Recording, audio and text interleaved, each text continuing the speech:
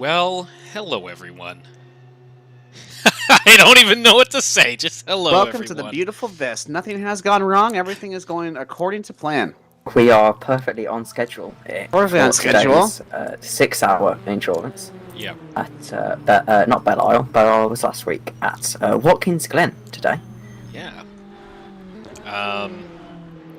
So, exciting, really big field. I think we're at 35 cars. This is really healthy, good packed field. Excited to see it today. We're just 35 cars. 35 for a cars. series. This is 35 minutes late. 1 car per minute. That works out to. 1 car per minute. I don't know why it took me so long to appreciate. But yeah, you're joining us just as we're getting into the spicy part of qualifying for the GTE field. I am going to make sure. One of you guys want to quickly check and see if the sound is working for you? It's working. Sound is, yep, working. Huh. That's interesting, because I can't hear anything. Oh well, no cars for me. What matters is the stream works, I suppose. Yeah, that's really curious. I have no idea why. Oh well. Yeah, it works though.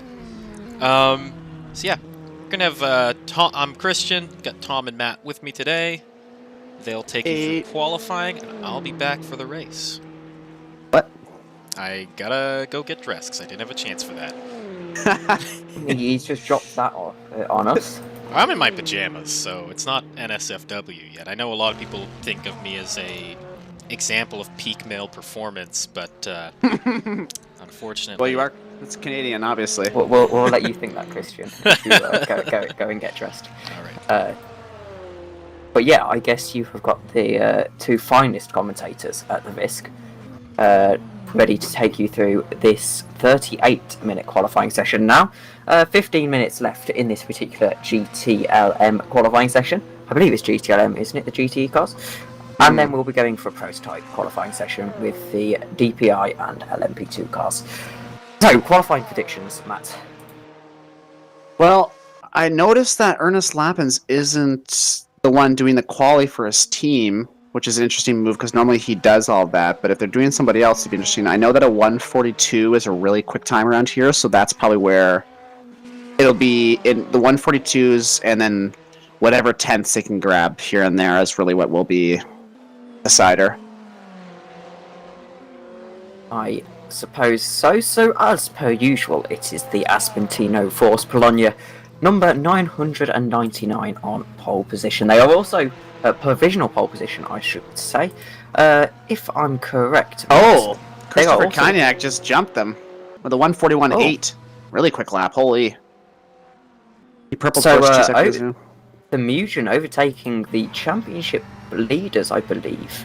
Correct me if I'm wrong on that one. Yeah, I think they are leading the championship.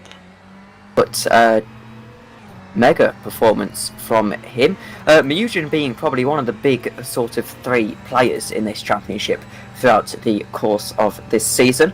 Now, I didn't actually check who won the... I just muted my mic accidentally. That was I was wondering. I was like, "Oh no!" I'm trying to recover a Twitch account whilst commentating, so I actually pressed my mic mute hotkey. It's quite difficult, but you're currently riding on board with Ramiro Perez for CRG Esports. Now, the last time I was on commentary for this league, we had an interview with the owner of CRG Esports, and it was safe to say he was a very, very nice guy. I think it's GRG. Yes, GRG, sorry. Before we get bad, angry isn't... hate mail, you know? I believe last time we had someone moan at us for getting something wrong. So, don't want a repeat of that this time. But this is Daniel Birrell in the Corvette. I believe that's a stock skin, is it not? That yellow. Yeah, it looks familiar, but it could be because I've seen it so many times in VISC. But it does look like it might be a stock skin. He's up on his personal best though, but still 1 second down on the leaders, I think. As it comes out the final corner now, it's going to cross the line. And because my stream is delayed, I cannot tell you whether he's up or not. You got a 146. Not a great lap then, but he went purple in the final sector. That's mighty impressive. Yeah, if you can just keep it nice in the... It was Matthias Kijanax that we were riding on board with on the stream. I should probably look at that rather than the one on YouTube. I've only got that up for the chat. Really, I got race view on there, so a few technical hiccups. The theme of this race, I think, really. Hopefully just like Yeah. it's the Or just theme this in for general. this part and not the theme for the actual racing part. You know, if you're going to get all of your issues out of the way at the beginning, I think that's great. That's true. A little easier on us. 141.8 right now is serious benchmark set by Christopher Cognac, because in practice everyone was doing 142s. I didn't see a 141, so that's serious. Yeah, it's Watkins Glen is a very, I don't know. It's something that I feel like Tilka dromes have kind of taken away from European circuits. Just this kind of like high speed, high commitment circuits. Yeah. Something that I find so very distinctly American. I always like the tracks that are a hybrid of both. Like half the track is like the serious, crazy technical, and then the other half's high speed corners. I like that kind of a track. I see you're a Coda fan. Yeah. Well, I'm a fan of watching Coda. Driving it, I'd rather go to my own grandmother's funeral again. That is a strong statement to make. But, probably something I can agree with on that front. I can Coda hot lap is it, no a problem. Very But painful track. to race Coda with 50 other real human beings is... I remember last time I raced Coda actually was GPVWC Academy this year. Actually, I think it was back in August, and I made an absolutely beautiful overtake around the outside of that kind of winding double apex right-hander, and it wasn't on the stream, and Oof. it really disappointed me. Oof. It happened in your heart, and that's what matters. It was No one saw it, so it didn't happen. and I didn't have replays on, so I couldn't go back and record the replay. Oh. It was very disappointing. Billy Iceman with a really fast third sector there. Yeah, that's really... Oh yeah, you're right, holy... Oh, you're right, holy. Wow. If you look at the space between Tony Corsaro and Christopher Toth, there's literally no gap. At least that's what the overlay is saying. Maybe it's Oh my mine. goodness, there's Oh yeah, they had the same no on lap race time. view as well. There's literally no gap. The same lap time. This happened in Formula 1 once, I believe. I think there was one qualifying Formula 1 where 3 cars had the same... Oh, it was lap. Schumacher and... Was It might have been even Villeneuve Yeah, I can't and remember like if it was Montoya or something like No, somebody, it you know what I mean? Like, wouldn't have been no? Montoya. It would have been Schumacher. It would have either been I know Villeneuve it was or the Damon fact it was- Hill. It was Yeah. Schumacher and Villeneuve. I don't know who the other one was. Yeah. But it goes to, for those who don't know on the stream, it goes to who set the lap first. Because obviously, technically, it's harder to set a fast lap earlier in the session because of the real road. I think I remember them cutting to Schumacher and him laughing. They cut to him when like the third guy came in or whatever, and he was like, "What are we supposed to do here?" Like, wait a minute. They should have started all 3 of them lining up in first. Indianapolis style start. Yeah, that'd be cool. Oof, Tony messing up in third sector. He's going faster there too. That's unfortunate. They're doing it a- really well at not cutting that first corner. I know that they had the fear of God put into them, but they are doing pretty good. Now, this AFP car, I believe, this is the number 999. Yep. Lapin's This is car. the Lapin's car. I'm watching the stream actually of Alex Hallows, who is streaming his point of view. You can feel free to have that up on a second monitor if you want. But he's on board, and it's a lot of commitment actually shown from Danny Robbins, because of course he's viewing the onboard. It seems to be very fast. You can see that this crew have this car really in tune. Well, the AFP team, because when they first started the VISC, Lapins was like their established driver, and they had a bunch of rookie guys. They wanted to get experience. But now that you've watched them over like this whole season, they really have, like, all the other drivers have really brought their game up to a different level. You know, like the whole team now is doing really good. They actually stole lap-ins off of me, which was very disappointing. Ratzenberger was the third person. Thank you, Cameron Hawes. Ratzenberger, really? That's surprising. Yeah, It's, interesting. I feel like Reading Game don't get enough Recipes. credit anymore because we were the ones who. Okay, Heinz Harold Frentzen makes way more sense. I think Mika Hikimi's right. I was gonna say I think Ratzenberger, not to be dark, but I think he was dead when that happened. I was like, I'm gonna take your word for it. I'm not a '90s Formula One trivia guy. Danny Robbins lost it at the last corner there. Oh, Yeah. he almost saved it as well. That was very interesting. And his suspension was completely ruined. It's not even one where Just you'd be jumped able on to to see a big accent from Mateusz Kiskovacs. They're all going off. Yeah, so here's the thing, right? This is what I love about Watkins Glen, especially with this category of car, is it seems obviously easy, right? But because it's so high commitment, to be fast, especially in the third sector, you're so on the limit the whole way through that third sector. And high commitment in endurance racing is always a recipe for disaster because if you think about it, you have high commitment and it works in a qualifying lap. But if you keep having high commitment for hundreds and hundreds of laps, eventually you're going to crash. Yeah. That's just how it works, I guess. But It's this is just on physics. board with the 447, I think. I'm reading that upside It's down. the 444 from the team called Triple 444. Two. Yeah. 222, 444. Jakob Kukier. I don't know. Depends. Could be the ear, could be a. See, here's Now a... that- Go ahead. That left-hander really keeps going. I'm struggling to find much, I guess, grip through there. Not really picking up the late apex as you'd expect. And there, he picked up again a really early apex when I'd imagine you want to go late again.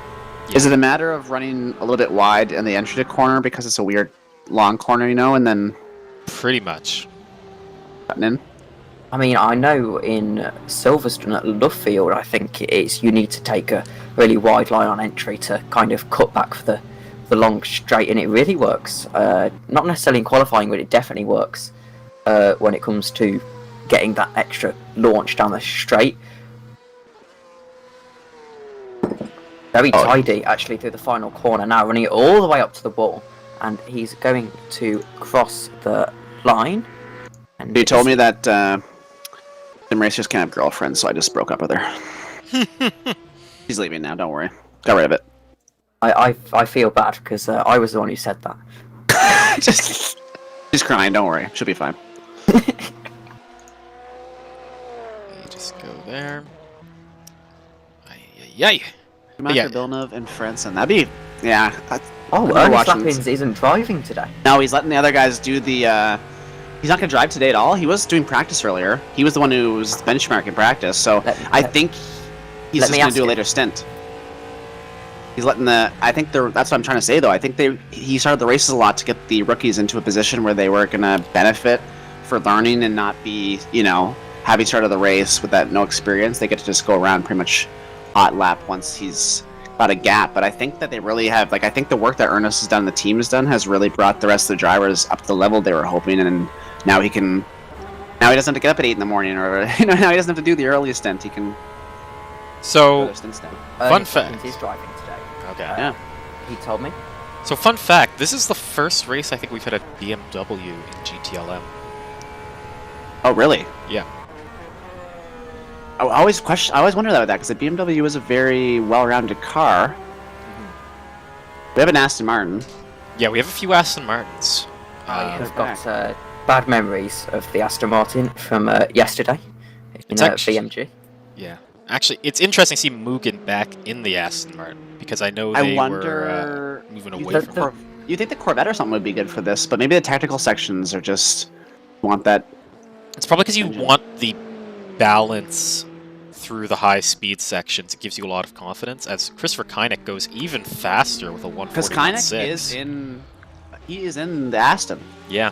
The Vantage is such a nice car. Danny and Robbins is it's- purple the second sector. It looks it looks really nice, and in real life it's such a high performing car. I mean, it won Le Mans this year. The Aston Martin?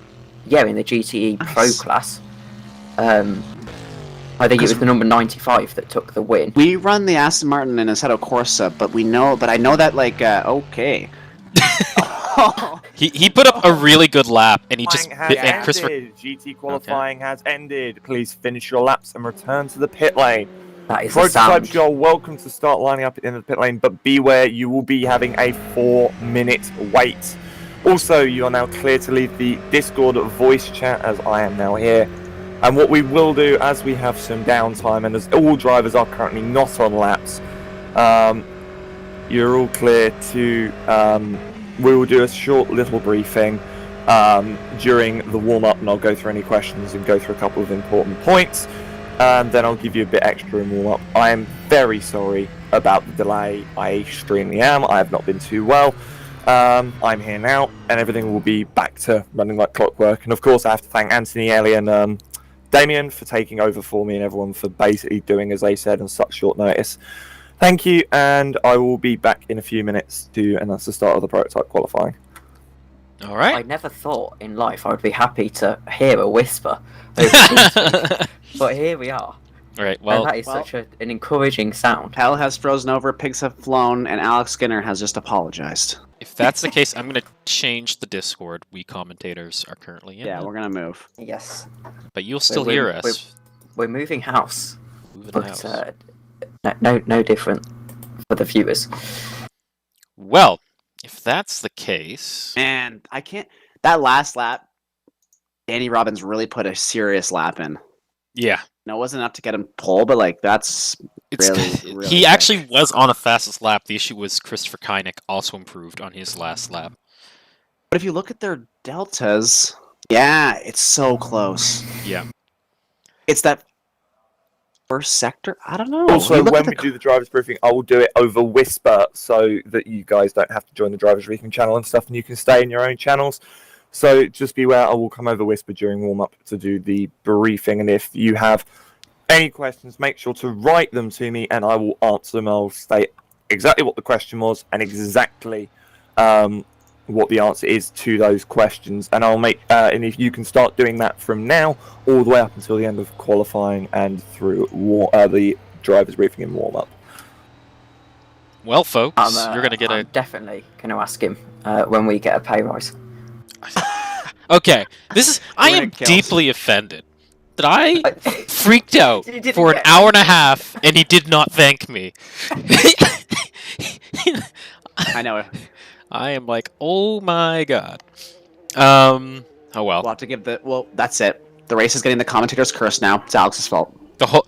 Okay, if everyone gets the commentator's Also, curse, if I'm being nobody got extra, it. I know I'll get a lot of people asking me this question, so just put this one to bed quickly. Yes, you are allowed spectators on the server at all times during the race. However, this is due to change if we do notice any notable issues with the server. We've not noticed any, especially during the sprint races, but at the moment, again, it is new ground for us. So we are trusting that you guys will not abuse it too much. But of course, you know, if we do see any problems, please do expect me to come over Whisper, asking spectators outside of the officials and broadcast crew to leave. Interestingly, Alex Hallows has spent the entirety... Oh, no, he's now... Oh, he's in the LMP2. I didn't realise that. So, is it Marin Pfeiffer? Oh, so I apologise to the stream. I assumed Alex Hallows was spectating his driver, but no, he's in the LMP2 driving for what I assume is Valley Sports. So, apologies to the stream there. I think Pfeiffer was the one who qualified first last race. They were like, it was their first VISC race, right? And predictably, all the prototypes Also, are lining up. you are allowed to escape on a qualifying lap. Just make sure you're out of the way. So I advise using the runoff at the exit of turn 1. Also, 1 minute until prototype qualifying. I'm quite interesting to see that all the prototypes predictably lining up at the end of the pit lane again, which I'm not sure is something that they particularly should be doing. But I think they don't understand how a qualifying session is supposed to function. They're all in a rush. But yeah, sometimes you've got 20 minutes to get a lap in. You're not going to get the perfect lap first time, so why battle for all that position and risk accidents and penalties? and it looks like they're going to cause Oi, it. Bence, get in line. Same with you, Sheppy. Well, Well, I And see a third- crash on the quali. Alex Hallows hasn't turned his engine off either, which I think someone's going to have to tell him to do. Oof. Oh, well, he can Because, reset the car. It won't be that. Green flag prototype qualifying. Oh no! I speak from experience that LMP2 engines are very, very delicate, and you don't really want to take that risk. But here we are on If board only with they the... could watch themselves from this angle to see how foolish they look. Exactly. Here we are on board with the Val Esports DPI, I believe. Yep. I'm assuming Pfeiffer in it's- there. It's orange, so it's probably Val. Did Pfeiffer qualify first for Detroit there, Christian? Is that the right one? Was their first VISC race, right? Is that the second one now? No, I don't think it was. No, I don't think it was Val that was first. I know it was the Val Esports car that took me out twice, which is quite interesting. Not that I have any hard feelings, though. I've driven for Val in the past. They're a very nice team. You deserved it. You just. Exactly, I deserved it. I was too, I was too confident heading into turn 1. Hanging back, not overtaking anyone. So. Huge crash behind Pfeiffer. Huge. Well, as you said, Two cars rolled over. 2 cars rolled over. Oh my gosh. Oh my goodness, that is a massive crash. I've just seen it on Alex Hallows' point of view. That was very Anthony Davidson-esque in Le Mans 2012. But it's interesting and always a nice breath of fresh air after watching the GT cars to watch the prototypes. Yeah, with all the there's an issue in the downforce. chat. Oh, there's an issue with the chat. Let me. How do you get rid of the audio reverb? There's only engine sound. Is that on the stream or is that for you No, personally? the stream's okay. I've just Okay. listened to it. Unfortunately, I had to hear my voice, which was quite an awkward moment. But what I find interesting is it's already almost dark out where I am in the world, in the UK, and we haven't even started the race yet. Yeah. Okay, so I've discovered why I can't hear engine sounds. Fun fact. The reason I can't hear engine sounds is because my headphones aren't loud enough. So they are there playing. My headphones are just turned down so much for me. Yeah, we can hear them on the Discord screen share, so it's all good. Okay. That's really odd. But yeah, I love prototypes. They're probably my favourite cars. Full stop. And just seeing how much downforce they have compared to the GTs, it's So Pfeiffer Pfeiffer just purpled the second sector here. Did his best first. He's the first person to qualify, though. He's the first gonna be car a out. massive Yeah, still lap. purple. But Still further purple. down, there's a purple first sector from James Yeah. Zuber. I know, that's always fun to see I like watching the deltas when they first come in. So 130.664. Woof! Some drama in That's front of quick. Zuba there. It's one of the Cadillacs, I believe. But when you watch the GTs, it's very much like they're on edge. They're kind of rattling the car around. Whereas prototypes are more of a choreographed dance around the track. They're very much they're less on edge, I want to say, even though the guys are definitely on edge. It's and this is really a track that really exhibits the prototypes like qualities because of how many high-speed corners there are where the downforce really comes on. Woof, that's a Yeah, that's blistered true. flap from Zuba. 129.9. Is the Zuba purpling? Yeah, Zuba just purpled the whole thing almost. Yeah. It Wow. wouldn't surprise me though if we saw the DPI LMP2 gap a lot higher this round because of the amount of straights and how high power the circuit is. Because of course the only real thing the DPIs have over the LMP2s is those massive engines, the growly kind of very man. American engines. And Bertel and Savania here with the 130.5 to put themselves in the second from Mugen. So I guess a 129.9 that's like, I'm guessing that's the best you can reach for, because in practice they were getting 130, so.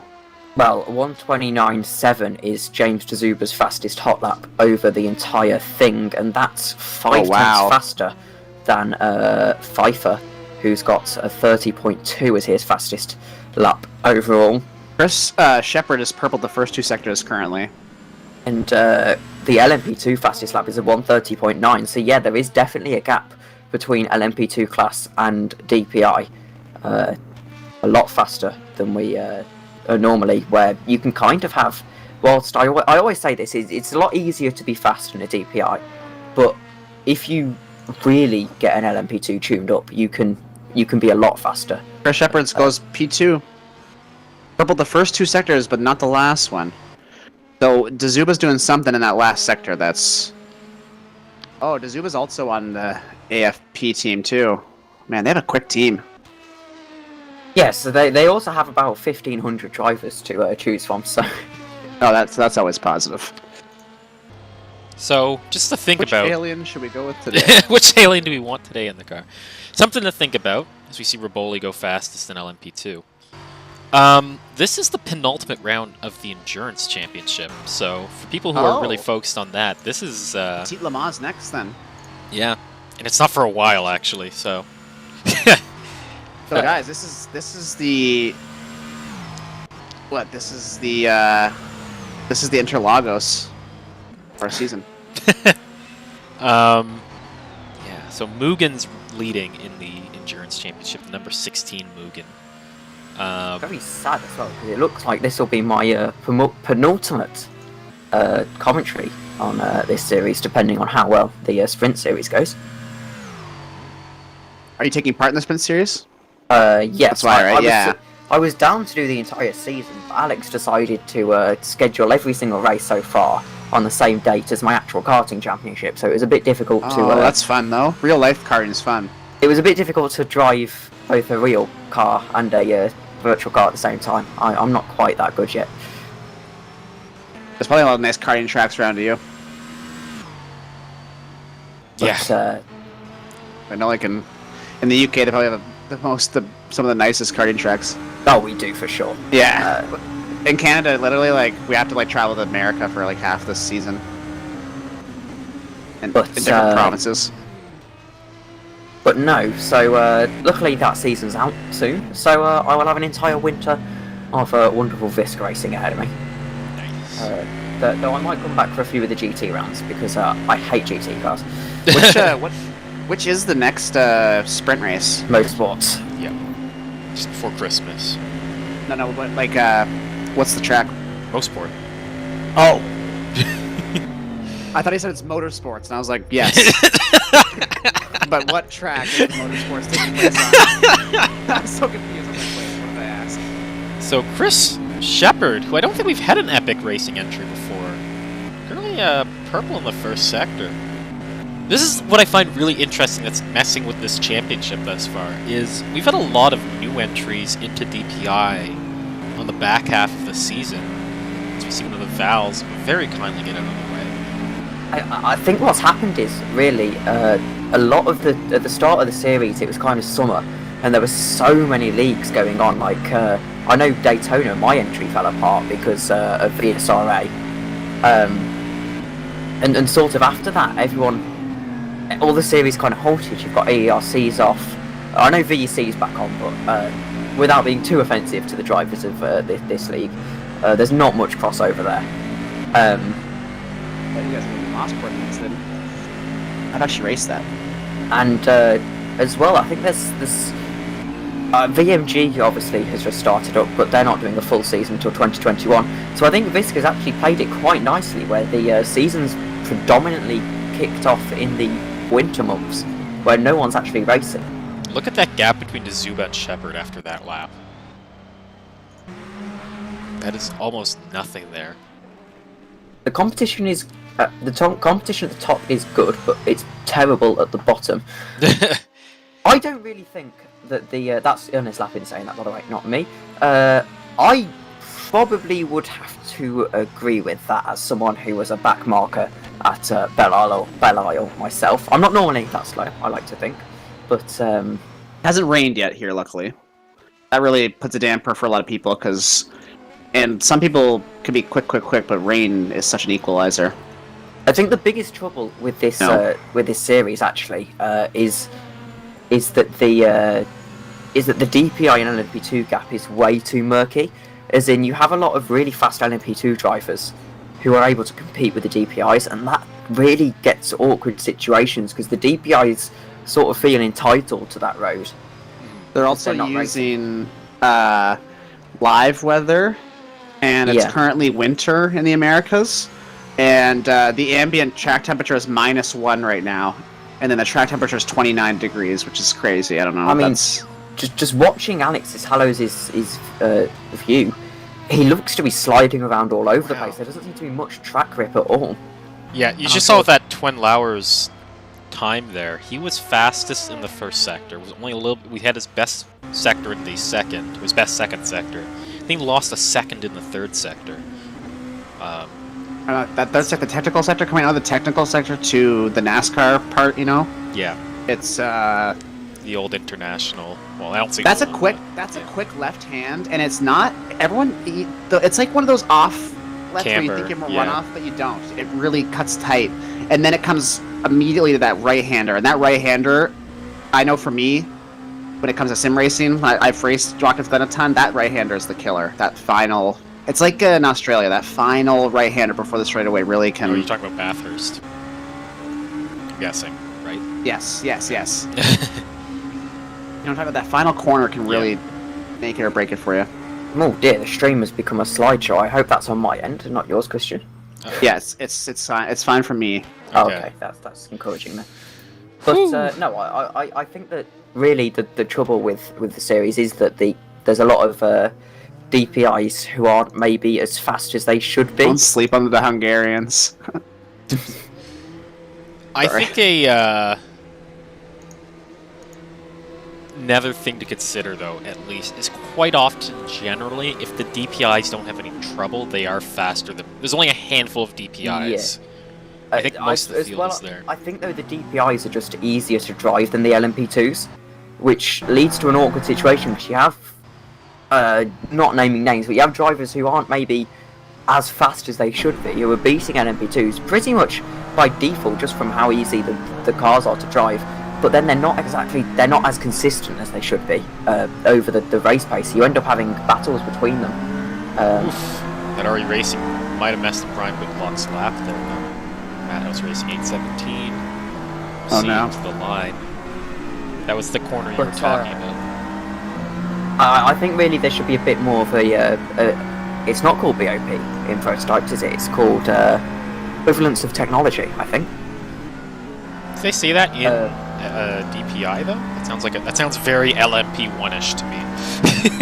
I know in LMP2 at Le Mans they do an EOT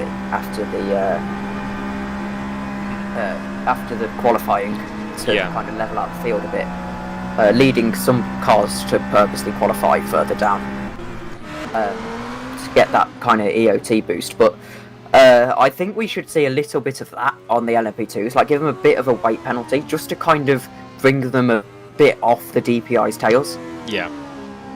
But in real life, don't they race pretty well with each other? No, in real life, they have a pretty big difference. Yeah, but that's an intentional thing that IMSA did to slow down the LMP2s. Because originally they were in the same class. The DPIs supposed to be faster, and you guys are beating them. Yeah, because originally they were in the same class, and it was like hellish to try and make them competitive with each other, so they decided, nah, we're just going to let DPI be faster, and we're going to handicap LMP2. And now it seems like IMSA is going to move towards slowly phasing out LMP2 and just having LMP3 and DPI be their two prototype classes.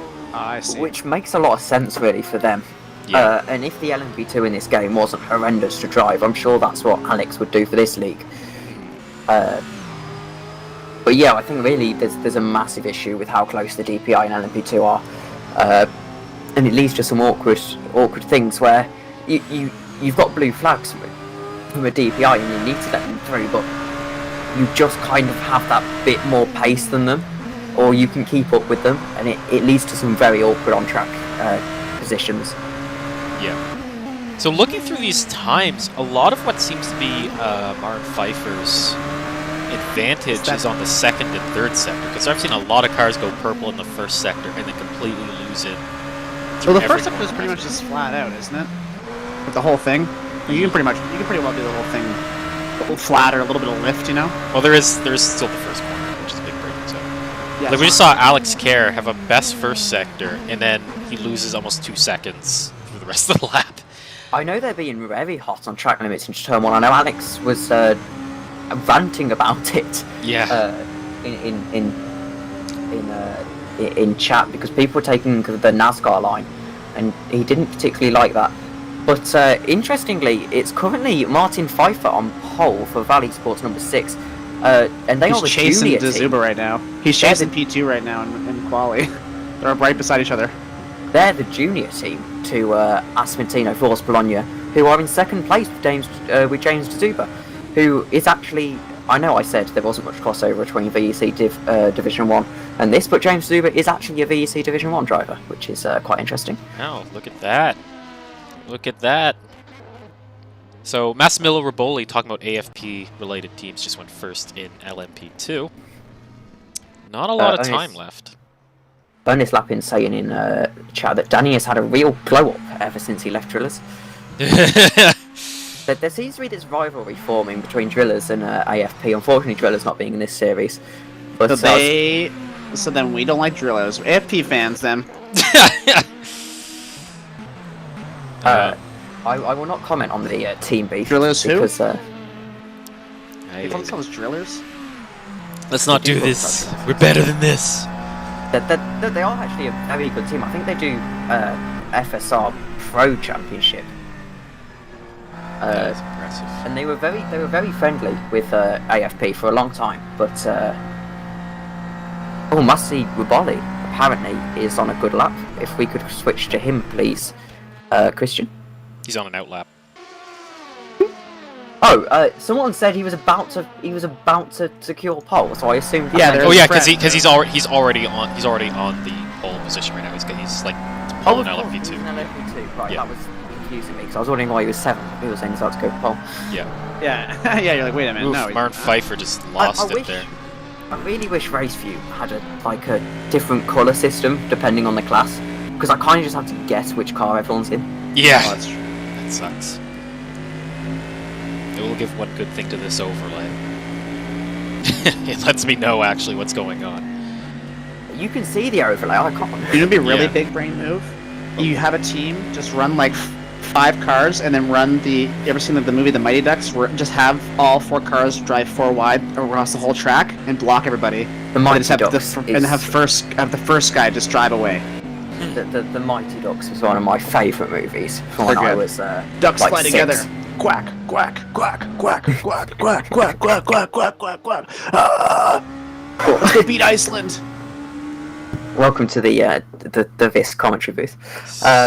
My brother had a Mighty Ducks One of sweater. the It's so nice. I think someone went through the bus stop because one of the sort of foam boards there is doing a little bit of a dance. Confetti. Zuba being put on fraud watch by an AFP Eagle, says Andrew Nick one. No, I'm looking at this YouTube channel and I'm seeing a massive trend that we seem to just have a lot of AFP drivers. It's normally Team Falcon that have their ultras in full force. So I'm just going to put this out. Feld's uncle last time cheering him on. That was pretty cool. That's cool. So I'm just going to put this. Oh, go ahead. You go first. I'm just going to say I'm really happy to see the Fine Avalon Motorsport Mazda back. I really missed having a Mazda DPI in this field. Which team behind it? It's the Fine Avalon Motorsport team. Alex Kerr's in that car. They're 10th right now. Not a lot of gap between 1st and 10th. That's only a second and a half. We've seen bigger gaps at shorter tracks. The sound of the Maz is so different too. Yeah. It is a very different... there's a lot of things that are different about the Mazda, but I like it. I think it is the smallest engine of any of the BPIs, if I do believe. I was, the other day, I was testing the... I can't remember which one it is that I always test. I think I was testing the Cadillac or the Acura. No, it's the Mazda. I was testing the Mazda at Daytona. And it's a really nice, balanced car to drive, actually. It's got a lot of downforce compared to the LMP2. And it kind of just... It's heavier, but there's kind of more of a balance in the car. It doesn't feel as on edge as the LMP2. Like, I know if you go through the Porsche curves and the LMP2, it's just constantly wanting to kind of squirm away from you. Whereas the Mazda seems a lot more balanced throughout the entire track. Yeah. I think that's sort of its benefit even over the other DPIs, is it doesn't have the biggest engine, but it makes up for it in its characteristics. Yeah. Whereas the Cadillac is just... so it's a very different experience.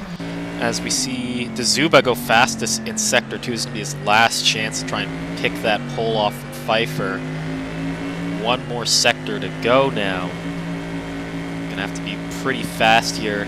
Chris Shepard just went 129.9 and put himself up to P2. He just jumped to Zuba. Okay. Zuba's in the wall. I've seen a lot of cars kiss that wall on the way out. It almost looks like that's the fastest way, but that didn't help him. That's not enough for Dazuba.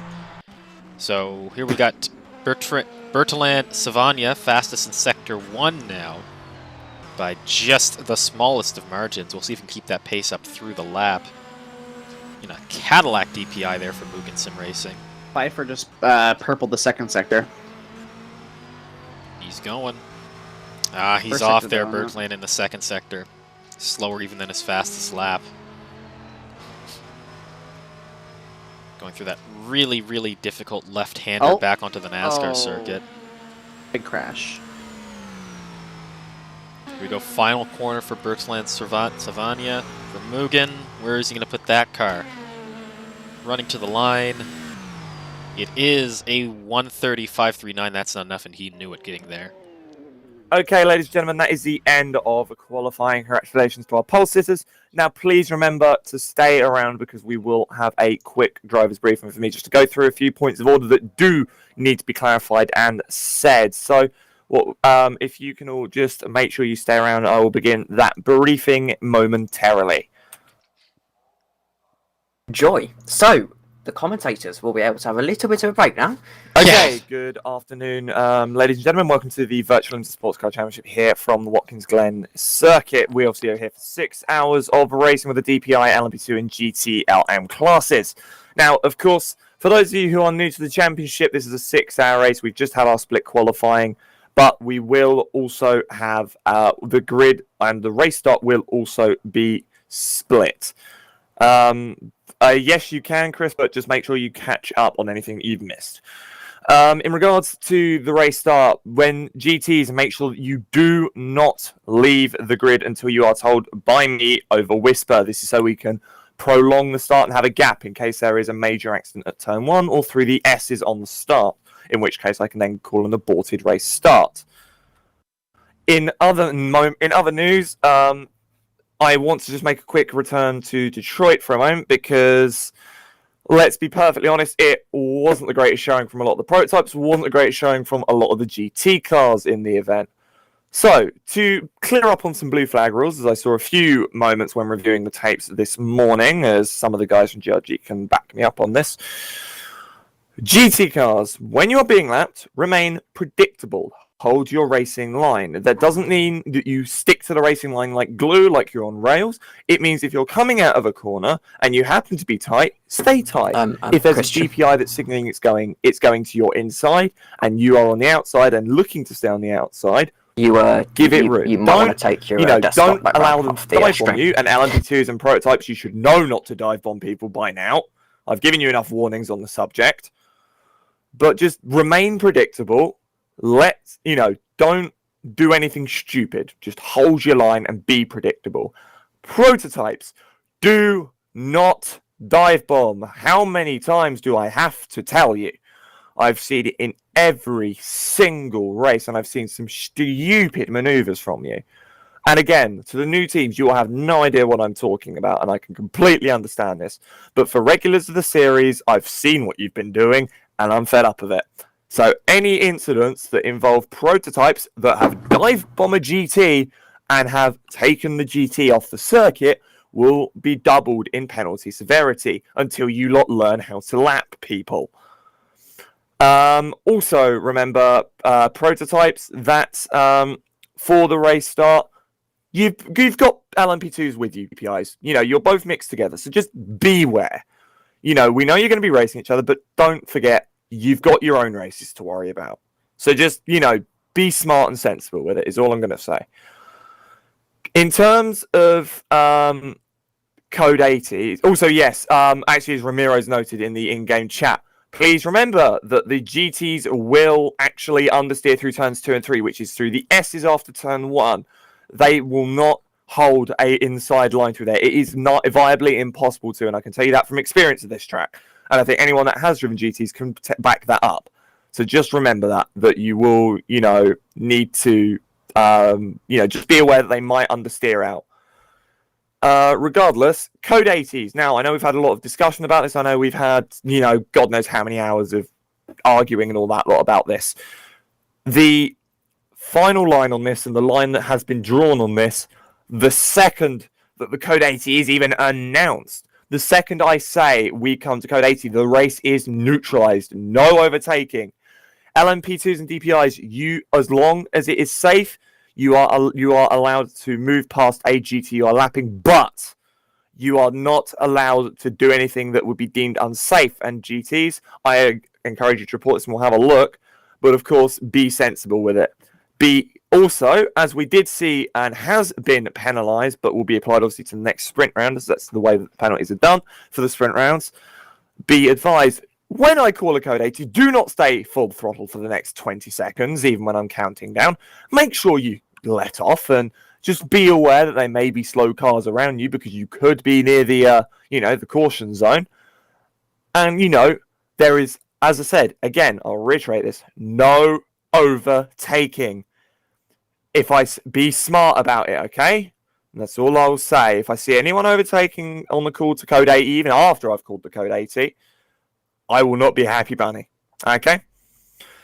Apart from that, I'm just trying to think. Pit lane entry. For the love of God, stay to the right. Hug the inside of the final corner, like you see them do in real life in IMSA. Hug the inside. If you slide out wide slightly because of it, and you come back in, fine. You've indicated that you're going into the pit lane. No one obeyed this at Detroit, and I'm pretty mad that you didn't obey it at Detroit, because that then caused a lot of issues. So, for once, listen to me on this.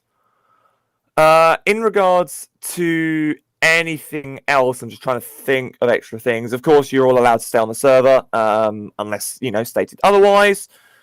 I'm just trying to think of other things. If any of you have any questions, please send them to me so that I can answer them as well. It just means that they're getting through. But apart from that, the only other thing I can think of that really needs clarifying is also actually under Code 80, stay in first gear. Because I know if you guys are in second or higher, it will actually go over 80 kilometers an hour and you will gain time from it. And I don't think you want. Chris will actually go to the start in the next 5 minutes because we got the briefing done earlier than I expected.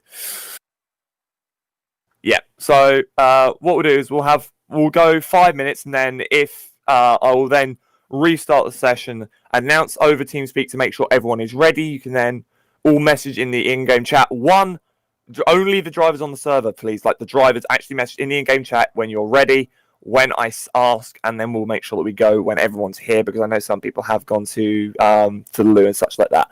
Apart from that, I will call in 5 minutes just to let you know that we're about to go to the race session, and I'll make sure that everyone is ready. Well, that was well timed because my game crashed. So I have been having technical issues of my own, so I was going to do I was going to play the Instagram game and still trying to get used to this social media thing, and I was like, I'll post that I'm commentating VISC, and my phone just crashed when I took a picture. So wow, that was interesting. But I have now followed you, and I will be tagging you. The photo doesn't even work, for crying out loud. It's been quite the day, folks. This is If someone could please explain to me how Instagram works and DM me with a playbook, that would be very, very nice. It's still trying to get used to all of this thing. I had to start doing this because of reasons to do with the karting stuff, and it's just pain every single minute that I load up my phone. And if you give me 1 second. oh wow. We're gonna be like that, eh? But yes, sorry, I was just asked for a phone charger. But yes, everything's sorted now, and excited to commentate the race. Yes. Hopefully it works. 2 minutes to go till said race. I know. I wonder if actually, does anyone know what time it is in game right now? I'm actually curious about that now. I assume they've been doing the same time as it would have been normally. Okay. It's like, are we gonna get a early sunset here? What's gonna happen? I don't know. So, I've been to Watkins, Glen, and when the cars drew through the opening S's there, through 2, 3, and 4, man, the sound is wild because it just echoes. It's like a little chamber of sound, and it's great. In SRL last weekend, we had one of our drivers, Joe Gordstitz, who drives for me in various leagues now. Wasn't driving for me in SRL though, interestingly, but he actually lives near Watkins Glen. So Yeah. he, before the race, he went to Watkins Glen to do a track walk for his virtual race. Wow. That's pretty Which cool. I thought was an amazing move. It's yeah, it's something not everyone gets the opportunity to do. Unfortunately, I don't think my parents would appreciate putting a plane ticket to Le Mans for any track walks on the credit card. Never know. Have you asked? Nothing ventured, nothing gained. Hey, can I go to Le Mans not to drive, just to walk around the track? Just to walk.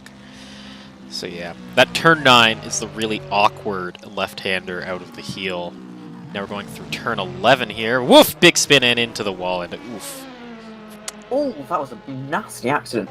We're going to see a few of those in that race. That LMP2 as well, really having a bit of difficulty there. We are going to see that throughout the race, I can guarantee. Oh yeah. Oof, All nice. drivers, can you please message in the in-game chat if you guys are ready, please? Thank you. The in-game chat. I will ask Alex a question for the final driver briefing. Ooh. We're gonna get a question to Alex here from the commentators. I think everyone's ready.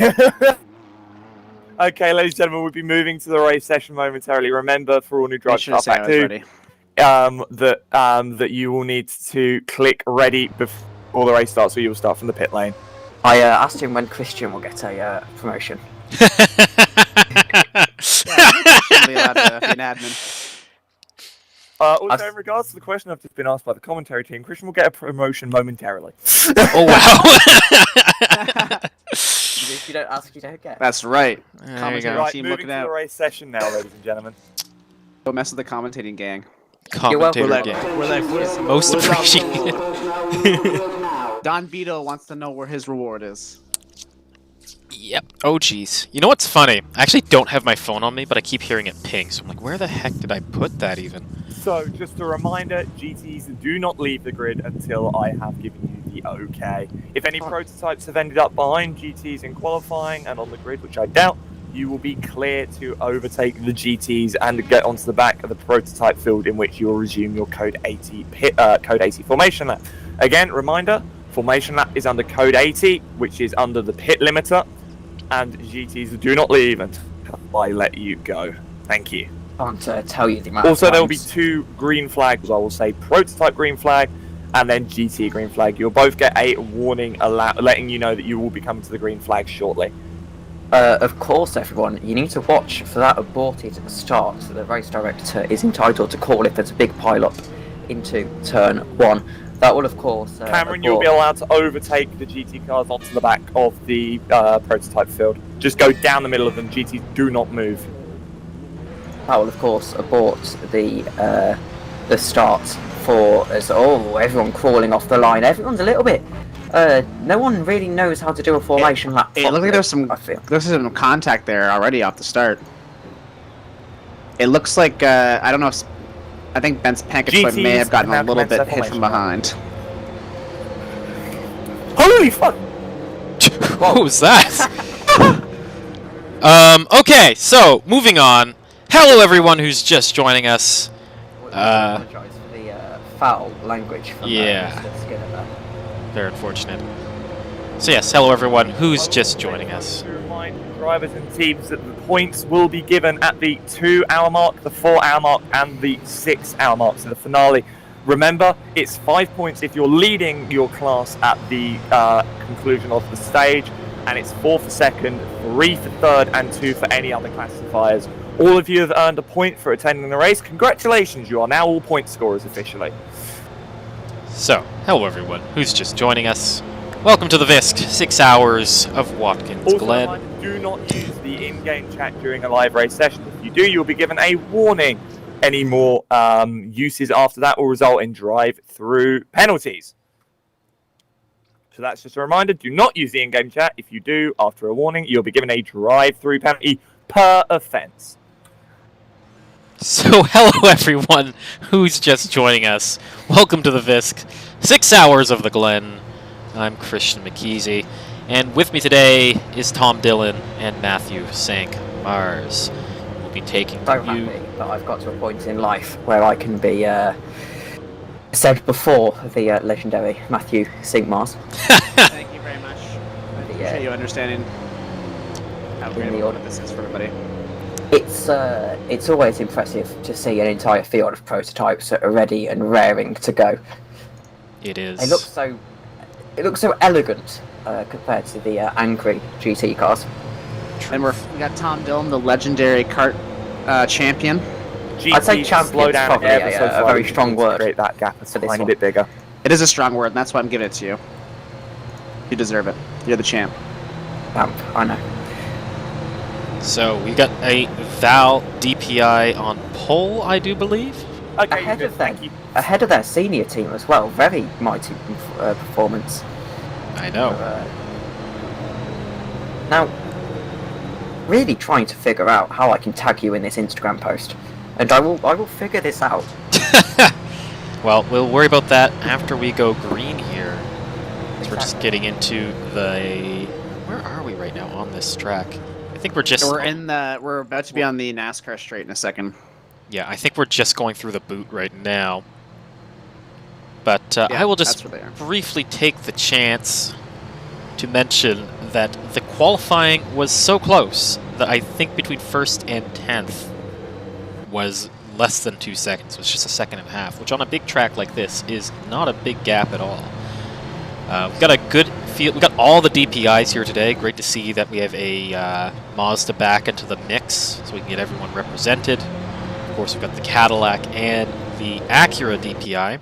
And in GTLM, for the first time, we have a BMW. So we have pretty much the entire GTLM field represented here as well. We have the Corvette, the Aston Martin, the Ferrari, the Porsche, and the BMW, as I just mentioned. Prototypes prepare for green flag. But here we are, just going up to the last corner here. Martin Pfeiffer and Chris Shepard on the front row with James Zuba and Pankatai Bentz just behind them. Get ready, folks, for 6 hours of action here from Watkins Glen. Prototype green flag. And here we go. Already see some of the... Already see action. Already 3 wide. 4 wide going to the first corner. All sorts of action. Great prototypes. Great moves into the first corner. Martin Pfeiffer, though, keeps his car out in front. All sorts of action behind them. GT green flag. Here we go. 3 flag. Already 3 wide between the GTs. Tessie jumped the start real good. Not in a bad way. Like, he's had a hell of a Yeah, start. great First start place. from the GRG. And great move. Got the Ferrari out in front. All sorts of action, but bogging down a lot heading into turn 2. yep. And there you go. Wow, clean starts all the way through the field. That is great to see. But Tessie now losing the spot here again to Robbins. Yeah, it was a great run from Robbins now to the first corner. And Kynak. Oh, they jumped to Patessi again. Aston, Corvette, and a Ferrari. Yeah, Kynek back out in first. Got to see a lot of good... There's 3 cars of different... we got a Porsche, Corvette, Aston Martin, and the Ferrari all in the top 5 in GTLM. It's a great fight out there in front.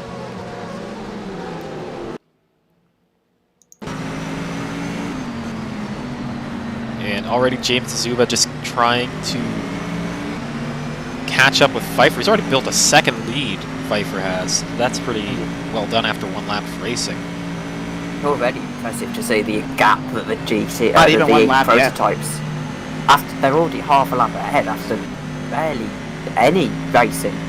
We're going to see them lapping each other probably before the 5-minute mark in this race. Of course, Glen is a very short track, relatively. Yeah, it's fast. Yes.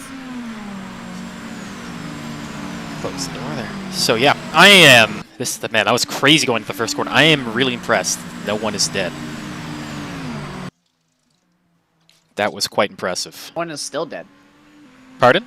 Yeah, no one's dead yet. Still dead. Like it's Very true.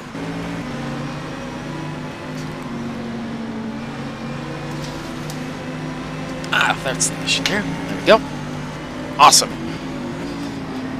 So here we're on board with 10 Lauer just behind Savania there. Just going through the international section of the track now. Billy Eisman's going for P3 right now in GT. Let me pull us back there. Got him. He's got Batesti out.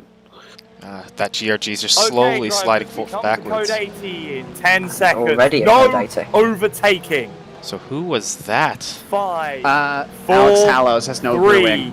2, 1. Code 80 enforced. Well, Alex Hallows has had an incident, has he? Yeah. Where Oh is dear, he? that is a massive accident from Alex Hallows.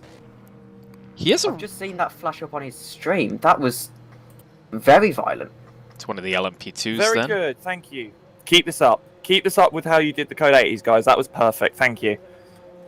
And it begins. There's going to be a lot of really big accidents here because the speeds are so high, the corners are such high commitment Alex corners. is almost having to hold his... He's going through a ebb and he's holding his wheel straight just to get the head. GTs, there were no jump starts. I was watching the start as I called it. Due to TeamSpeak, it came through twice, and both all of the drivers went either on my first call or second call. That is on myself because of TeamSpeak, so I apologise. But no one did jump the start in this instance, as I have mentioned to the person that's reported it. But it's just something to know. Also, I will keep an eye as well on people lagging just because of the server. So thank you for letting me know of this. I appreciate it. Code 80 gang rise up. They're wondering if you could sort the standings by class. It's just all the names right now, but not the classes. Interesting. Let me see if I can figure out why that is. Well, I imagine because you have pressed the wrong button. I'm going to have a quick look at how much There we repair go. time Alex has got here. He's got We've no done rear it. wing. He's got massive suspension Okay, damage. drivers, back to green in 10 seconds. He could Yes. easily be in the box here for 5 minutes or so. 5, Yeah. 4, 3, 2, 1. Green flag. So here we are on board with Kiss Vaucus. Nick Ben's Newcomb just in front of Packetoid. him. Just jumped Chris Shepard there in the restart, up into P3 overall. Nice. It's it's really a great time to try and make up positions just on a code 80 and see if you can get a jump on someone here. This Vox looking on the inside of turn 1 on Newcomb, thinks better of it, a little bit too far back there. Took a lot of the inside curb, both of them.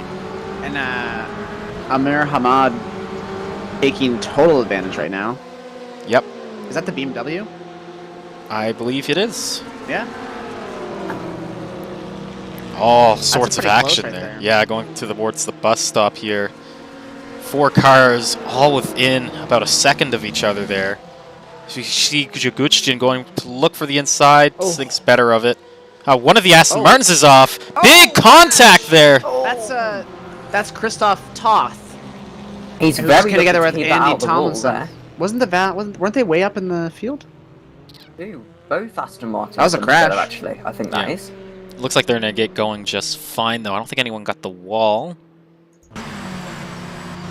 Maybe See. some bad words to be. Danny Robbins also way back. Oh no, I'm wrong. I was so shocked for a second. I was like, oh. No, I'm correct. They're saying what I've completely forgot. Oh, there we go. Gus is saying that it still says code 80 on the tiring tower. So if you could remove that, please. Did I got it.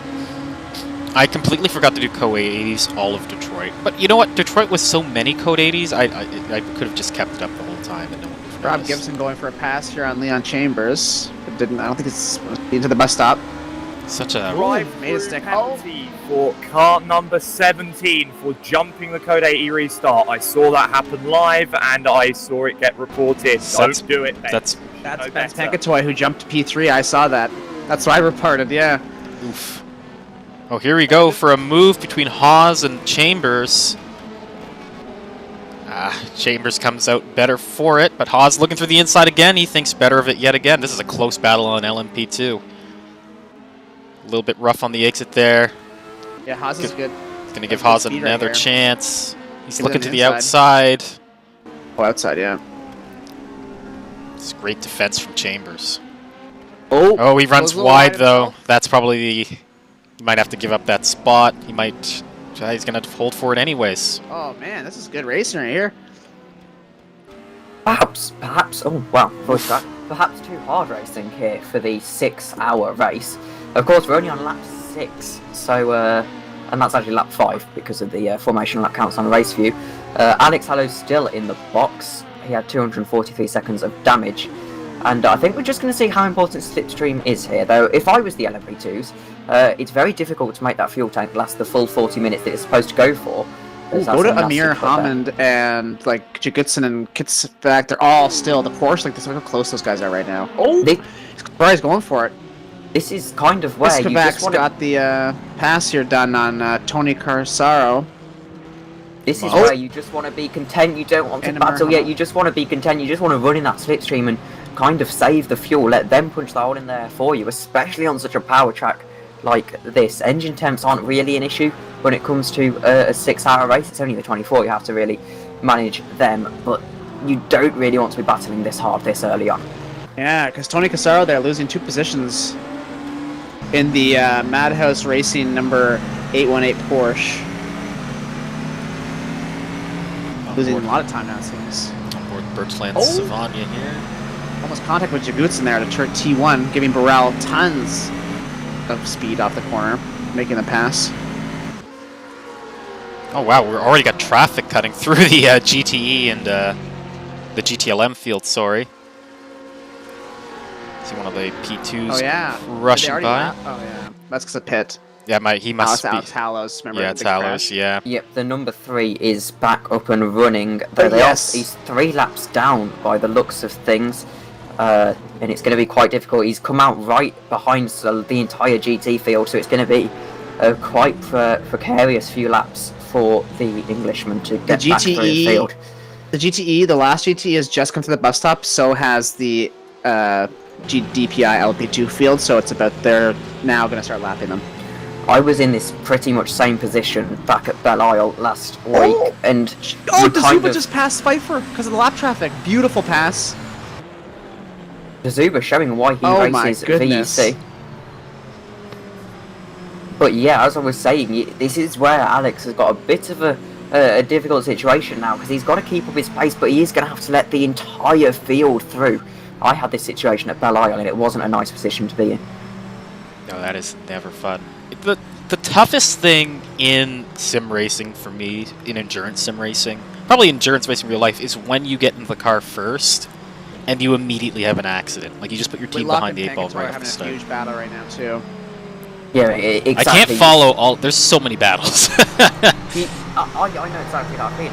You practice for so long, and then you have that accident early on, suddenly you feel like you've let down your teammates, and for the rest of your stint, you're just kind of thinking what could have been. I had the pace, you know, everything was working, and I just made a mistake, and it becomes a really, really nasty situation to be in. Yeah. Never a fun one. I can't tell if it's worse to be in that position, or if it's worse to take over a car that someone else has done really well in, and then completely fall down the order. Neither are good, but it's rough either way.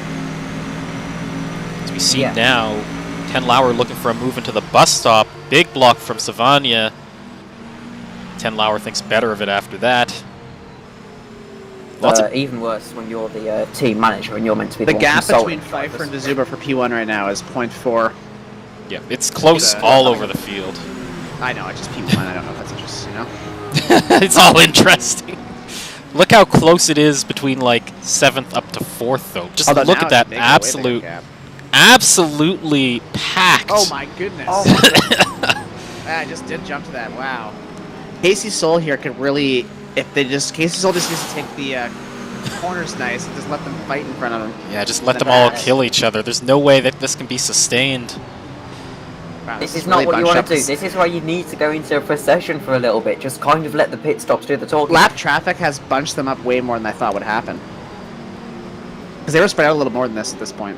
We're really going to have to test the limits of prototype racing here, and those GTs are going to have even more troubles because they're just going to be...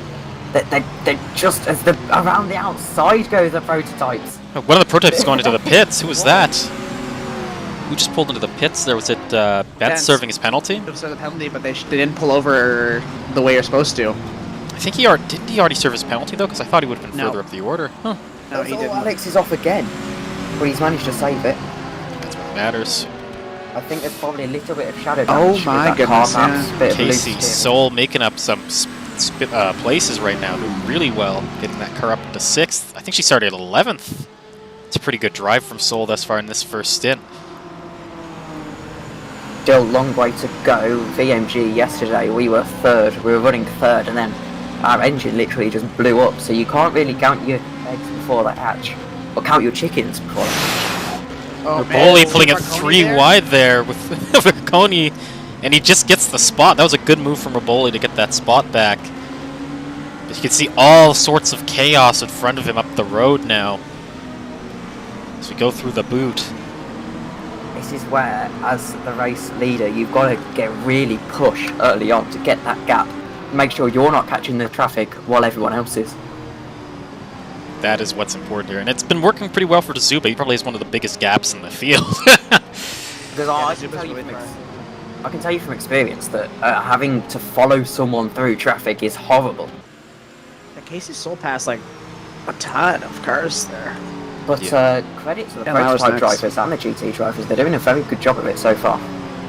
Yellow in sector 3 there briefly. There's nothing too bad came of it, but holy shoot, this has been some close racing through the DPI field. Some of the best I think we've seen all season. They are showing what they are in the fastest cars, although this is a battle between the AFP Drive and through the... Aston Martin 69 for an unsafe redrive. Just off top. Nice. If you see one of the AFP prototypes there just going by, I think it's the only AFP prototype. So you see, Sorry to cut you off there, Karen. yeah, and we're on board with Robbins just following Kynick for first in GT LM. These two seem to be just following the procession rules just to build a gap. That's what I would do at least. If I were Robbins, I would just follow Kynick around unless I felt I was really losing a lot of time to him. Yeah, it's not a bad move to do that. Alex Hallows is looking very squirmy, as that DPI was very brave through that. Yeah. Braver than I. Well, how is it crashed? I don't know, does this game do like, does it fully repair the car in pits, or does it always leave a bit of damage? It says it fully repairs the car in pits, but it doesn't. It gives you a little bit of shadow damage, they call it, where where it And says it they isn't. lost their rear wing, and the crabbing was so severe that I can imagine that that's an issue. I remember at Belle Isle last week, the reason I was so slow after I had my accident was because there was a little bit of shadow damage, and it doesn't really make too much of a difference, but the steering just goes a little bit light, and it's really subtle, but it just loses you a bit of top speed, and it loses you a bit of handling through the corners, and it probably amounts to about 5/10 a lap and makes the car a nightmare to drive. 5/10 over 6 hours is a lot of time. Yeah. That's I very just true. pulled that number out randomly. It's probably about 5/10. Always hit us at RF2 VISC on Twitter, by the way, if you want to freak out about how close this racing is with us. Of course, we're... RF2 VISC on Instagram that Christian hasn't updated for 7 years. I I'm on a don't great know how camera right Instagram now. works. Robbins is caught up to Hynek here a little bit through the middle sector. Where the boot goes. I don't know how Instagram works. I'm just trying to... I just want to post something and it makes me take a picture, like... what is this? Anyway, yeah, I think it's been a very interesting race so far. I mean, it's going to be interesting to see how it goes. And if I double check, we've got 5 hours and 42 minutes to go. So 40 minutes until our first hourly report of the day. Oh yes, hourly reports. Man, it's been so long since we've done an enduro. Exciting.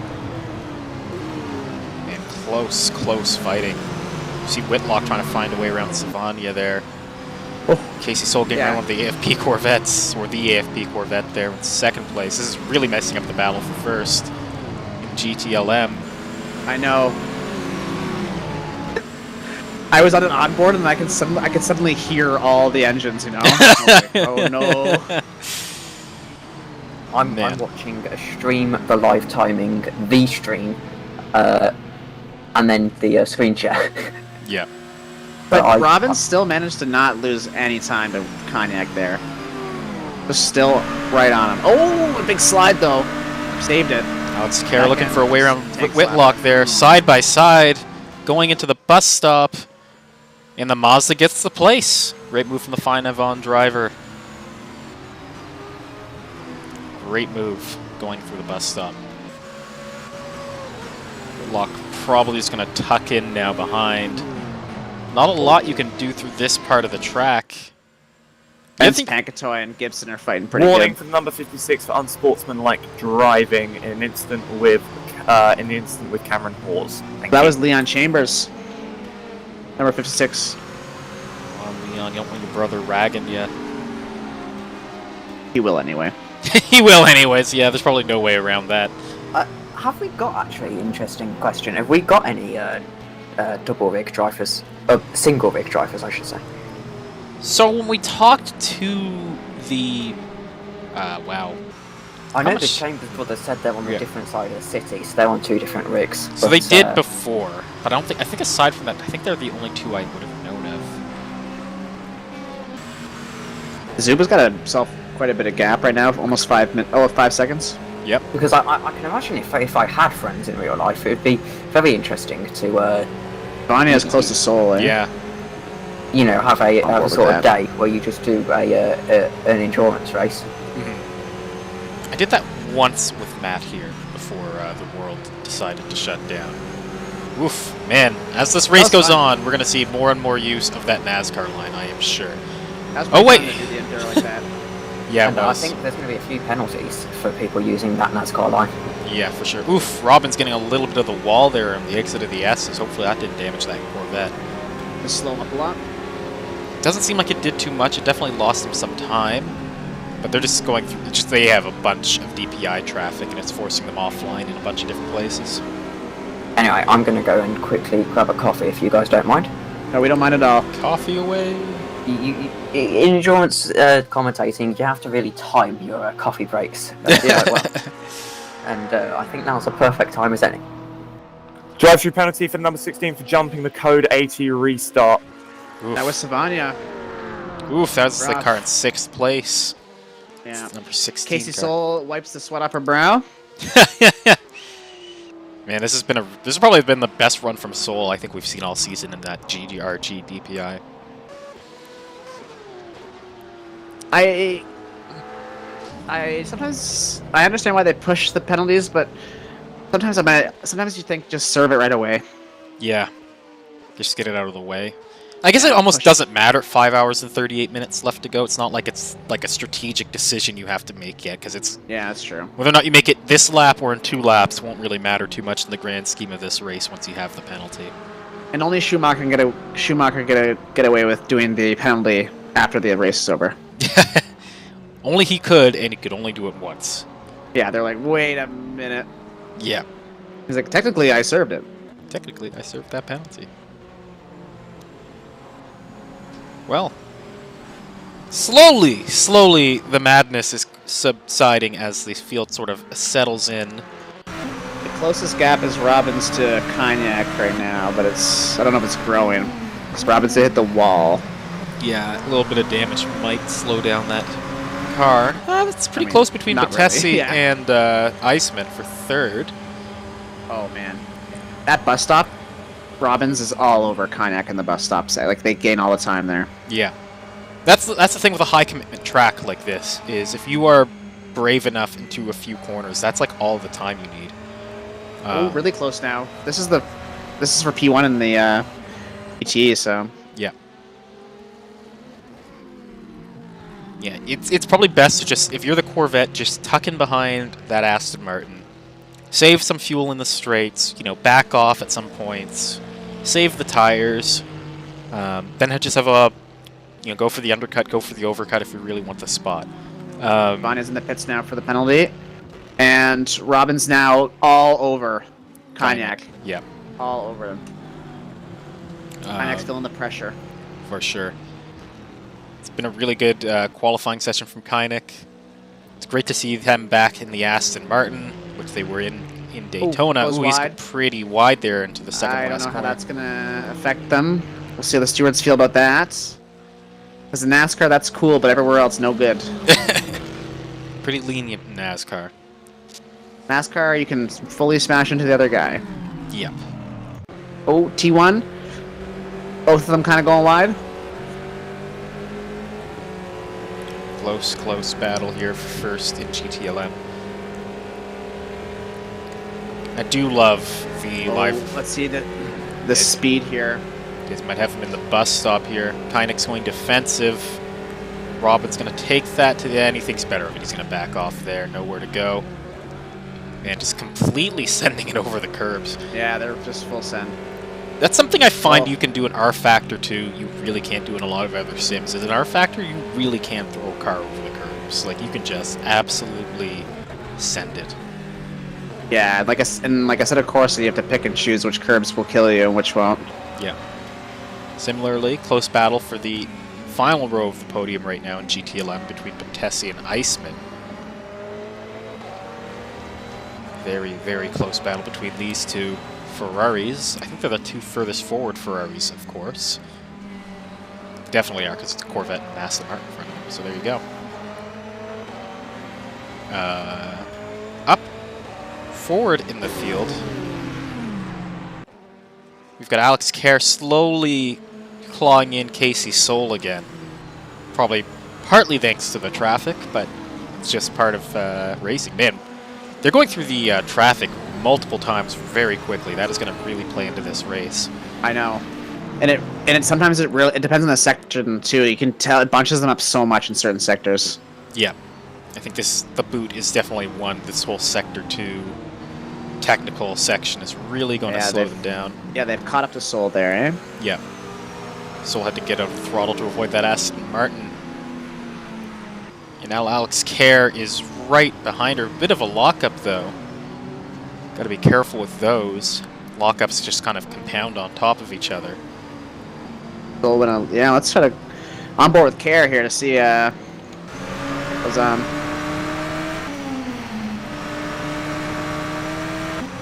Bit of smoke as Soul is sort of pushing. You can see the car kind of pushing through the corner. big lockups, but I don't think those are lockups. It's just a feature. It's not a feature. It's just a part of the DPI mod is that it makes a lot of. Does that when you start oversteering or understeering? I mean. I am back. Hello. Hello. Another thing interesting the DPI has, if you turn auto clutch off, it has anti-stall. Okay, Kerr now.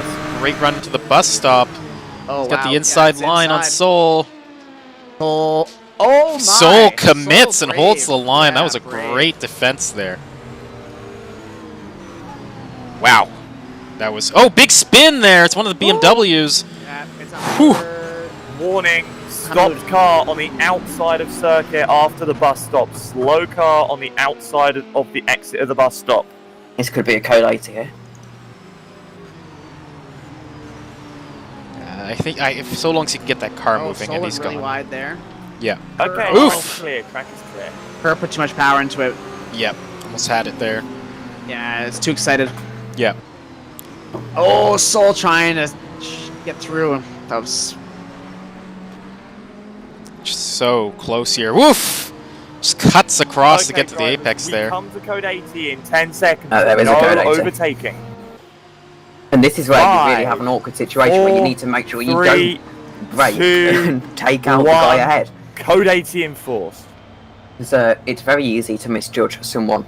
Is in Alex Code Kerr 80. gonna? Oh no, they're probably just going inside because they're gonna go in the pits, but no, they're probably. Oh, yep, Alex Kerr just gonna undercut Casey Soul. Yep, gonna go off strategy there. Interesting move. I wonder if the team just decided to pull that out because you're right there, you know, like right at the pit entry. Yeah. Hitting under code 80 doesn't lose you as much time. Yeah. Of course, that is it. FFA motorsport car. Although you know what's the best? I wonder if they're gonna nail it. Oh, they did nail it. How many people missed the pit box in this game? Yeah, the fine of on motorsport, the Axel Kerr car. Oh, they- Gully in the pits, Varconi in the pits, Raboli in the pits. It might just have been perfect timing. They're coming off the back of a pretty disappointing Le Mans in ERC, the 24 hours. They Everyone in the pits. Holy. I'm pretty sure they had a DNF across the entire team in all three of their cars, I believe. That is unfortunate. So I know because we were battling them for the throughout the day. But yes, they are back in VISC and doing quite well in VISC. It's good to see. Yeah. Always love to see it. It's kind of interesting. I was saying to another one of our commentators who's not with us today, but I was talking to him outside of this, and I was saying it's interesting. Let's calm it down, ladies and gentlemen. We had a load of reports come in, so just keep it clean, okay? We'll be back to green in 10 seconds. Calm down, everyone. Orders. 5, 4, 3, 2, 1. Green flag. But yeah, we were talking about how it's interesting that yeah, let me get that code 80 off, of course. I find it interesting that IMSA has their big endurance races at the start of the season. I think that's pretty unique. I find that very weird. But then again, I kind of think if they have it at the like with Le Mans when it's at the end of the season, that there's always kind of the championship always becomes a second thought. Yeah, that's very true. So it's like someone finishes fourth at Le Mans, and it's like, I finished fourth at Le Mans. That's really disappointing. But I've also won the championship, and it doesn't feel like they're too excited about winning the championship. Yeah, that's very true. Whereas when they had Bahrain this year as the end of the WEC season, it was quite nice because they could actually it didn't detract from the championship that much. You kind of had that celebration. Yeah. So I guess it's good because it means that Daytona can kind of be that more of a one-off event. You know, it opens the season. Yeah. I think I always thought having the big Oof, someone's at the start of the backwards. Oh my gosh, big accident in the final corner. 4 cars involved. Oh no. At least it was on stream. At least it was on stream. So someone was backwards in turn number 11, and then it just sort of accordioned everyone trying to get the heck out of the way. Backwards. Yeah, I think it was trying to. Is that the Falcon? Oh, It's driving yeah. backwards. I think it was the Falcon Bad. car trying to get out of the way, and it just caused is all so sorts of bad. chaos. Yeah. Hopefully That no was all one's. the top racers. Yeah. That was a top pack. Okay. So here's an interesting thing from Derek McCord in live stream chat. He says the reason that IMSA has the 24 hours at the start of the season is because it's the month of motorsport, as IMSA, NASCAR, and I'm not sure what that's AMA fine. is, but apparently AMA also have a race there.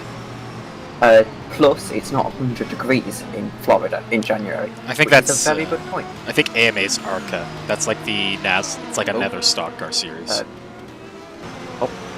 Have we lost Christian? Oh wait, am I gone? No, you're good. You just cut out. When you talk there, you cut out a little bit. so Oh, that's all. okay. Yeah, AMA is ARCA. It's like another stock car series. Oh. It's ARCA Menards Is it series, something like that. Is like a feeder series into the NASCAR series. I thought Xfinity was the NASCAR feeder series. Yeah, so I think it's more like a. It's really having a few issues here. Oh no. Of the stream. Hopefully the stream's Yeah, fine. no. You're good. The stream had a bit of a Okay. for a second too. But Hopefully. Yeah, it's choking. tell a your little bit. family to get off Netflix. Yeah, everybody get off Netflix. That's why every time I stream, I have to go upstairs. And Apparently, I'm not allowed to talk about the ARC. I'm not allowed to talk about the ARCA Menard series. It's against the streaming rules. It's like a. I think it's more like a gentleman racer version of NASCAR. You could think of Oh, it that that's way. Although there are some people who want to get into NASCAR who do it, so it's kind of like Oh. someone's Maybe slow through the motorcycle. S's. It's 10 Lauer. They do the Daytona 200 with super Superbikes. Oh, Is that, okay. is that an oval? Because that's interesting. No, I would well, love to do an Daytona oval on has- a bike. Daytona has the road. I can't I'm imagine shocked there the is oval not a on code bikes. 80 for 10 Lauer right now. He is slow through one of the fastest sections of the track. Oh wow, He's yeah. on the back straight right now. Looks like he's He's stuck on... crabbing. You Bad marshal to be crabbing. calling it out. Bad Really? crabbing. Oh boy, this is dangerous. I'm just gonna give Maybe the steward's having a smoke. where's he? He's on the back straight going towards the bus stop. Oh, he just got the speed back. I wonder if he was stuck on the... He's No, he's crabbing. He's so crabbing? bad right now. Okay. He slowed down to let all everybody by. He couldn't even turn right to do the Yeah. bus stop. That is He got it unfortunate. 10 Lauer was up there. I think he was around 4th. You can see This car the is leading ruined. Corvette of Robbins there in the background. So he's in a dangerous spot. Gonna lose all sorts of time getting back to the pits. And then here's a dangerous thing, right? When there isn't a code 80, when you're damaged like this. Drive-through penalty for number 56 for causing an avoidable collision. Thank you. The number 56 is Leon Chambers. Oof, unfortunate for Chambers there. So he's now a lap down 10 Unfortunate for Lauer. the person they caused a collision with, more like. Yep, that's actually true. Yeah, I don't know. I'm too diplomatic. Okay, drivers. Code 80 in 10 seconds. No overtaking. That's what I'm here for. I'm the salty commentator. 5, 4, 3, 2, 1. Code 80 enforced. There you go. Cameron, you are one lucky boy. I saw that. American Motorcycle Association, Daytona 200. I don't think I've ever heard of that. I need to watch like what do they race like the inner course? Yeah, looks like Just it's the the oval inner that- course. If they just did the oval, that would be terrifying. The speed. So they used to do oval motorbike racing in the U.S. like before World War II. That was an It'd be actual thing. exhausting. So exhausting. Like it'd be different kind of just holding that bumpy oval the whole time. So the crazy thing is about the pre-war motorcycle racing is they did it on wooden ovals. So they'd make these No. giant wooden ovals. Oh, is that the wall of death that you're talking about? It might have been called that. I don't think it was called that in the time. Yeah, because I remember I think does Zuba Guy and Martin set a world record on the wall of death. But It's Zuba an and interesting Pfeiffer thing. in the pits, so P1, P2. Chris Shepard's going to stay out, so he'll jump, I think, in 1. And Casey Soul is in the boot, right? Because you're kind of going off strategy if you pit now. Oh,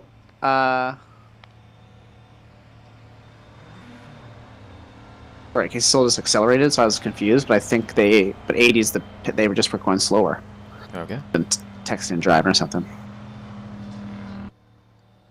Derek McCord is just like our resident motorsports fact guy in the chat. Knows a lot. Oh no, I hope my internet didn't cut out. Now you guys Why? have me... No, we hear you. Okay, you guys have me... Whenever I say something, there's no response. I'm like, oh no. You guys have me worried about that now. Tom's just making sure he has the right amount we come back of to sugar code in his 80. coffee. Oh, sorry, come back to green. that flag. wasn't I just actually what I was being doing. silly. Back to green Yeah, really? in 10 seconds. That's actually what you're doing? That's funny. No, it wasn't actually. I'm just I being was, silly. but that's funny. 5, I was Oh. furiously typing on my 3, keyboard and 2, 1, green flag. Poor eating, Casey Soul's in the pits now. eating a digestive biscuit as we wait for it. Alex Hallows pits down in last position. So Kerr's undercut of Casey Soul just worked out. Yeah, it did. That worked out. Whitlock, yeah. And actually, Hallows has got himself back up the field a little bit. He's now in 31st position, which isn't amazing, but he's slowly but surely getting there. Yeah, he's a lap down now. Only a lap down.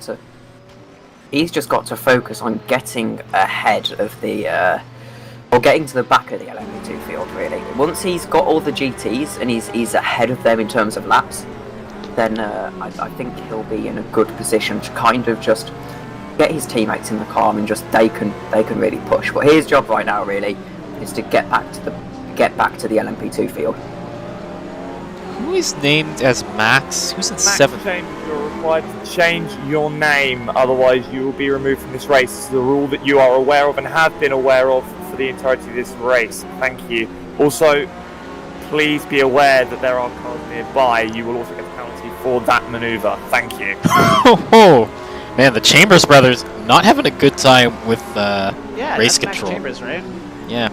Why? Yeah. To be fair, I think it's probably just an accident. Like he might have had to reinstall our facts too.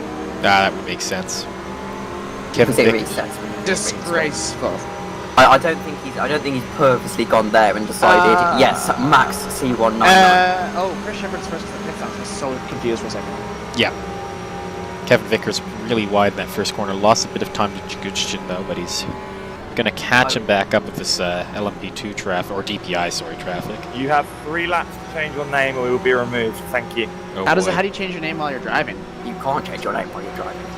Well, that's So you'll have to switch over to his brother, and then he'll have to change the name, and then get back into the car. Which is annoying because his brother's probably gone, seen the driver swap has happened, and been like, okay, he said I'm I'll gonna go get get breakfast. coffee now. Yeah, Yeah. you get some bacon, eggs. Oh, Alex Hallows is lagging, I think. Oh boy. All sorts of excitement throughout the field. Yeah, but it's actually been a very, very good race. Perez, sixth place in the second of the GRG cars. GRG, hoping for a good result here. They've generally been fast, just not had good luck in these Enduros. So a fourth and a sixth, especially in such a competitive and large GTLM field, would probably be well appreciated at this point. Perez just chasing down Jakub Kukier in the Porsche there. I think that's the 222, or I can't remember. I think that's what it's called. Is it called 222? Let's find out. Triple yeah, two. for It is. you, it is, yes. Nice. Picking up on these new team names. Triple two. So let's see if how long Shepard can stay out of front here in front of Zuba, because We said, wasn't it? It was a 222, 444. Yeah, it's the 222 Those- team in numbers 444. Shepard doesn't have a pit stop yet, so He's got a lapped car behind him. I don't think that car behind him is on the same I line. don't know how he hasn't had a pit stop yet. Shepard? Well, we are exactly 40 minutes into the race, so he's been doing some pretty big fuel saving. Yeah, he's probably been just staying in traffic behind people, saving fuel, and Because you struggle to make the fuel tank last 40 minutes most of the time. yeah.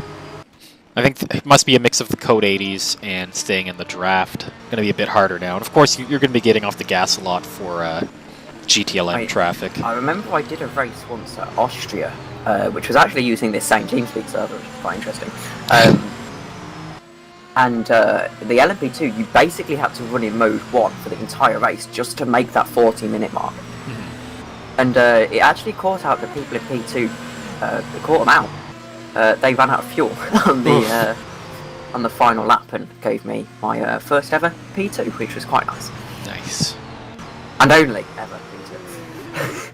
Have I ever podiumed in an online multiplayer sim race? I do not know if that's ever happened to me. yes, you have. I've been in races where you have. Okay, yes, like pickup races, but I mean like an actual No, league but in race. CP races we definitely both have. I think we both have picked up at least a P3 or P2. I don't know What? I think the only time I ever raced Christian was when I was passing him at 1 AM in the morning the road America when he had no rear wing. We're talking. We're better in Assetto Corsa. R Factor 2 is It's realistic. It's actually funny how I've had R Factor 2 since the beta, but I've picked up Assetto Corsa Competizione so much faster. I am better in that I than find- R Factor 2. I find that R Factor is pretty much my main sim now. When I jump into Assetto Corsa, the original, Yeah. I actually find it really sim-cady compared to R Factor 2, but also a better rounded game, if you know what I mean. Yeah, for sure. Yeah, I find R Factor 2 is like as close to you can get for realism. I think it depends on the car in every game. Like if you go into the original Assetto Corsa and you use one of the RSS Formula mods, that's probably a more realistic Formula car than there are in R Factor 2. So we see Chris Exactly, Shepard yeah. pulling off into the pits. But I think that's probably, actually, I think the reason the RSS cars are more realistic than the, oh, that Aston Martin had almost a spin there, what a save! Is that Kynick? Yes, the number 88. Oh, it's an excellent save. Man, Getting pushed. He's proven his worth out there in front right now. He's being kept honest by Robbins.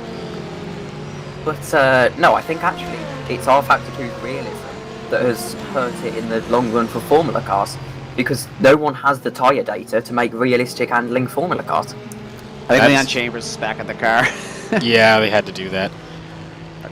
Which is also why R-Factor 2's got way less mods than Assetto Corsa. That is true. Yeah, and by the same token, I feel like some of the GT3s in Assetto Corsa Competizione are more complete in their realism than the R-Factor 2 ones in some ways. That's very true. I think in R-Factor's defense, that's probably about reasonable, considering that is the officially licensed GT3 game. Like, Yeah. I should hope they have the most realistic.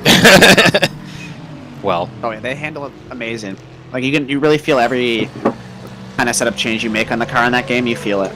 trying to get through some traffic now. He's flashing that Porsche in Who's that? front of him. I think that's... Go ahead. To be honest, I think the only real thing I use R-Factor 2 for at the minute is either just setting up like a Radical or something and driving Silverstone, or just driving prototypes around random tracks. Yeah. But anyway, yes, back to the racing. Yeah, it's close out front in GTLM. As we see Kynek still trying to get around that lapped Porsche. Finally gets out of the way by going wide there. Now the AFP Corvette going to dive in. Robin's going to get around that traffic as well. It was the Porsche holding them up because I felt like they just weren't close enough yet. Yeah. On my end when I was watching. I don't know. I don't know if he was really holding them up too much. Like I but think he was flashing lights, but he was just maybe warning them because they were coming into like the bus stop section. Like, hey, just a heads up, we're here. But Yeah. it didn't. They didn't Two look very penalties close. assigned to Leon Chambers are from Leah. They have now driver swap back to Leon, therefore they're being applied. Drive-through penalty for Kevin Veachers for unsportsmanlike driving and avoidable contact into the chicane. Wait, Oof. is that a big brain move? Like if you swap away from Leon and go to Max, can you just not have to do the penalties? I don't know. Maybe. I know sometimes in practice sessions where you accidentally release the pit limiter too early or something and you get a stop-go penalty for that. If you actually go back to the garage, it classes it as serving your stop-go. Robbins is pretty close still. To Yeah, this is Kanye. a really great battle up front. It's been a I great know. battle the whole race, this whole hour. This race, I know there's been a couple Codes, but like everyone's doing real good right now in the race. Good job to everybody. I think Robbins is probably doing that on purpose, though. I think if he wanted to pass him, he could. I Yeah. think, as we mentioned earlier, he is probably just going for the move. This is a DPI now, going on the fine Avant car, and that's a gap that was ever closing, and glad that they got out of that. Excuse me, I don't know who that is. That's Chris Shepard. He's trying to get around Alex Kerr. Who's Ooh, that? Danny Robbins very close down to Kanye. This is for fourth position overall. Interesting. Interesting. He's going for it. Oh no, no, no. Oh, he's through. Not done. Stop and go penalty for the number 95, Deacon Hugan Sim Racing, for causing a collision resulting in major damage. Martin Mergelli got the penalty. There you go. So I don't know. Maybe Danny Robbins was legitimately trying to get around Kynek, or maybe he just decided now I've saved enough fuel. I've reached my fuel number. I'm just gonna It will leave be now. applied after the pit stop. for Yeah, the number 95. I've just seen a nice bit of etiquette actually from one of the Aston GTEs, or GTLM it's called in this series, isn't it, or GTE? Yeah. I apologise, that's the European inside of me. And all around the outside, that was brave. Yeah. It's a close battle. He's got to make it happen if they get around one of the GRGs. That's a new livery on the GRGs, by the way, and I really like it. Yeah, I do too. But no, I've just seen a nice bit of etiquette from one of the Astons who's let Alex Hallows through, actually, rather than just, he's actually lifted off and let him through, which I like that. I remember at Le Mans earlier. Oh, but Tessie's really close to Iceman here. Sorry, I don't mean to cut you off. I'm trying to find battles to look at. Yeah, but I remember last month at ERC, there was, that was a brave move, and it didn't quite work, and he's probably flat-spotted his tyres there, has Chris Shepard. He's got the pace. Looking at the lap times, he seems to have some... That's a lie, actually. Let me double check. He does seem to have quite a lot of pace in the bag if RaceView wants to take take less than 15 hours to load up his lap times. His fastest lap is almost a second. 31. Yeah, His fastest lap is P3 pace. yeah. He's just got to He get is very around this close to car. Kerr. He's just making some minor mistakes, you know. He's got to just clean up his laps and get a little more consistent. You just And need you got to remember too, there's like 5 hours left in this. You got to remember that you can be more smooth and less trying to go for it. Like, that don't, doesn't. you know- That's when a car you know you could catch. Goodness. He almost came to the back of Kerr there. He's driving a little bit too Oh my! aggressive here. I That was think all- that he was a needs to code just brown. let it happen. This is endurance racing. You cannot really. Oh, Alex Hallows has got some damage. What we've noticed from the DPI and LMP2 field is they have no chill though. I think that really It's a sprint sometimes race to the end. in endurance racing you can't force a pass. You have to stay behind someone for a Drive couple to laps. penalty for Cameron Hawes, which is the number 49. This is for an incident at the final corner, spinning a car that was pitting.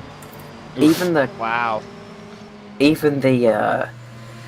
what was I going to say? Alex has cut me off there. I've completely forgot what I was going to say. Oh yes. So even the most simple of passes, you need to have a couple laps to get into a comfortable rhythm behind someone and just let it happen naturally. They will happen naturally. There's no need to be a hero and go Yeah. around the outside, especially Very 5 hours to true. go. If it's the last lap Here's of Batesti they're passing. if it's the last lap of Le Mans and you need to make a move into like the Porsche curves, then sure. But when you're in this position in the race, you're not going to lose too much time behind him, and that's the kind of move I'm talking about. The safe move that you can just make down He got the him in a inside. T1, nice, yeah. But there's no need to be a hero into the fast chicanes. That you just have to let it happen, and eventually it will Let's- happen. If you Let's stay see if there behind Kerr him. will have the slipstream to pull back here. And if I was Kerr, actually, Oh. I'd kind of have this as Yeah. a I'd Oh, have this as a what? time. I mean, hey, that's fair game. You're allowed one move. And Kerr tried to go into... I don't know. If I was Kerr, I'd just kind of tactically concede here. You're not faster than him. On all of your, as my race views actually crashed. That's what's happened. I was wondering why. Didn't get lap times. But you need a tactical concession sometimes in endurance. You can't just always battle because you'll lose more time. Sometimes it's better to just let off the throttle, just let someone get away from you a little bit, maybe keep their slipstream, and just kind of work together to get forward. Yeah, you don't always have to battle, and this is true in real life as well. You watch like some of the kart races and things, and people, you don't just battle. Like, you don't have to make a position stick now. You can just afford to be behind someone for a little bit, and wait for later in the race. So Batesti just got around Iceman to take Pancatoi's third. wide. Verconi might have... Oh yeah, Verconi's going to go for it on Pancatoy here. Made a stick. 7 for Verconi. This is 2 more DPIs. Oh, these are LMP. No, these are DPIs. You can tell from the rear lights. Yep. Having a battle. Man. So Such an interesting few. it's been an interesting hour. It's the 10 thing. minutes until the hourly report. Well, yeah, there you go. Woof. Pancatite Bent's going for the And pits I- now. Believe it's half an hour until I go to watch the F1, if that's okay. That is fair. Just don't tell us anything. Yeah, don't I come won't, back and I say, won't. oh my gosh, you will not believe how Nicholas Latifi won. I'll just- The podium was it was Nicholas Latifi, George Russell, and Jack Aiken. I'll just come on up and I'll say that Hamilton won. And Hamilton still Hamilton won. still wins. he That's teleported him into the that would track. be the best. Disappointment for Hamilton, obviously. By the way, disappointment for Alex Hallows, who's decided the damage is too much and has come in to get it repaired. That is unfortunate. Unscheduled pit stop and not ideal. Max Chambers back in the car. Proper name. Won't get a ball game anymore. Yep. Whoa! Not allowed to say that. Well, see, in Canada, Oof. Iceman that is that's just half funny. sideways. Oof. Gets a bit of the wall there going through the toe. A bit of damage. Yeah. Always interesting what words can and can't be said in other countries. So a funny story about that. I knew a girl who was adopted back when I was in You high don't school. know any girls. Oof. Yeah, come on, let's not be unrealistic.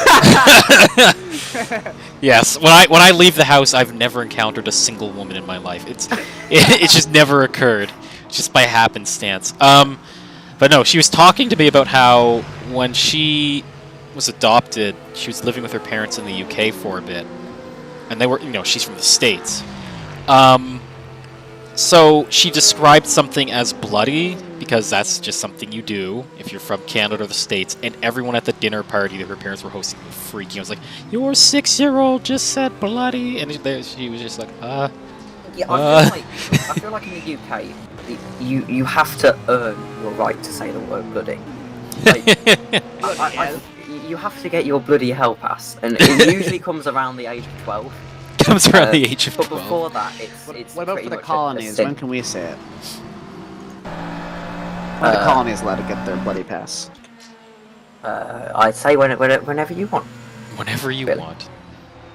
The We thing got in a Canada is yellow like the in F word sector is 2. the F word is a describer. You use the F word for everything. Like, Oh no, Alex again! no, not again. Poor guy. He's managed to not make any. I feel so bad for Alex Hallows this race. He's a really good driver, but he's going through a sticky patch when not much is going right for him at the minute. He hasn't had, looking at his results, he hasn't had any. Oof, was there a lag there? Was I the only one who saw that contact? He lagged right into that car. That's gonna hurt the DPI as well, the Madhouse Racing DPI as well. You can tell because of the damage in the back of his car. Yeah. Oh, Alex is lagging as well. That's what I'm saying. No, Alex lagged we're on board into with the him other now. car. Yeah, Yeah, it's his. Sometimes he lags he's because of kind his of stream, blocking them now too. but he's going through a bit of a rough Okay, patch. drivers, we come to code 80 in 10 seconds. Oh. No overtaking. Someone crashed at a T1 in the Porsche. Big crash. Oh, and there's another 5, crash. There's a couple. 4, 3, 2, 1. Oh. Code 80. Rob Gibson's crashed. Rob Gibson's crashed heavy. Cameron Nick Haas Newcomb, has that was a tad unsafe how you slowed down there, mate. has In no perfect rear honesty, wing. so just beware. Thank you. And Tony Enough, Carcero crashed. Axel and whichever Musion DPI that is, That's 3 cars. please be careful as well when But, Code 80 comes out. No, No penalty awarded, but just please beware. going back to the Alex point, he's a very, very good driver, but every time I've been watching his streams recently, he hasn't been having like an amazing time really with his results wise. He's just been making little mistakes that are really easy to make, obviously, but it's kind of costing him, and I feel like he needs to be careful because his confidence is going to go, and that can be quite dangerous. So there was 3 cars who crashed that Code 80. Yeah, gotta be... I think we kind of expected there to be some big accidents in this race just because of how fast the track is. And especially with how much traffic there's going to be throughout this race. I believe race view is actually down now, as in it's literally the entire site. Oof. Oh, are you sure? Yep, live timing's dead for everyone, so that's interesting. I now am completely you're in the right. dark on everything. Yeah, it's just not working. So I have now got to commentate using Well, my you can- telekinesis powers. Yeah. What I do is just slowly go through all the cars, like in R Factor 2, like through the camera mode. I just like slowly go through and look at gaps that way. If you look Dazuba and Pfeiffer is literally on top of Dazuba. I don't know when that happened. The trouble with that is Did that I have a really weird commentary setup. I don't actually use R Factor 2 for the commentary stuff. I rely on the screen share. Not because my computer can't run R Factor 2, just because I find it better to have the screen share up with like 5 windows open so I can see everything. Honestly, it's kind of ruined when One of the So, parts falls apart. it's like I've got the rule book up, I've got Alex's stream up, I've got basically every information you can apart from the live timing. I wonder if Dazuba just slowed down more for the Code 80. They also pit. Oh, It's always but so did Pfeiffer. Same time. Okay, drivers, back to green in 10 seconds. Might have had damage then. it's always really interesting. To, 5, 4, They're trying to jump 3, 2, 1, green flag. Oh, that was pretty respectable by P1 and 2. They both waited for him to say go. Yeah. Well, you got to. There's not a lot of options there. you know, people are people. So Yeah. everyone has the cheeky, not breaking of the rules, but kind of stretching of the rules. Plus, we were on stream with them, so it'd be really So hard to get away Alex with has that. spun again. Oh And no. on the side rejoin as well, almost. Oh, I feel. He's having a rough go of it there. Maybe we'll stop talking about him. We're cursing him. Yeah. So, on that Dribbled, note, mate. here's a note. Raboli's just been putting in an amazing run in LMP2. He's got a 15-second gap to second on Varkani. That is a really great drive. Excellent driver. For sure. He's about halfway up the DPI field as well. Yeah, Raboli is an absolutely brilliant driver. I remember actually, we used to do this R Factor 1 league, which sounds really bad, but it was quite fun.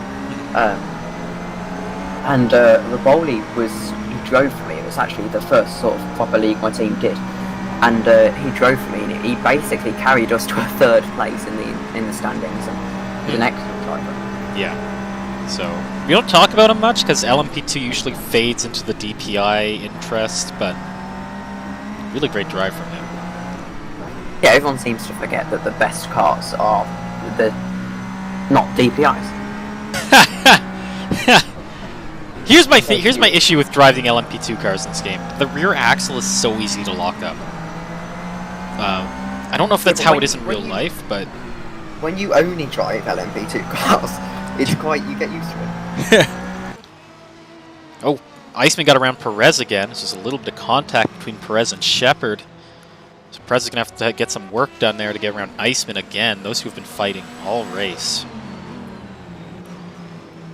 It's been a really close battle there. I don't know who... Someone got in front of those two, though. Bissell. Oh, wait, so no. Perez has just caught up with Iceman. Bissell was the Ferrari that got ahead, so Iceman's slowly sliding backwards. Christian, do you know what time it is? It's the hourly report. Oh. The best moment of any race. The hourly report. Well, let's get on to that then, folks. Let's whip that up.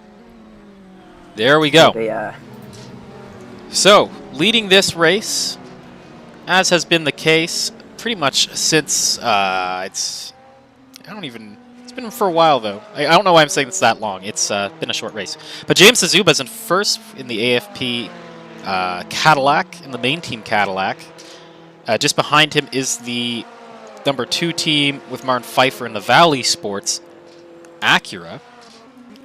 We've got Chris Shepard, who's been doing pretty well to get that car. He was briefly leading off pit strategy, but he's now in 3rd in DPI. We then have Bertrand Savagna in the Mugen number 16. Just been keeping himself out of trouble. Ethan Lawrence has just taken over for Casey Soul in the GRG Cadillac. Ryan Whitlock's in the Madhouse Racing Acura. Alex Pfeiffer in the Finavon Mazda. He's been having some pretty good battles out there. He's down at 7th though now. Bent Penkatoy, I think he's had a penalty. So he's a lap off the pace. Well, he's fast. He's definitely one of the fastest cars out there, but he's a lap down. Rob Gibson, RE Racing in the 2nd Mazda. Wow, I've said there's one Mazda so many times. I'm now fully internalizing there are 2 Mazdas in this race, and I feel terrible. Rob Gibson in the RE Racing Mazda, they're a lap off the pace as well. Twin Lauer, he was up the field quite a bit, but he was caught up in some drama, and he's now last of the DPIs, but he's definitely got some pace, so we'll see him moving up the order for sure. Let's head on over to LMP2, where it's been the Massimiliano Ribali show in the AFP LMP2. He is definitely fast. He's got Zoltan Varkani with him. Chris Gistov, just a lap off the pace. Wow, I cannot believe those two have a lap on the field. That is amazing in only an hour.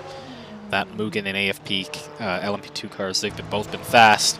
Martin Mergulli, he had a penalty. He's in 4th now in LMP2. Oscar Needham in the Sidemax Motorworks car. I think that's the first time I've seen them. Callum Hambley, they've been caught up in some drama in the Just-O-Matic racing team in the last corner. They had an accident. They were caught up in some of the crashing there. All sorts of a mess for cars trying to get into the pits. We've seen lots of drama around pit entry.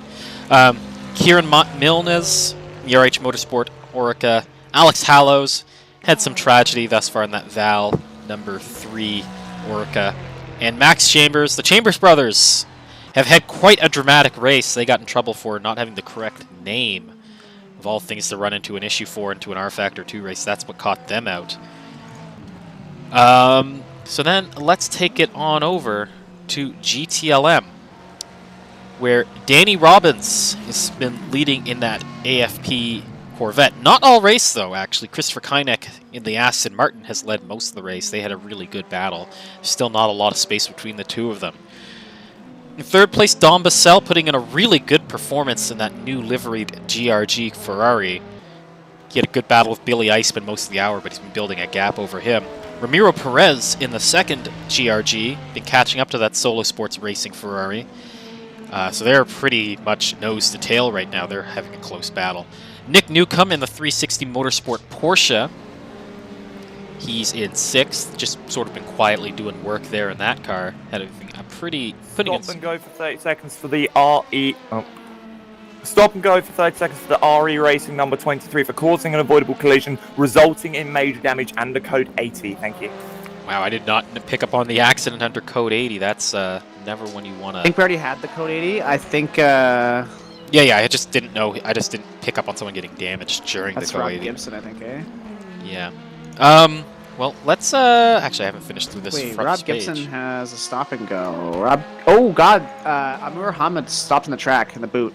Oh, Crashed. jeez. That's the Soul BMW, I do believe. Well, I mean, I'll try and... not moving, obviously. I'm going to try and get through this purpose. field quickly, then we can get back to that. So Daniel Barral in the And Corvettes. Chen Lauer all over Callum Hambley. Sorry. Maciej Guchtin in the number 30 Randy Racing Ferrari. Tony Corsero in the Madhouse. Sort of rounding out those cars just on that leading lap about. And Andy Tomlinson in the Silver Elements Aston Martin. Then we get to James Knox Hope in the 222 Porsche. Giorgio Battori in the Ground Effect AM Aston Martin.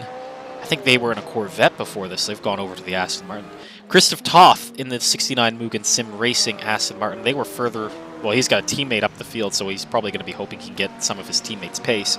Amer Hamad in the Grimelli Motorsport BMW. Our only BMW, and as you just heard, he was just stopped on the track. Matej Kiskovacs in the Team Ground Effect number 48. They were further up the order. I'm sure Huge he's been caught crash up in some... in the Porsche of Kevin Vikers and somebody that just are in the wall right now. I don't know who the other Porsche is. Classic. That example. is- The Falcon car. That is Knox classic Hope, then. example of Yeah. code 80's breed code 80. Oh, God! Oh, what's he doing? Warning for the number He's driving 95 backwards. for dive-bombing GT cars. All drivers be aware, if I catch you doing it or it gets reported, it'll be an instant drive-through Crash. from now on. Behave! Also, change of plan in regards to code 80. The second the code 80 is called, the race is neutralized. No one is to overtake regardless of class. All of you are to not overtake the cars in front. Thank you. I hate to be rude to the team. Like, why was he I- backwards I- on the track? I can't believe I just said some really you're important double commentary things, and my mic's on mute. Anyway, I hate to be rude to Team Falcon guys, but it hasn't been a great performance today, and some of their driving standards haven't been amazing in the last few races I've seen them in. They need to get that sorted out. I hope it wouldn't be too unfair for me. You need to make say. sure you mute yourself on Discord. I fixed it. Don't worry about it. I'm not muted on Discord. So we've got a slow Porsche. That is the 222 car That there. was terrible. They're driving backwards on the road. Like, what was that? Man, he's all sorts of out of shape. That was terrible. Neutralizes the race. So when I say we come to code 80, that is the race neutralized. Do people really not understand what the race neutralized means? They just are being shady and trying to jump each other. Yeah. People don't have a lot of honor, you know? Especially when they're... If a anonymous driver sim driver racers. thinks they can take an inch, they're gonna use all of it. On the subject of things that only happen in sim racing, I was thinking about that name thing. Can you imagine if it suddenly found out that Lewis Hamilton, wasn't actually called Lewis Hamilton, and it was an alias? Got his title stripped because they found his birth certificate. He's actually from... he's actually born... Yeah, he's actually a Russian agent. Yeah. He's Luisovich Hamiltonova. He's actually Kvyat. He's actually Daniel Kvyat. Daniel Kvyat is just... He's just ace. so good that he Yeah. that they hired some random actor to be Kvyat. He's just some rich Russian. Oh, Alex has done another. Oh, that was a good save there actually from Alex Hallows. There you go. So Nick Newcomb got absolutely mullered by the other. So Kynick just Porsche, right? pit, by the way. That has put Oh. Dom Bassell just behind him. I don't know if Dom Bassell has a pit stop. You know what? Let's check that up. That is a thing we can do now. I mean, race fee might be down, so might not be able to. There Oh, we it's go. up again. There we go. So Dom Bassell hasn't pit yet, and Kynick has. Noteworthy Lawrence has not pit yet. Ethan Lawrence has not pit in DPI. I find that amazing. That must be wrong. I refuse to believe Ethan Lawrence has failed to pit yet. Especially given Possible. Zuba's pit twice. Going If you 70 minutes on fuel in a DPI car? You don't do that. That's basically double the fuel tank capacity. Yeah, I fail to believe that. As someone who drives prototypes, like you cannot Drive save fuel penalty that number much. 30, 360 Motorsport Danny Porsche Robbins for out of the pits ignoring now. blue flags on a same class car. You know the rules of same class. Move out of the way in a safe manner. You held them up for the entire lap. Thank you. Oof, that's a really big penalty. So Danny Robbins pit and came out still in front of Kyniak. That's not surprising because Kynick had to pit as well, so Ah, the it's gap's really not too big. Yeah, it's a good job though. Just looking at the positions gained, Jagutshin's gone up 7 positions from where he qualified. That's a really good effort thus far, I would say. Yeah, wow. Whew! See one of the DPI, the GRG DPI, just cut through in front of the number 57 Ferrari. Woof! All sorts of out of shape there. Oh my gosh, stressful stuff to watch, my friends.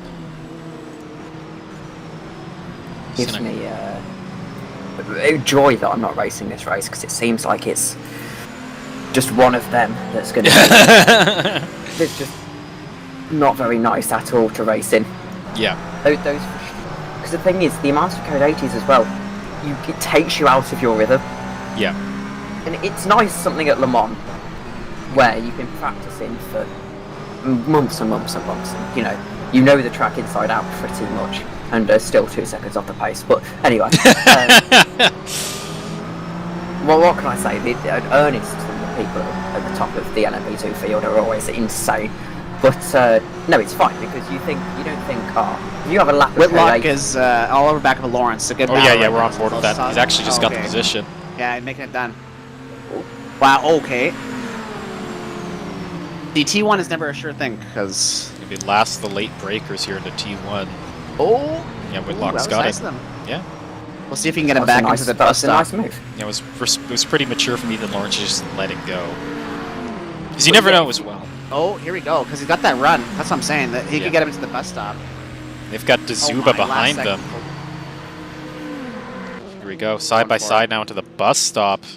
This is He's got excellent racing. Got it even before the corner. That was great. And a lot of maturity. Got him from back, guys to yeah. Not be heroes as well. Yeah.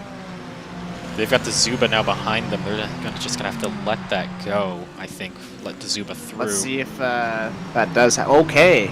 And there's the leader of the GTE cars. Yep. So Whitlock lost a lot of time there. And then behind is Zuba, there's... Oof, there's a car off there. Oh yeah, oh god. Oh no! Big crash! Viper's crash! I think that was Kyniak.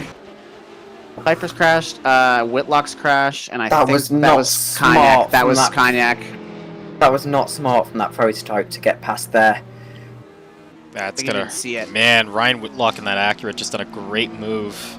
We need some better yellow flag support from the games, like the game actually telling you properly that there's a yellow flag ahead.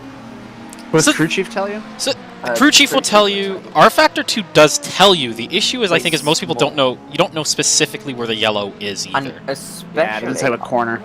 I bumped up my resolution when I'm practicing single player to 4K recently, Mhm. and it doesn't scale. So if you're on a 4K monitor, it's like it's tiny. You can barely even see that it's a red flag, a yellow flag. That's But interesting. I was thinking, I'd love to see a few more kind of That was support from the game for things like, you know how Assetto Corsa has a lot of support for things like this, where you can actually you can call a code 80 and it's in the game. Yeah. I feel like that would be a lot better for policing it, because the game could give you a penalty for jumping the code 80. Yeah. Now Danny Robbins has an almost 10-second gap to Kynek, and Pfeiffer was P2, and he was caught up in that collision. He's still P2, but I mean, I don't know what kind of damage they got in the front aero package now. Yeah. I mean, I know this game has got safety cars, but they're buggy and broken.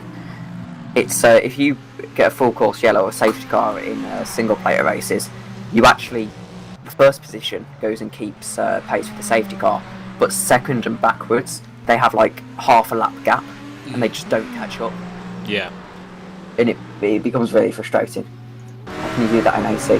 I don't know. I'm sure I've seen people do it in AC where they have safety cars and things.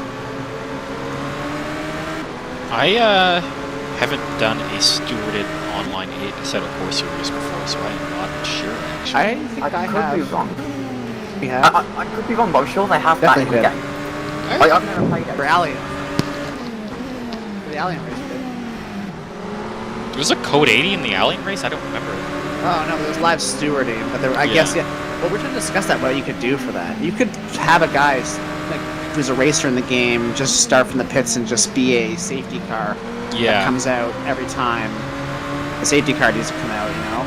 And just paint it like a seriously bright livery, so it's obvious that's the safety car, and then. Oof. Thorne's cutting through some traffic there. Pretty good move. Or Ryan Whitlock, sorry. Hits. Oh, is there any close gaps right now? There is. Really? Oh, maybe Bocconi and Whitlock is close. Yeah. That's it right now. Oh, they're really close. Wow. Well, we're just kind of waiting for. But Whitlock was in that crash, so. Yeah. Does Whitlock have bad damage? I think we're just waiting for pit cycles to cycle through right now. That's a big part of what you're seeing. So a lot of people just pit. And of course, traffic's gonna bunch some people up. Whitlock was caught up in that accident, so the car will have damage. Yeah. Mark Pfeiffer's got a lot of work to do now to try and catch up back to James Tsuba. Who's leading LMP2s right now? Massimiliano LMP2 Riboli. is Riboli. Yeah. It took me so long to be able to. I still can't spell Massey's name properly. Massimiliano? I have. Yeah, he was in the first race I've commentated on. In fact, I'm pretty sure he's been in pretty much every race I've ever commentated on. And I still can't spell his name. He's driven for my team for multiple seasons. Oh, there's one of the Valcars, speak of the devil, off. In fact, I wonder, I'm not sure, is Massey still the team owner of Val? I know they merged with AFP, and I don't know if he's officially still the team owner or not anymore. It seems like Verconi can catch Whitlock, but then the boot, Whitlock gains all the time in the boot section. Yeah. Which is kind of what we were seeing even in qualifying, right? Is some teams could make up some pace in the first sector, but then they would lose it immediately after. I think it's one of those tracks where you don't want too high a downforce setup, I imagine, because of the straights, but you could also get away with running a higher, not like Monaco levels, but a sort of slightly higher downforce setup. And it kind of just depends, because obviously the people who've gone for power are really good in sector 1, and then people who, are faster through like the chicane and stuff, and I think it's the trade-off, isn't it? But really, I always want to be faster on the straights, because otherwise it gets frustrating. I remember GP VWC Sochi, I had a setup that was really fast through the corners. I was making amazing moves to the corners, but that was just a sitting duck on the straight, even with DRS, and it got quite frustrating actually. Yeah. Alex Hallows is in the box again for damage. Just been a rough go of it for them. I think he's taking fuel though as well. I've seen his fuel go up. No tyres though, he's double stinting those softs. There's no point in doing that because the tires are simultaneous with your fuel. Yes, of course, actually. Again, the European inside of me. Oh, Whitlock getting held up major. You never know though, some people might Marconi not. has a better run now out of the T1 here. Yeah, but I don't see why you wouldn't if your tyres are simultaneous with It would only be a matter of people not knowing that that's a feature. Yeah. It also gets a bit confusing because then you go into EELC and you're like, what's the point in double stinting? You remember? Yeah. Is that BMW slow again? I think the BMW is slow. Oof. Yeah, for sure. BMW's Something is wrong with that BMW right now. And oh my goodness, the memes about it being massive. Oof, another one of the Aston Martins was off in the final corner. It was Oh. the number 99, was it? It wasn't Danny Robbins. Must have been CRG, isn't it? GRG, sorry. No, it was definitely an Aston Martin. Oh, sorry, look, the GRG looked like an Aston Martin on the screen. Ah, Oh yeah, the 69 car it was, I believe. Was it, maybe? might have been 69. There's a car out Warning, with Christoph Connor Toff. 13 for blocking under blue flags. It was the yellow number Corvette. 69 car. There's lots of damage on the front of that car too. Although I find in these cars, especially the prototypes, you can get away with having damage to the front, and it doesn't really make too much of a difference to the handling. It's Federer- slower, obviously, but it's Federer- not But unfair. Chris Shepard's DNF. second now. Oh, I he's wonder if the DNF. damage Pfeiffer's had is... Is that too A. much. Mahamud who's disconnected? Oh god, Pfeiffer spun! Came together with one of the Corvettes. It looked That's like one of that the was... GRGs. That was the It 57, looked like I that believe. was... It looked like Pfeiffer's fault, but I'm not sure. Could have been a race incident. It was Dom Bassell. GRG just needs some luck. As it is 5 o'clock, I believe I'm going to go and watch the Formula 1, and I'll be back once it's finished to do the last sort of... It'll be the last 3 hours of the race, I think it'll be. The only Alright. thing you should let us know is if Valtteri drops the ball or not. Don't let us know anything. I want to know if Valtteri dropped the ball. I want to know. I want to know anything. Grosjean wins. Went on a bike. on a bike. F1 Probably review. still faster. Wait, no. Oof. It's a bike with a sidecar, and Hamilton drives the bike, and Grosjean does sidecar. Team COVID. In COVID. Team almost dead. So Are we allowed to say that? It's Sec, lived. let's keep it. Right, anyway, I will actually go now, so I'll be back in about 2 hours, I guess. Alrighty. Alright, man. Adios. So, as we sit here on board Billy Iceman, that accident between Bissell and Pfeiffer has brought Bissell back into the clutches of Iceman. He built a pretty good gap over the last 30 minutes or so, but now it's down to 2 seconds. That not fortunate at all for GRG, who really just needs some luck here. That's kind of what I was talking about with them having pace, but then no luck. But we'll see. He might be able to just build that gap up again, and nothing will come of it. Yeah, that's true. There's not the closest gas right now. Verconi's, but Verconi's like a second off of Whitlock right now. That's probably the closest. Yeah. That's between an LMP2 and a DPI. Yeah, and Whitlock looks like he's slowly been taken off, but Yeah. Gaps things can pretty consistent. We see Shepard in the pits. We'll see if Pfeiffer jumps Shepard. Shepard might actually have gotten a legitimate second place. Never mind. Nope. Pfeiffer is going past the front stretch now. So even with that little hang-up, he's managed to get himself back into second. Sort of where that car has been all race. Man, the gap. Zuba's got a Zuba's massive far gap. away. Yeah. Yeah, Zuba's killing it. Staying out of trouble, that's a big thing. Shepard's kind of been off strategy. Zuba's also been very smart about when they pass traffic. Yeah. Not trying to be too crazy aggressive. That's kind of the big thing, though, right, between the experienced and the inexperienced drivers, is you might have really fast newer drivers, but that Shepard's experience still in the works. pits. Kerr on the second to last corner here. Ah, so that's Kerr interesting. coming now onto the straightaway. So Shepard out of the pit box. Shepard definitely has some damage then. That's a long stop. Not a lot of damage Yeah, at 51 well, seconds, but Shepard exiting now, full speed. Oh, I think it's gonna in be front close. of Kerr for now. I'm gonna go on board because it's gonna be exciting. He's got about a second there on Axel Kerr. Kerr should have the speed.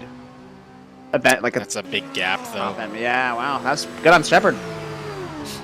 It's less than a second between the two, though, as they go into the bus stop, but Shepard's going to be on some fresh rubbers. And Whitlock and Raboli's getting passed up right now by Varconi. Well, that's a legitimate. That's for first in LMP2, that fight. Riboli got passed by both Whitlock and Barconi like real easy. I don't know if there's some issue there Riboli was having, but it seems real slow. Yeah, because he had a pretty good gap going there in the Maybe hit the wall or FP. something. Maybe. Yeah, that car looks out of shape. He's definitely taken some damage, I think, because he's all sorts of out of sorts. I think there's some damage to the right rear there, if we get a shot of it. It's crabbing. Yeah, he's definitely hit right something. crabbing. Yeah. Use our detective skills. Yeah, rear right. I'm is looking at all definitely the damaged. GoPro cameras. Looking at all the GoPros. That is definitely going to hurt his race. Ben's Pankatoy is right on top of Gitsoff. There's a lot going on right now, suddenly. Yeah. That was the thing when you were saying there's not a lot going on. It's like, well, you gotta wait till the pit strategy sorts this field back Yeah, together. you're smart. See, Shepard now is definitely ahead of Curran and is not looking back, but Pankatoy and Gitsoff are right there. Yeah.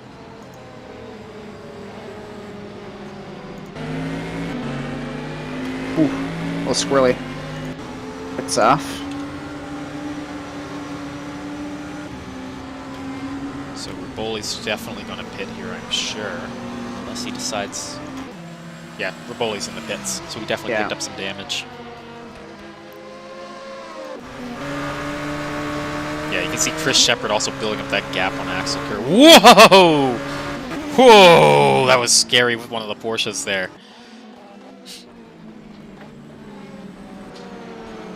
How you deal with traffic is such an important thing in endurance racing, especially with a field this packed. Yeah, and then pit strategy and trying to come out into traffic sometimes. Yeah. Iceman, though, has been doing pretty well to keep that gap with Dom Bassell. As they're cutting through traffic. If he keeps this up, he's got it down to within a second, that gap, or just over a second, sorry. Yeah, you're right. Iceman's doing pretty well. Close now. Dom Bassell had built a massive gap over him, but that accident with Pfeiffer has really put him on the back leg. Backfoot's the saying. It's wide in that first corner. Wide though. I guess that would only help him. That seems to have really hindered. Yeah. So now Iceman all over the back from here through the S's, going towards the bus stop. Have to get over the way of Kerr. That'll hurt his run a bit. That might have just saved Bassell. Final rung of the podium here on the line. Yo, Bassell, let's see the boot goes. Man, Riboli's been in the pits for almost 2 minutes. That was a lot of damage. He's falling down the LMP2 order. That is unfortunate. Bassell, all kinds of squirrely here as we're going through the outer loop towards the chute now. This turn just seems to go on for forever. This whole outer loop into the chute, that 5-6 complex, just burns through your tires so much. And here we are into the toe. Here the LMP2s on them. Yep. Really can't make a pass here. You're just trying to keep close enough so that you can get a good run out of 11. Set yourself up for a pass in turn 1. As wide as this track looks and as much runoff as there seems to be, it's actually just so hard to get a good pass off it unless you're in the right section. In the boot section? Yeah. The boot section's hard to get a pass off it. It's sort of like out of... You can get people like into T1 if you nail this part, and then you can get them into the bus stop. Yeah. But then that's pretty much it. Yeah. Unless you make it happen. Unless you, yeah. Otherwise, you're forcing the issue. So Dom Bassell gets a better run there out of turn 11. See the RE Racing Mazda just sort of streak past here. That's one of the Madhouse Racing. I think that's an Acura they're in. Now they're going to be following them up towards the S's once again. Through turn 2. Into turn 3. We're up here on turn 4 to the back straight. 30 seconds for the number 2 Epic Racing DPI for causing a collision resulting in major damage for 2 cars. Oof. We missed something. Good. Who's number 2? That's Shepard. Oh yeah, brutal. Oh, that's the crash we may have saw with everybody. Yeah. You know what I mean? Because there was a couple... Maybe? I know that. I don't know. A lot of coming togethers. So Juki TV is here to correct earlier when there was a statement about the Seto courses features. Apparently you cannot do code 80s in that game, so there you But go. you could set up a car that is just there. You can do that in any game, though. Really Yeah. good be a pace car if you wanted. Iceman just all over Dom Bassell. Yeah, He's the been game very is patient, very respectful, very patient, very smart. 4.5 hours ago. Ooh, he looked. Gave it a look. Yeah, I guess. You can see right now, so this is probably why Bassell is slower, right? He looks like he's driving with some damage right now. So, oh, he's wide. He's wide there into turn 9. So we're back onto the NASCAR part of the track. Into turn 10. Now to turn 11. This is a very important corner to get right because you're going to be going up to the turn 1 braking zone. Iceman goes pretty late into the braking zone there. That was pretty smart, I think. Yeah, Well, Bassell had a good exit as well. Yeah, Bassell is fast where he needs to be. That's what matters. And a little bit wide from Iceman there. Bassell's going to have a better exit here onto the S's for sure, and he's going to get that gap he needs up towards the boot. Iceman's going to have the draft, but I don't know if he'll have enough of a draft to make up for it. He's closing, though.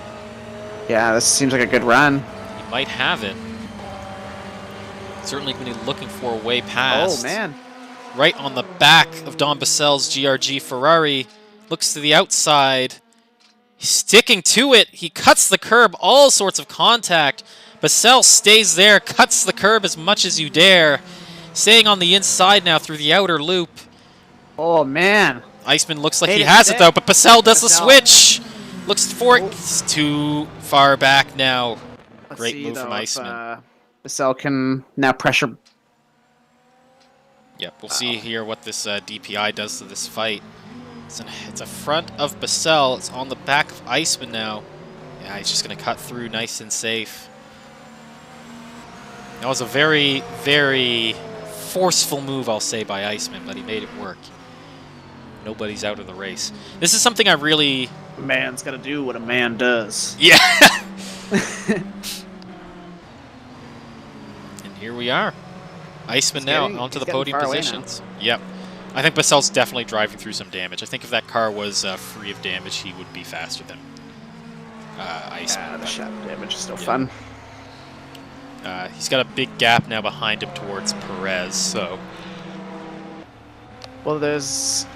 I think Whitlock is in the pits, so is Ben's Pankatoy. Yeah. Second round. Zuba leading by a large margin. Almost a full lap, Zuba's leading. Yeah. Because Zuba's on the final straightaway, and Pfeiffer's just coming onto the straight. Oof, someone's backwards. One of the Chambers brothers' car there, looking the wrong way. Just That's Max. Yeah, it's Max Chambers there. Just outside of turn 9, I believe, there. Never want to be looking backwards on a track like Watkins Glen. Generally not a good thing. So 1, 2, 3, 4, 5 cars in the top on the lead lap in GTLM. That's Jaguchtin a lap back. It's done really well, actually, Jaguchtin. I say a lap back in 6th, but that's been a really good run from where he qualified. He's had really good race pace in the Ferrari. Oh yeah. And to jump on those spots up to from 11 to like, what is he now? Yeah. Yeah, right. Like, up a ton of points. Oof, outside on the outer loop. Got a yellow in sector 2. That was 4. Yeah, when the tire wear starts to come in on this sort of track, it can be very, very painful to deal with. I'll put it that way. It's because you're so committed in so many of these corners. Ethan Lawrence is close to Gitsoff here in a second. Under a second. For P... That's an overall position. Yeah, overall. Is that an LMP2? Yeah, it's an LMP2 podium? versus the DPI. It's the second place LMP2 is catching up to Ethan Lawrence is. This has been a pretty good Zuba's run. in the pits now. Alright, so that's probably going to tighten that up. Yeah, I think Zuba's gap is largely a strategy gap. Because I know Pfeiffer pit before him, and Shepard's on a completely different pit strategy. He's just in another one entirely. So Lawrence here going for it into the bus stop. yeah, no reason for Bitsoft to fight that. Different races. Oh, Lawrence, all sorts of out of shape. He keeps it together though. Yeah, different races. GRG gonna be looking for it. It was just flashing with lights. Someone's up, someone's sorry. backwards here, or someone's spun.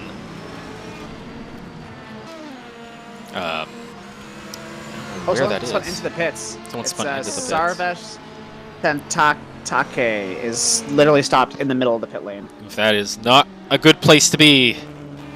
Finally all. move. That Just-O-Matic Porsche is in the wrong place. Like- Oof. Oh, yep, go into the pits and out of the pits. Oh, I guess he Oh, didn't no. want to pit. Maybe that wasn't the plan. Could've- Oh no, he's definitely Oh. damaged. He's super damaged. Oh, should've Why gone didn't to he? pits. Yeah, why did he take that car to the pits? It's definitely gonna be a code 8 because he's gonna be slow the whole Will lap. it be a Cody? I would hope. Should have happened already. Well, we'll see. Where's the safety car? Oh no. Where are they going? Oh, what? No. I'm so stressed. That's not a good stop. You can't stop there. Can't stop there. Warning for the fine Avant DPI Oh. for talking during a live race session. That's our third retirement of the race there. Yeah. We have Dylan Gross out with an accident. James Knox Hope DNF'd, and Sarvash Santake has suspension failure. Yeah, that looks pretty bad. Yeah. Sometimes the damage is so bad you actually can't get the car to the pits. You can't do the lap. Like the thing won't even turn. And when that happens, you are toast. There's only 3 ways you could really DNF in R Factor 2. You either crash so hard the engine actually is physically destroyed, you lose a wheel on the rear axle, or you break the front suspension so much you can't turn the car. I just want to point out that Zuba pit and Pfeiffer got nowhere close. Yeah. Zuba is into the bus stop, and Pfeiffer is about to be now onto the main straightaway. There's 30 seconds apiece between the top DPI But he cars pit, now. but Zuba had pit, so you'd have thought. Yeah, I think they're just that much faster right now. Some fast cars out front. Put it that way for sure. We'll have to wait for the next round of pit stops for the gaps to get closed up again. Yeah. So many people on different strategies because of the Code 80s and people deciding on different Code 80s to pit on. There'll probably be less Code 80s now that the field's thinned out a bit more. People don't have the need to dive bomb each other. Eisman's got a nice gap too. Yeah. Okay, drivers, we come to code 80 in 10 seconds. We come to code 80 in 10 seconds. lie. No overtaking. No overtaking. 5, 4, 3, 2, 1. Code 80. That really worked against, who are we on? Ben's Pankatoy. He just got out of the pits right when the Code 80 was called. Brutal. Yeah, it is not fortunate at all. Sometimes the Code 80 goes the way you want it, sometimes the Code 80 cuts against what you want. But this is a thing I've always thought with R Factor 2 endurance racing, having followed it now for a year. Safety cars would make this so much more interesting to me. Yeah, it would bunch the field back up again. It would be smart. If I have like any big suggestion to Studio 397, it's get safety cars to work properly. Apparently the 29 car was led before they got killed in the final turn in a huge 4-car pileup. Which car is 29? That is the LMP2. Callum Hambley's in that car right now. And they're claiming what? So they were leading. That's the Just-O-Matic racing team. Apparently they were leading, but they got caught up in that accident, which I think we saw. I think we saw them get caught up in that. I think we were on board when it happened. Side note, I think that's one of the best LMP2 liveries, not gonna lie. Like, Yeah, it looks really cool. yeah. Looks like realistic. Yeah. The Turkish flag integrated just well into that. I did not know the Just-O-Matic racing team was Turkish, or maybe they have a Turkish sponsor.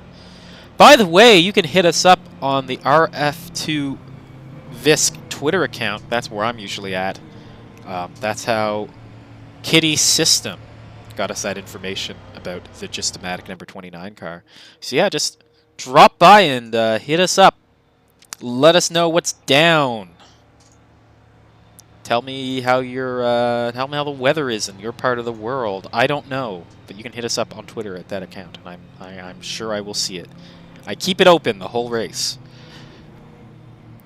But here we are. This will be a long code 80 because of that. They got the whole lap to do from that damage. But it gives us a moment to take stock of where we're at in this race. James Suzuba been leading for quite a while now since they overtook Pfeiffer, or Mark Pfeiffer. Whichever DPI that is, Savannah, you're getting yourself a 30-second stop and go penalty for overtaking under code 80 plus speeding. Just be aware of that. Whew! That is going to hurt the Mugen Sim Racing team. And if you carry on like this, it will be a 60. Wow. Wow. Oh, they're just pulling off. He must be letting the... he must be trying to, like, give back the time he gained? No, that doesn't work. Yeah, I think the damage is done, yeah. Maybe, we'll see. We'll see if Alex has any sort of mercy in him today. So you see, that's the Sarvesh Sontaki BMW's pulling off there. He's had quite the run, to put it. Not Sarvesh Sontaki. Oh wait, no, he's out, isn't he? Are you sure that wasn't Sarvesh Sontaki? Yep. Oh, it's David Todado, whatever his name. You're right. I am wrong. You are correct. Sorry, David, whatever your name is. David Todaro? That's 12th in GTLM. He is the second. He's basically second last of the remaining GTLMs. Okay, drivers, we'll come back to green. Okay, drivers, we'll come back to green in 10 seconds. 10 seconds. Alex dug deep to find the deeper voice there. 5, 4, 3, 2, 1. Green flag. He didn't want to sound nice. Yeah. He's like, wait, I'm sounding friendly. No. Listen here, you just freak. You gotta command it, you know. You just gotta command the field, man. He's like, the next person that does it will be shot. Their team boss will be shot. Yep, so there's that penalty to Bertalan Savania he warned about. So that is going to... I don't think they should have done anything. I think once he announces a penalty, they shouldn't have slowed up to let anybody by. They should have just... accepted it. accepted it. Yep. So that is going to shake up the DPI fight quite a lot, because that is going to move... We'll see how the exact gaps are, but I think that's going to move them down a position at least. So that's going to move Pascal Eggert's now into that Fine Avant Mazda. He's taken over. They've been doing pretty well in that Mazda. Just on the edge of a podium there. They can get a little bit of... Actually, well, yeah, if Bertalan Savania serves that penalty, I think he's going to be back into the podium positions, or just on the edge of it. That's all you can ask for. So David Todaro did just pull over that BMW, so they are out of the race. So that's going to move Aiden Coleman up in the GTLM battle.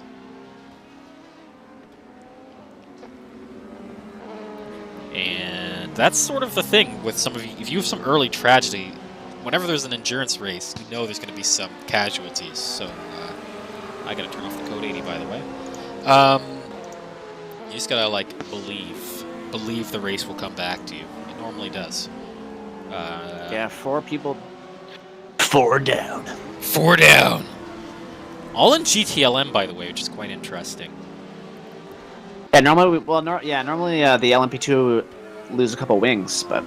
Yeah, LMP2's actually, well, I say LMP2's been pretty quiet, but we've had our leader have some tragedy. That's Riboli, which just put Varkanye into first in LMP2. But Riboli is catching up to Roland Zooks. Is just... Actually, that's a lie. No, it's... No, it's not a lie. It is not a lie. I've spoken the truth. Just 11 seconds between the two of them now. 7 seconds to Callum Hambley behind. So Callum Hambley's got some speed in the Gistomatic Orica. He's gaining time all over on Massimiliano. Great name. It is. It is very. It is aggressively Italian, and I like it for that. Even if it, I don't care if he isn't Italian. That name is aggressively Italian. I do think he is Italian, though. Let me back. He'd be like, I'm Sicilian, you. You're like, oh no, I think the worst insult.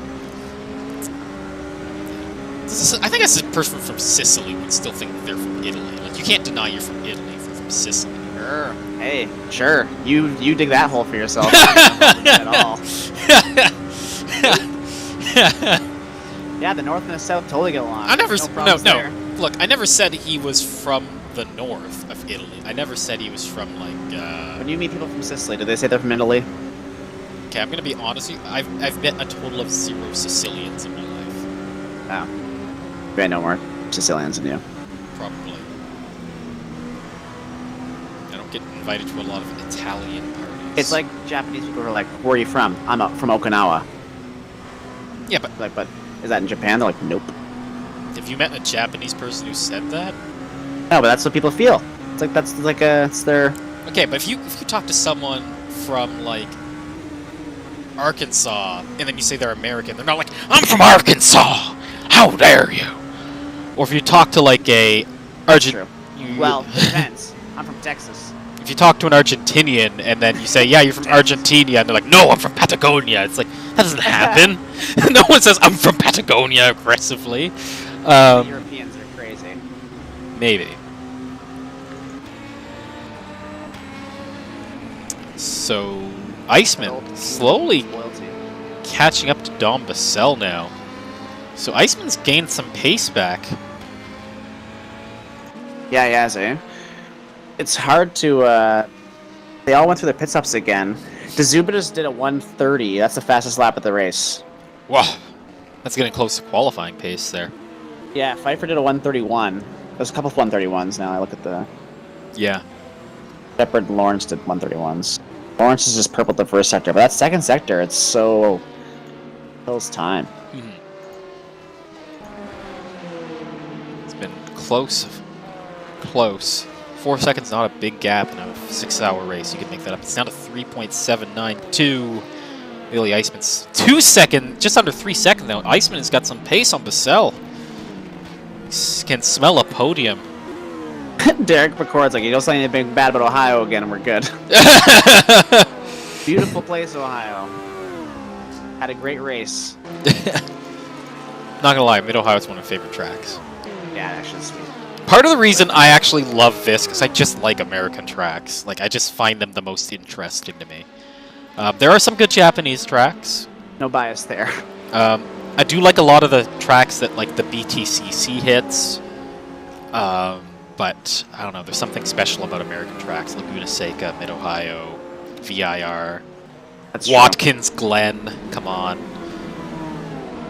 Yeah, Rocket's Glen's really fun. But if I was Derek McCord, I'd be a little bit more worried about the solo sport racing car. Slowly, you can just see Dom Bassell's not far ahead. And he's put a massive gap on Perez. So, Billy Iceman on the charge, can see that podium. Now within a second and a half, Dom Bassell, he's got all sorts of pace. I wonder if Bassell was caught up in something, because he is not fast. Iceman was by him at some point. Was there a pit stop that he did or something? No, he was around Perez, I believe. Oh. Bassell a bit Maybe. wide there. See, I think that's Pfeiffer just went in front of them. And that's Shepard. I think is a lap down now on Pfeiffer. It's a bit caught up behind Bessel. I'm going to be right back. Grabbing some water. Okay. And now it is just me, your humble stream host and commentator. Grimelli VISC attempt is a success, says Egg. I'm going to assume that was the BMW of David Tadaro you're referring to. I'm going to take a shot in the dark on that. There might have been another Grimelli car, but yeah. Within half a second now between Billy Eisman and Dom Bassell. They got a lap down. Aston Martin in front of them. That is not Kynick. That is Kynick's teammates in front. Another one of the Mugen Aston Martins. Eisman all over the back of Bassell now. There's no gap between them. He's going to be looking for a spot here. Nope, as we go through the heel of the boot. Probably going to be that. I feel that Aston Martin's going to play to this. Nope, maybe not. Billy Eisman gets a much better run here. He's got the inside line now on Bassell.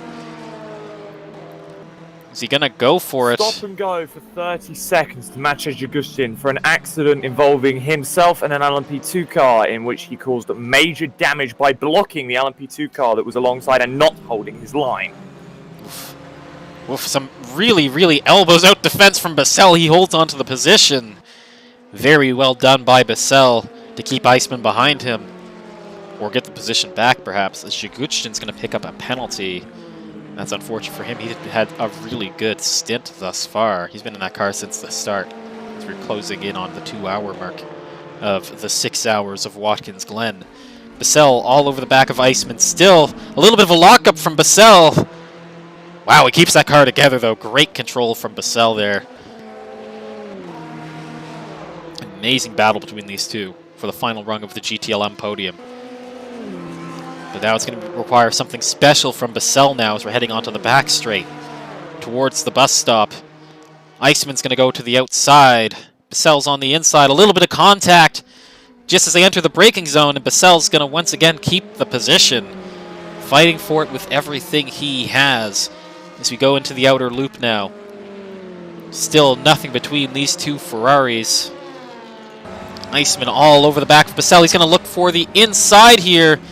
Bassell breaks just a little bit later. Eisman gets a half spin on. And now he's going to have to do a lot of work to get that space back after a little bit of a spin there, half spin there on the chute towards the toe. They really play into this being a boot here with the turn names here at Watkins Glen. Bassell gets a little bit of the grass on the exit of the corner there in the number 57. All this fighting might give Perez a chance to catch up to this battle a bit. And slowly these two have been closing in on Kynick, who's 18 seconds up the road in the Mugen Aston Martin. So you see now one of the DPIs now closing in. That is Lawrence, Ethan Lawrence there in the GRG DPI. Just going to quietly go to the inside, avoid all of this fight. Eisman, going to be looking from the inside, decides better if he tries to cut back to the outside, but Dom Bassell is smarter. Or not smarter, but he's smart there. Oh no, not smart enough though. He goes to the outside there. Now they're going up through the S's, and Eisman's going to have a better run. That's going to put Eisman up into third, but Bassell's going to have the draft now going down the back straight. He's going to tuck in behind Eisman. He's going to the outside now. Who will be last of the late breakers here? It's going to be Bassell, and he gets the position back. This is a great battle. Back and forth. Eisman just always has something for Bassell. Bassell always has one move better. As you go now for the chute. And here's the thing. Bassell has a little bit of a wider entrance, a later apex, and it seems to work quite well for him for defending into the chute now. As we go into the heel now, Billy Eisman just on the back of Bassell. Still, he gets a better run though, as he has been once again onto this little short back stretch into the toe. Eisman gonna look for it. Yeah, and Dom Bassell just a bit later on the brakes. They've passed each other so many times since you've been gone. Really? It's just been back and forth. It's been a great battle. So you go through the really, really, really properly difficult turn 9 into turn 10 towards 11. The rivalry of the race. This will be the race's like chosen rivalry right now. Bassell versus Eisman. Yeah, they're all over each other now. So now going towards turn number 1. Eisman, is he going to look for it here? He's got to run. Looks to the inside. Bassell did a little bit of a defense. Brakes. They're both still on the track. They're side by side on the exit. Bassell still there. Iceman's still there as they go through the S's. One of the AFP LMT2s. Now the leading car of Zuba cutting through this battle. And that forces Iceman to tuck in behind Bassell as we now go towards the chicane once again. Here we go towards the bus stop. Nowhere to go. And the Code 80 is going to end this battle as there's a damaged Porsche there. 5, 4, 3, 2, 1. Code 80. And we're back to Code 80. Whew. That is exciting. That was an amazing fight. Really great, really respectful driving. It was like, he was elbows out, but it was respectful, good fighting from Bassell and Iceman. That's what you love to see in these GT battles. I'm watching the stream to rewind it to watch them. Yeah. They really did just have an epic couple lap battle. Well, we'll take this moment. David Tadaro, who was driving the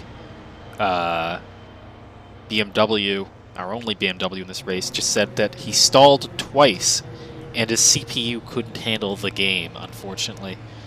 Well, get yourself a new Ryzen CPU. No. Yeah. Get a new CPU, thus you need a new motherboard, thus you need new RAM, and perhaps you need a new graphics card. Yes, very, very much worth.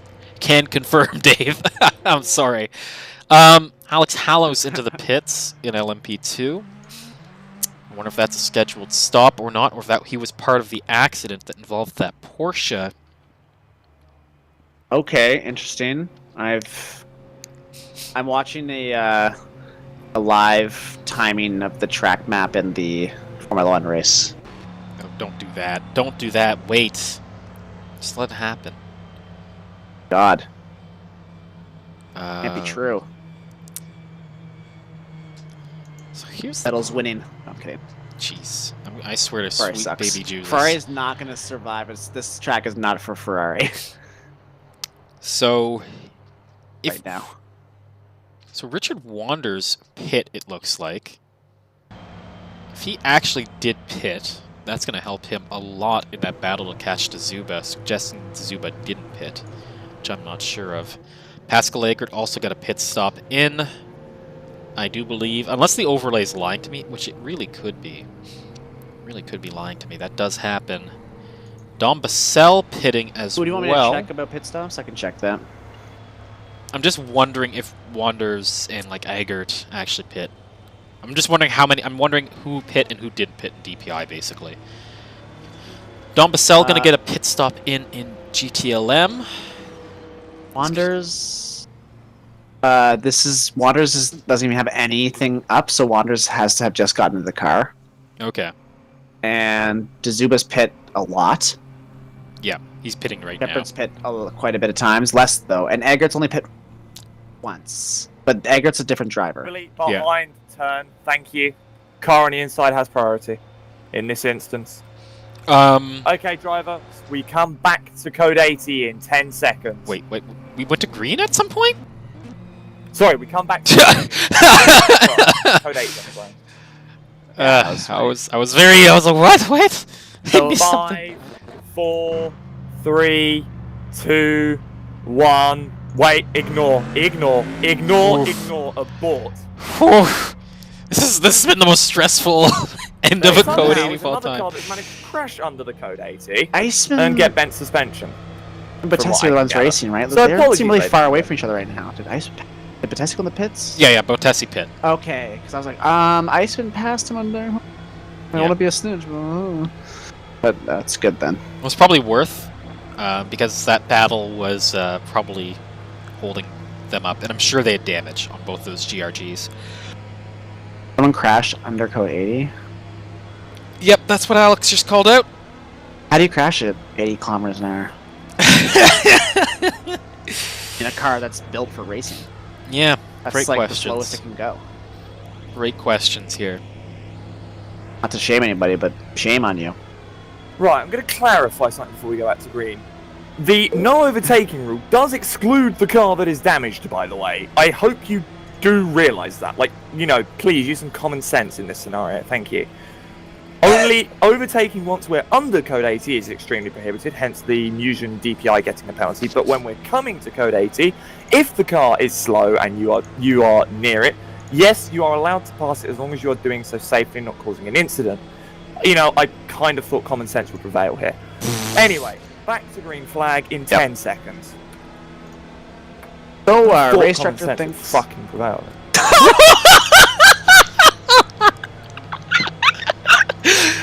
5, 4, 3, 2, 1, green flag. Did they hear the team speak on? I don't think they hear it on the stream, right? They do hear it on the stream. They do? Yeah.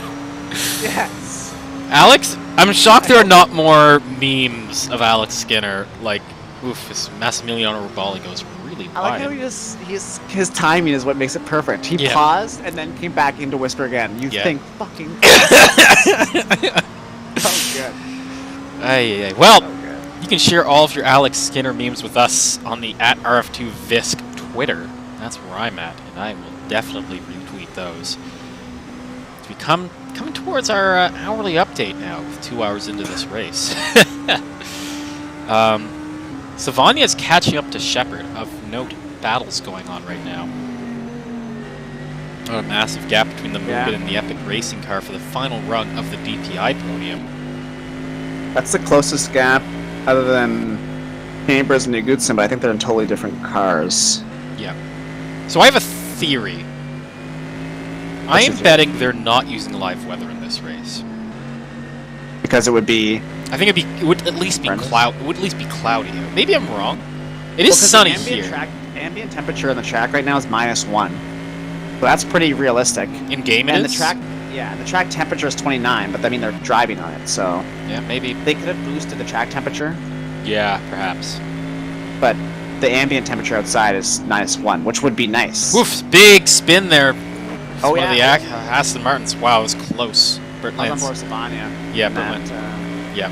Still trying to chase up Shepard. That was Shepard trying to get around with the Aston Martins, and I think the Aston Martin just tried to carry too much speed. Got passed over by Eggert in the pits. Long pit stop here.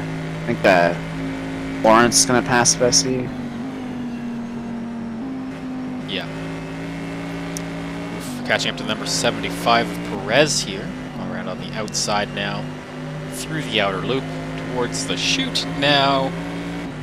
Slowly catching in on Bertalan Savania. James Zuba sets another fastest lap of 1 minute 36. Oh, car spun in the bus stop. What was that? Sure. Looks like they're going again. That yellow is Oh, it's a cleared. Porsche. Oh, God. All right. Trying to rejoin there is so dangerous regardless. So with 4 hours to go, Oh my goodness. Zuba with the 1:30.6 fastest lap in the race. Callum Hambley just had a fast lap in LMP2 of 1:33.057. Wow, yeah, that's really quick. Wait, But- that's how many DPIs are in the race? Yeah, there's a decent DPI in the LMP2 field. But anyways, let's take this moment now to actually do our hourly update. So let's head it on over to the DPI field, where it is still the AFP DPI car, the Cadillac there, still leading out in front. With a pretty solid gap down to second. Does he actually... Yes, no, okay, I read that wrong. Yes, James Zuba has been leading above Richard Wanders in the sister car from Val Esports. Chris Shepard in the Epic Racing number 2. Been a pretty good run from Shepard, actually, to get that car up to third place, sorry. Bertalan Servania, though, is slowly catching him, though.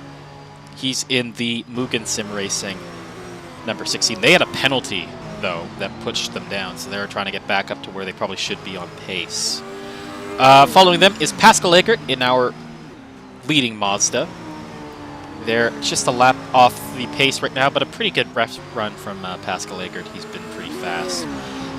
Behind them is Ethan Lawrence doing a pretty good run for GRG in the Cadillac DPI. Behind them is Benz Pankatai in the Mugen Sim Racing number 17. Colton Rasmussen in the Madhouse Racing Acura, in our second Acura in the field. Behind them is Daniel Kirby, we just saw get lapped there. He's in the RE Racing Mazda, in our second Mazda. Twen Lauer, Was fast in qualifying, pretty fast in practice, but this race has been somewhat tragic, though, for the 360 Motorsports squad. Not going to be a good points haul for them, it doesn't look like, at least at this point. Then we take you on over to LMP2. Gabor Hevesi has inherited the lead. He was second for most of the race up to this point. Behind him is Chris Gitsov in the Val Esports, number 33. Roland Zux in the Mugen Sim Racing, number 95. Massimiliano Riboli in the AFP, number 90. He was leading most of the race, but he got into the wall and had a long pit stop to have to deal with that. He lost the lap, basically. Callum Hambley in the Just-O-Matic, number 29. Orica. Just behind him is Alex Tyler in the Sidebacks Motorworks, number 91. Kieran Milnes in the RH Motorsports, Orica. He's got Alex Hallows behind him for company, 2 laps down, of course. And then Max Chambers in what's been a pretty rough race for the Chamber Bros. Not where they'd like to be. Really not for Alex Hallows or Max Chambers. It's just been a rough race all around for both of those teams. Then we take it on over to GTLM, where we've seen some really wicked exciting battles. But not for the lead. Not for a while, at least. We had some in the first hour, but since then Danny Robbins has driven off into the sunset. He's leading in the number 999 Corvette. Probably overall the fastest car, I'd say, this season, although they aren't leading in any points category, I don't think. They've had some tragedy that sort of hurt them. But they're going to be hoping that the Glen turns that around. Martin Militai with the number 88 Mugen and Mugen's return to the Aston Martin. Billy Iceman had a really good fight with Batesi. He's in the lead Ferrari for Solo Sport Racing in the number 14. I gotta say, the rivalry between Solo Sport and GRG has been great all season, not gonna lie. Daniele Batesi in the leading GRG, number 57. He's followed by his teammate just a few seconds down the road in the number 75 GRG car. Maciej Juguchtin in the number 13. They picked up a penalty, but he's still 6th after a really good first hour and a half cutting through the field. He's gained something like 9 or 10 places. It's been pretty good. On race pace, at least. Brandon Walker's taken over in the Madhouse Racing Porsche, number 818.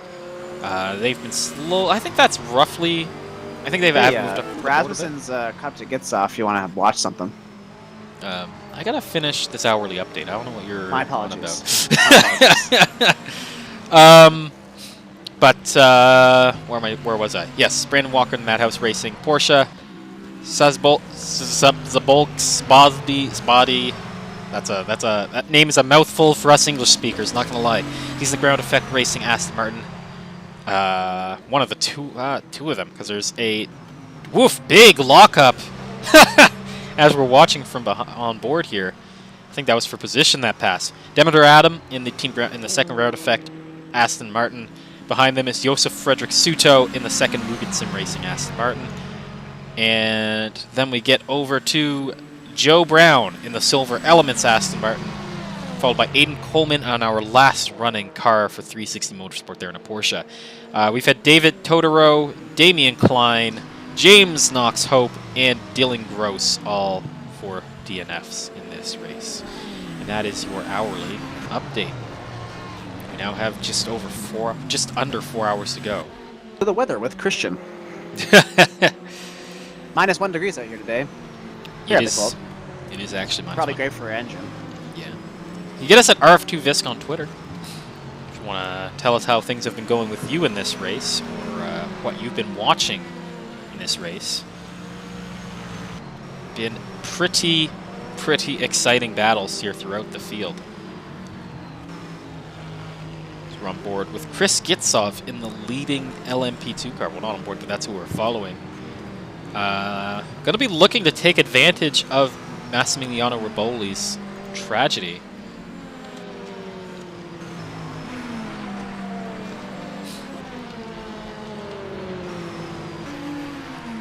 Into our penultimate round in the VISC Endurance Championship. And racing is close. Just updating the Twitter, which you can always find at RF2VISC. I watch that for sure. So, back to following the racing after that hourly update. I will have to check with Alex. I thought there would be points at the 2-hour mark. Yeah, he said there would be. So yeah, so those points what I just posted on Twitter, those are going to be for points positions there, points paying positions, and that's quite important when there's only like this and Petit Le Mans left for the rest of the championship. So this kind of brings an interesting question if you're kind of a team manager when you're looking at this, especially if you're in one of the teams that's really looking for those endurance championship positions. Do you keep your car out through an hour mark, even if it's bad for strategy, just to secure the points? It's something you probably have to consider. Yeah, seriously, because any points matter at the end of the season, and you want to make it as close as you can. Yeah. So Berkland, Servania. What is the gap right now for P1 to P2 in points for Enduro? Let me quickly pull that up. I had it open earlier,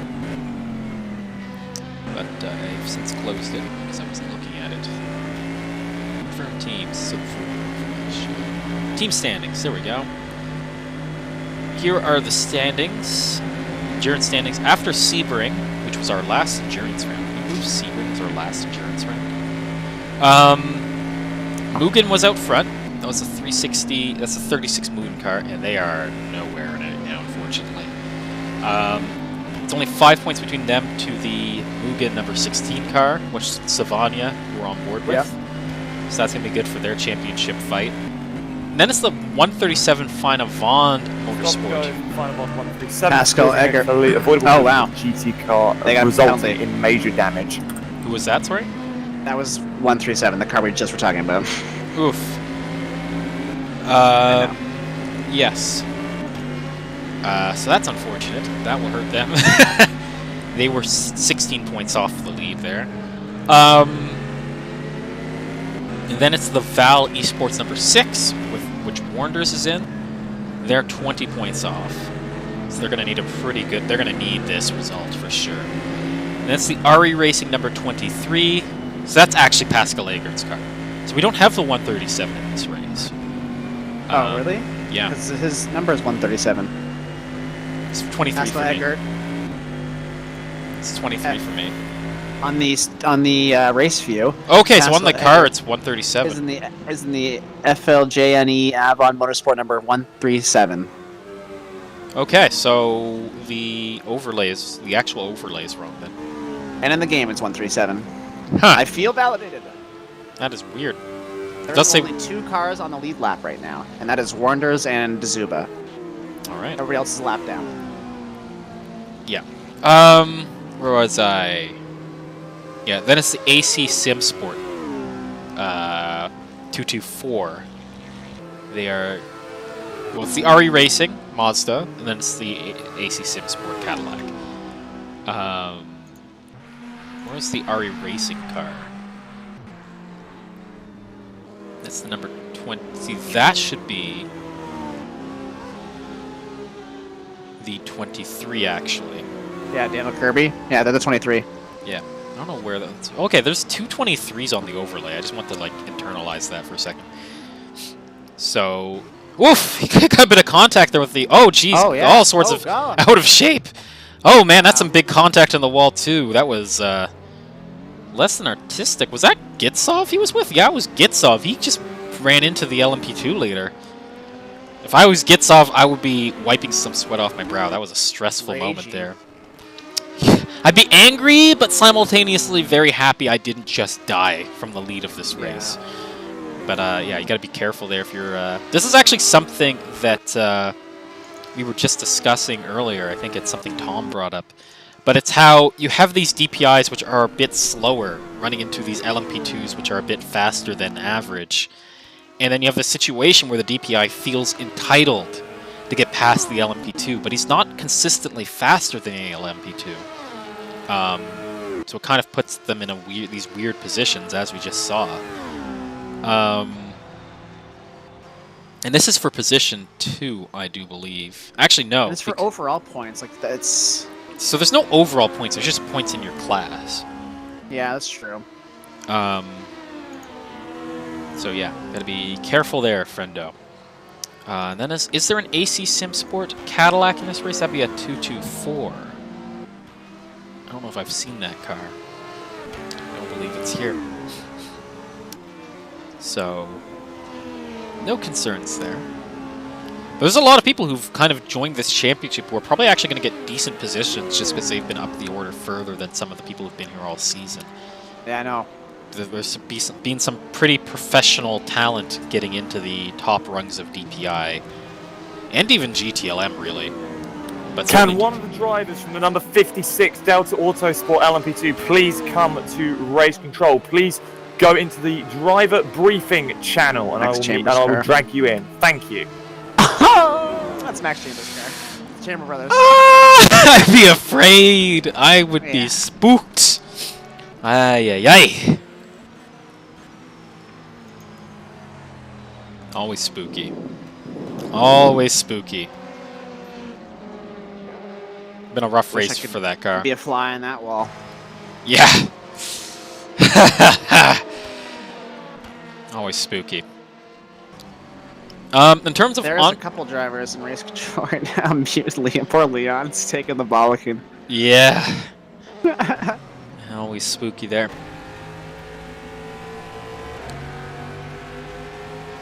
So Danny Robbins is only 2 seconds behind Gabor Hevesi in LMP2, which means he's probably not going to be catching him. Max Chambers still has to get through the GTLM field. He's 2 laps down on Perez. Yeah, he's 2 laps down on Perez. It's been a rough race for those two.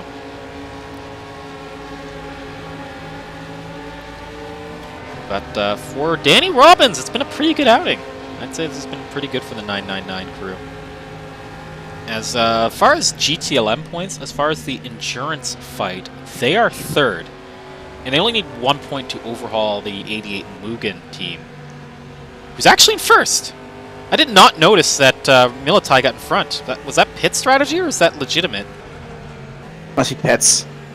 Because I looked away for a second from this. Yeah, Danny Robbins is 7 laps in to a stint. And how many is Militai into? 1? 10? 10? 1? So then that was legitimate.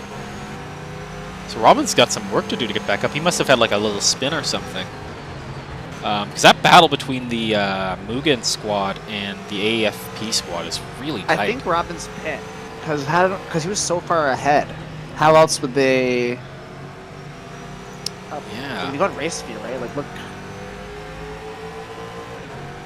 Yeah, like Militai just pit. And Robbins is 30. No, that can't be true. 36 laps into this stint. 7 laps into this. I don't know which one they're on. I think they're on. There must be 7 laps in. Yeah. So. Yeah. So 8 laps ago, Danny Robbins pit, and then Martin Militai pit 11 laps ago. So there must have been damage on the AFP car that they had to fix while they were in the pits. That's my only guess. The gap now between them. Yeah, but Robbins is slowly catching up to Militai. As Pascal Agert picked up a penalty, I'm betting that was speeding in the pit lane. That is unfortunate for the Fine Avant crew, who are looking for a decent point set going into, well, yeah, sorry, it's Petit Le Mans at Road Atlanta, which is going to be in the spring. The next sprint race is still, it's just before Christmas at Mosport. That'd be fun. I love That's Mosport. A quick track. It is like a little bite-sized piece of Watkins Glen, actually. It has a lot of similar features. Yeah, that's true. Same sort of like elevation changing, fast corners, a small tight technical section of like these corners that that start out fast and then slow. That's how the lap kind of finishes, which is very similar to the whole boot section of, or sort of not the boot, it sort of goes from like the outer loop into the chute into the boot. It's very similar to that part of this track. You see Robbins a little bit sideways there. Pankatoy is also caught up to Rasmussen. Let's figure out where that is. Yeah, it's close. That's within a second there. Sort of the back rungs of DPI, but still, these are some fast cars here. Then Pankatoy had a penalty, which hurt him. I don't remember what happened to the Madhouse car. I think they've been caught in an accident that was not of their doing, though, if my memory does serve me correctly. Just gonna try and get around that Ferrari. Nice and safe. In through turn 11. And here we are on the front stretch yet again. Not a lot of corners at Watkins, Glen. Only 11 of them. But here we are now into the first corner. As they all pass Eggert, who's going to be serving that penalty. No longer in race control. He has been killed. He has been killed by Alex Skinner. Stressful day for Alex, I am sure. So we see now that is the... and Eggert, Pankatoy, and Rasmussen all right there. Yeah. See them just pass. I believe that is the number 14 of Eisman they just passed. Words are hard. Just keeping that gap within a second. I'm wondering if Rasmussen found another second there or so. As Robbins has brought Militai within 2 seconds as well. GTLM for the lead there. They're really close now. Yeah. Colton Rasmussen there in the Madhouse Racing number 817. One of our 2 Cadillacs. Not Cadillacs, sorry, Acura. Pence Pankatai's one. The Cadillacs, we have quite a few Cadillacs. See a yellow in Sector 3, so that's going to be just in front of us. I'm betting that's a pit entry, because pit entry has been very scary. In the pit entry. I'll say wait there. So maybe it was earlier? Yeah, maybe it was maybe earlier. Maybe it spun onto it, or I don't know. Trying to get around an Aston Martin. Oh, big slide from Colton Rasmussen. That's going to give Pankatai Bence the run Bence Pankatai the run he needs. Taking to the inside now in that Cadillac into turn 1. Oof, bit of contact there going into the entry. That's going to completely mess up Rasmussen. Oof, he keeps that car to the wall, though. That's what matters. I would not be happy if I was Rasmussen at all. He had nowhere to go, and Bence just came up the road in the braking zone. Yeah, that wasn't good. He tried to cut him off. I get it, right? Racing move, but then you have to also give space. Oh, that was bad. It's so bad. Watching it again, just like rewatching. It's just like. Yeah, that was a very dangerous moment there. So 2 close battles now going on. Also, Robbins is all over the back of Militai now. Yep, that's who we're on board with. Beautiful. Just under a second now between these 2 for the lead in the GTLM. Martin Militai led in the first hour. He's back in front now, but he's going to be fighting for his life now to keep that charging AFP number 99 Corvette behind. Where to go? Robbins is just going to go for it. Yeah. Beautiful move. Beautiful move. Beautiful. That was from pretty far back, too, but he apparently Martin Militai was not braking late enough because it seems like there was plenty of braking potential left. As Raboli goes back up to 2nd in LMP2, by the way. It's been a pretty good recovery there. I'm sure pit strategy is playing its part, but nonetheless worth noting. As we see Bence just fly past this battle here, and in behind is a chasing... Actually, that is not... I wonder who that was. Yeah, that is Bence now. So that's Bence's teammate just in front of him. He's a lap down, though, I do believe. Or maybe Bence is a lap down. As we see the Madhouse Racing Acura now streak past. Still very much giving chase. Here we are on board with Martin Militai in 2nd. Already a decent gap in front of the AFP Corvette.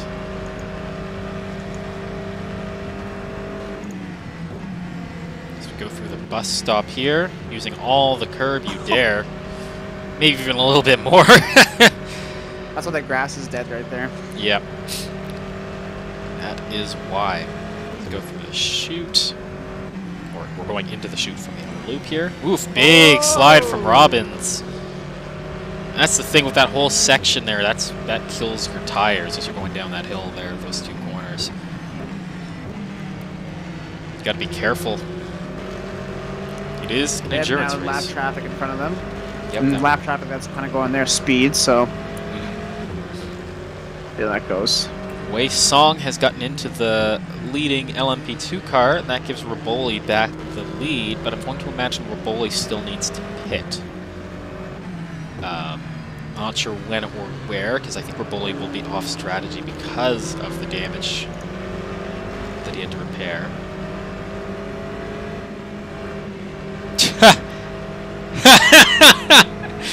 Tom Dillon in the Discord. For those of you who weren't on earlier, the Chambers brothers had an issue where Max didn't have his name set correctly, so his name was Max C199. So Luca Gray was complaining about him, and then Tom Dillon said, "Oh, do you mean Max C199?" That is ruthless. Yeah, especially given how much that messed him up. That's hilarious. And all sorts of traffic here. So we see Martin Militai catching up to a lapped Aston Martin. Gonna beat him into the braking zone quite easily. Probably gave up that space.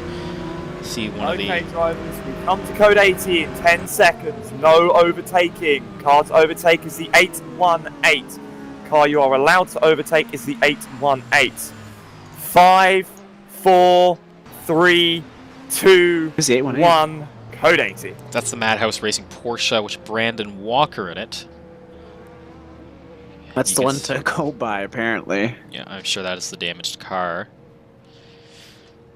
Let's see if we can go on board and see how bad the See damage Brandon Walker is. Oh, here he is. On race view, I couldn't see him. I was like... The crabbing. Oh my. Look at the crabbing. Oh, geez, look at him holding the wheel all the way to the right to keep the car straight. That is not Awesome. good. That is some heavy damage, friends. I feel bad for laughing, but it's just... It's fun. Is the crabbing bad? And then, like, full holding this steer to the right. Yeah. Oh, it's bad.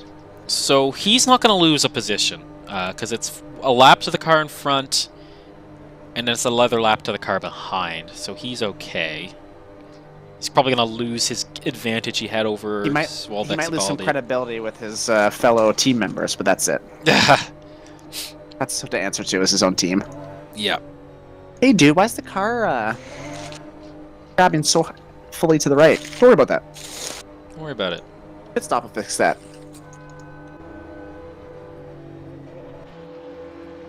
Let's find a new onboard cam here. Here we go. So Raboli's about in front of Wong Wei Song in the Valley Sport number 33. I'm very sorry if my pronunciation of that name is wrong, but you can join in with all the other Eastern European names I've butchered throughout this championship. Okay, drivers, we come back to green in 10 seconds. 5, Whoop. 4, 3, 2, 1. Green flag. We're back to green flag racing. Going to be messing with some of the gaps for sure with all those cars that are pitted just at the end of the Code 80.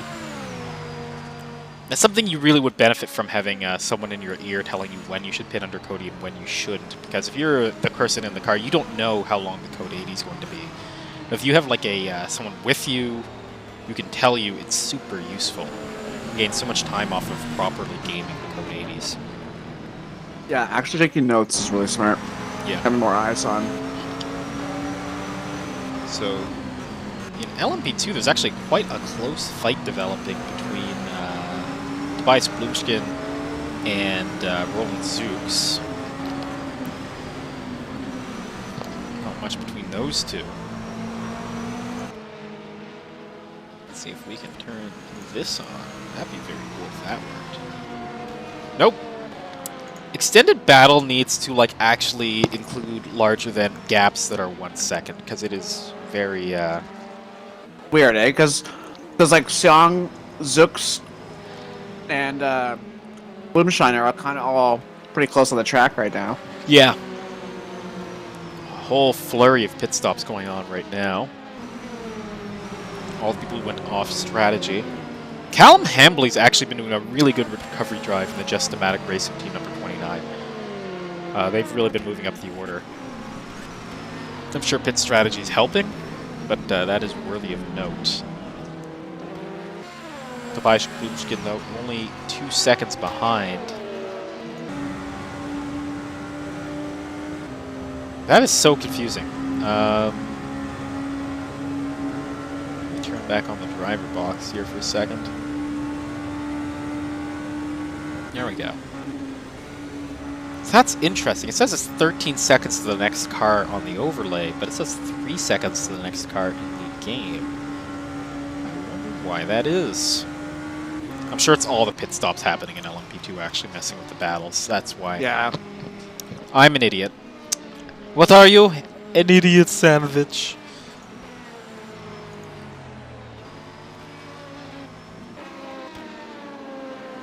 Woof. Has Dazuba been in the car the whole time?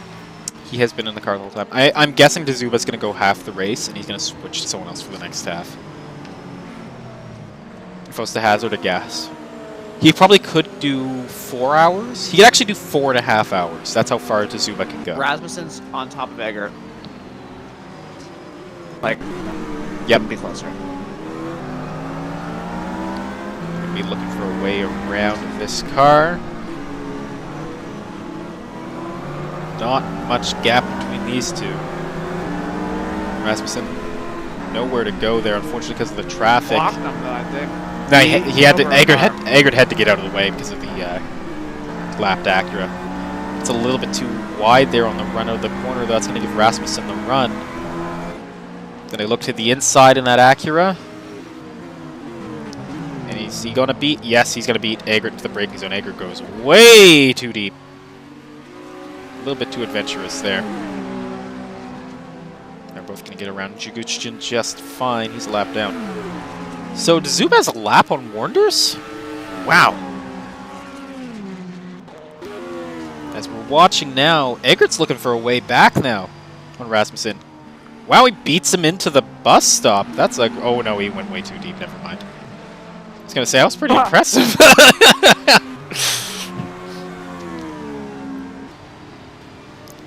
Yeah, that's the... One, though, like, up a full lap right now. Yeah. Absolutely flying James Dazuba is. This has been a rivaling some of the Jesper Eriksson drives we've seen in this series. That's true. Jesper hasn't been driving yet. I think Jesper got a drive with an actual esports team. I think that like an actual paying for him to drive esports team. Not that these aren't actual esports teams. There are some pretty serious squads here, but you know what I mean. He's getting invited to those invitationals. Once again, I'll let you insult everybody. It's on you. Yeah, I know. I'm a terrible human being. How's it going, lads? Says Callum Hambley. It's going good. We're enjoying watching the racing. It's been some pretty close battles all around. How are things with you, Callum? You should drop by the... should poke me. We could do an interview with you at some point. I don't know. Think about it. Let that percolate in your mind. Let that consideration. And Zooks has gotten real close here to Wei Song. Yeah, Wei Song. Yeah, there were close battles all throughout there. Oof, somebody's off there and slow. Is that Wei Song there? It looks like he just lost a bunch of places there. Somebody else too, though. There was 2 cars. Yeah. They got stuck in that like fall. You know, you follow somebody. 8 GTE for ignoring blue flags of the same class. That is Tony Corsaro. Number 8. Let's see if I can find it. That's the 818 for me. That's him over there. That's going to be unfortunate. Wei Song's only got a second, well, 2 seconds basically between him and Roland Zooks. This is for second in LMP2. Close battle here. We are back onto the front stretch. It's something that's hard to fully convey until you've been to Watkins Glen is how aggressive the elevation is here. Like, I know you hear that about a lot of tracks, but man, the elevation is aggressive in Watkins Glen. It is quite a journey to walk around this track. Yeah, it's long. Long track. It's long. The elevation is really heavy. It was very fun though. The weekend we did. It was part of the IndyCar race when they were replacing the Boston. Imagine having to do a spa track walk. I need a golf cart for my spa track walk. I'm not gonna lie. Man, a pretty big gap though that Zooks is pulling out on Wesley Song. It's up to 3.6 seconds now, despite all this traffic in front. Through penalty for the number 17 Musion DPI for avoidable contact. Oof, that's gonna hurt Ben's Pankatai. As we see, That's brutal. Yeah. Those always hurt. And he was closing in on Casey Soul, but Casey Soul back in that GRG Cadillac DPI, by the way. Hallows is Okay, drivers, we come to code 80 in 10 seconds. Car allowed to pass is the 56 Delta LMP2. that is perfect 5, for Ben Spankatoy. 4, 3, 2, 1, code 80. Because Ben's literally just committed to serving his penalty right when that happened, so this is actually going to limit a lot of the damage for him. That is really big. You just got to remember not to speed now. It was Max Chambers who had the crash, and no wing. Oh, there you go. I'd say that's the number 56 in its natural form at this point, but it's been Benz, rough. I had called the code 80 at the time of you coming into the pit No. lane, therefore the penalty will be reassigned. I don't Thank think you. that's fair at all. He definitely had But committed to I will that. reassign it once we go back to Yeah, I flag think he running. committed. I think he committed. As the commentators, I know we're supposed to be unbiased, but I think he should protest. Yeah, he had definitely committed to that. Like, I don't know what you want him to do. He did if everything he's- else he wanted. He did the move over right, everything. Yeah. That sucks. That is, I don't know, man. Thank God we're the commentators. Yeah. Oof. So, as we sit, 3 hours, 25 minutes into the race. Can I just side note, complete aside, I really like the new Mugen livery. I think this is a massive step up from the one they had for the beginning part of the season. That is an attractive Aston Martin. I am a fan. Hats My off to whoever... commentary- Gonna partner is drivers, making we love come to his back car. Green in 10 seconds. be back to green in 10 seconds. 5, 4, Yeah, the Mugen 3, one is sick, though. 2, Yep. 1, green flag. And we're back The to... Mugen team. Jeff Breaking Close news. taking over. So that's the German is in, the leading car once again. Oh, yeah. That's our boy, Jeff. Good take. I mean, our non-biased, neutral friend, Jeff. Yeah. We didn't do a 24-hour race with Jeff. We didn't do a 24-hour race. But yeah. Jeff was very excited when he won at Mid-Ohio. Look at them now. And here he is, Look at how- leading once again at I Watkins. Glen. love that light blue and white livery that they rock is amazing, though. Yeah, there's some For me, really good that's all liveries here. totally The, me. yeah, the Madhouse Acura has a good livery. The light blue AFP livery is really nice. I think, honestly, most of them are really nice. Yeah. The Funfetti Ferrari now we made nice just because it's like a... It's just a good meme car. Yeah. Just a good, wholesome meme car. Change their team name to that. Funfetti. Yeah, so let's see how Jeff Close, see how he settles in. He's been gifted a pretty good, solid gap. He just needs to bring that car home, really. I know it's 3.5 hours left, but it's a lap gap over second. If he's within half a second even of the guy in second, he's going to win this race. He just needs to get those nerves under check. Yeah.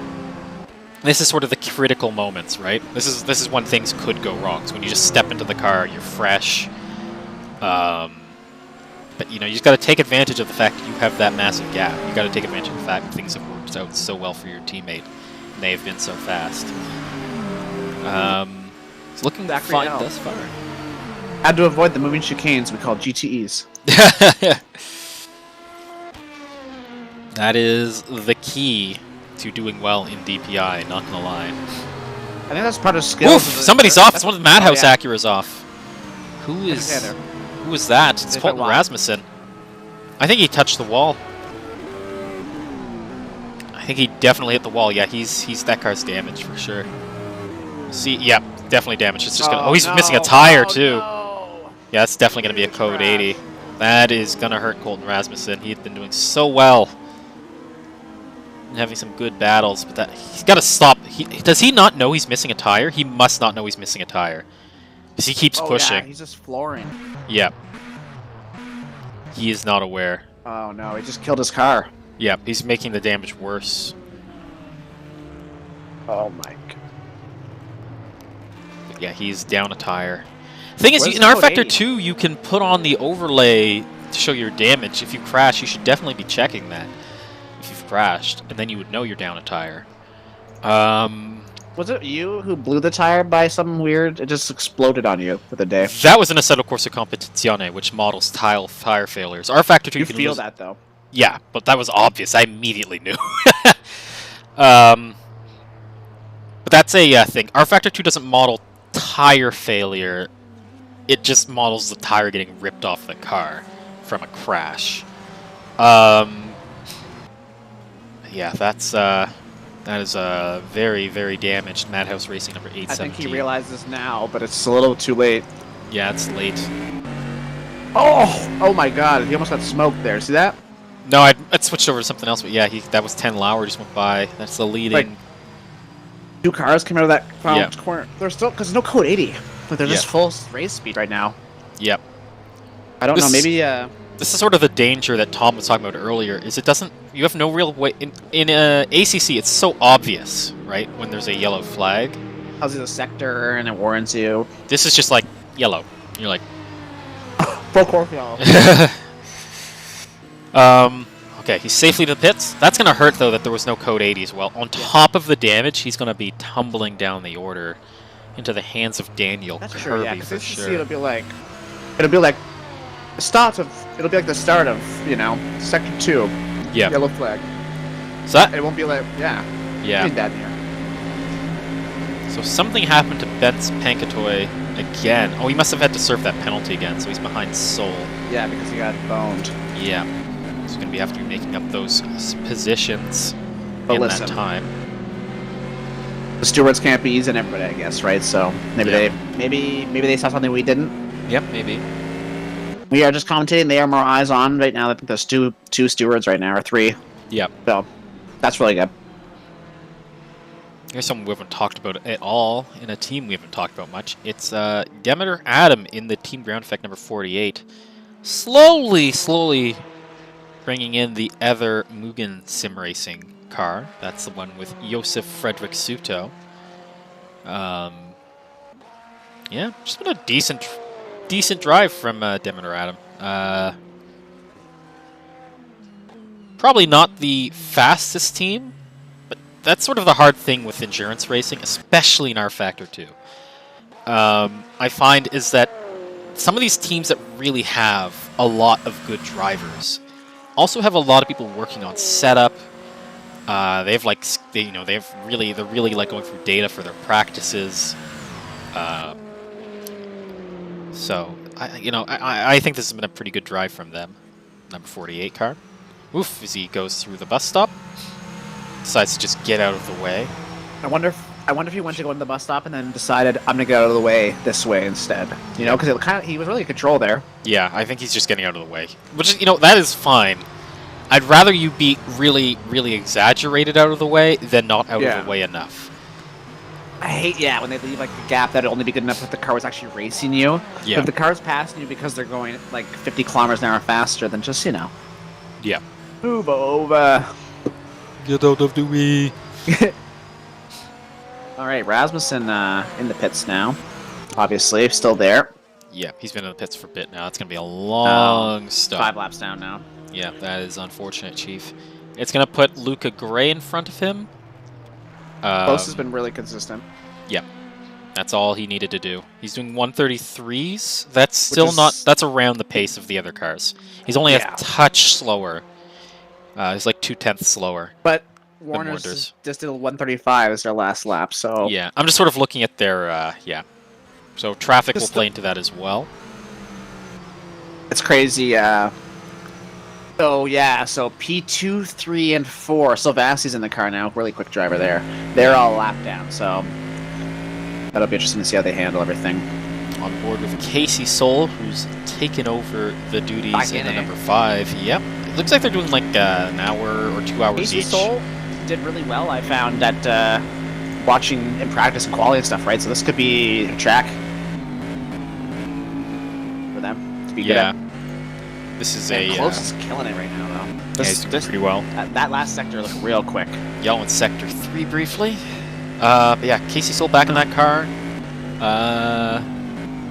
Oh, it was quicker.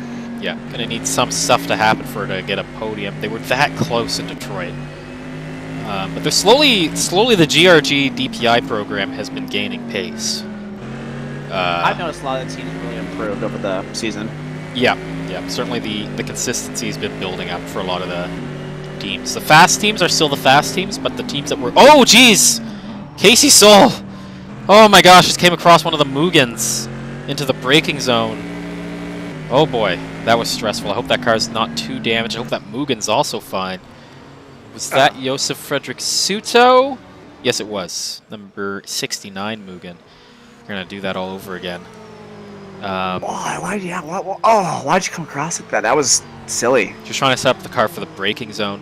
I Looks know, like but neither of them are too damaged, fortunately. Lappin's when just you're got that- into when the leading when you GTLM. already see the brake markers, Yeah, the 100-meter board already happened. yeah. So, let's just, for a moment, if you don't mind me doing this, if I can find the correct information, by the way, let me just do this. Awesome. Just a quick round of applause for Danny Robbins, now that Ernst Lappin's getting into that car.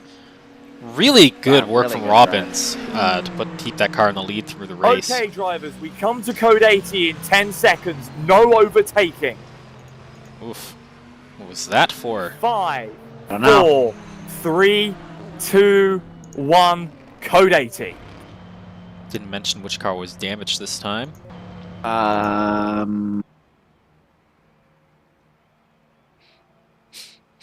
Wow.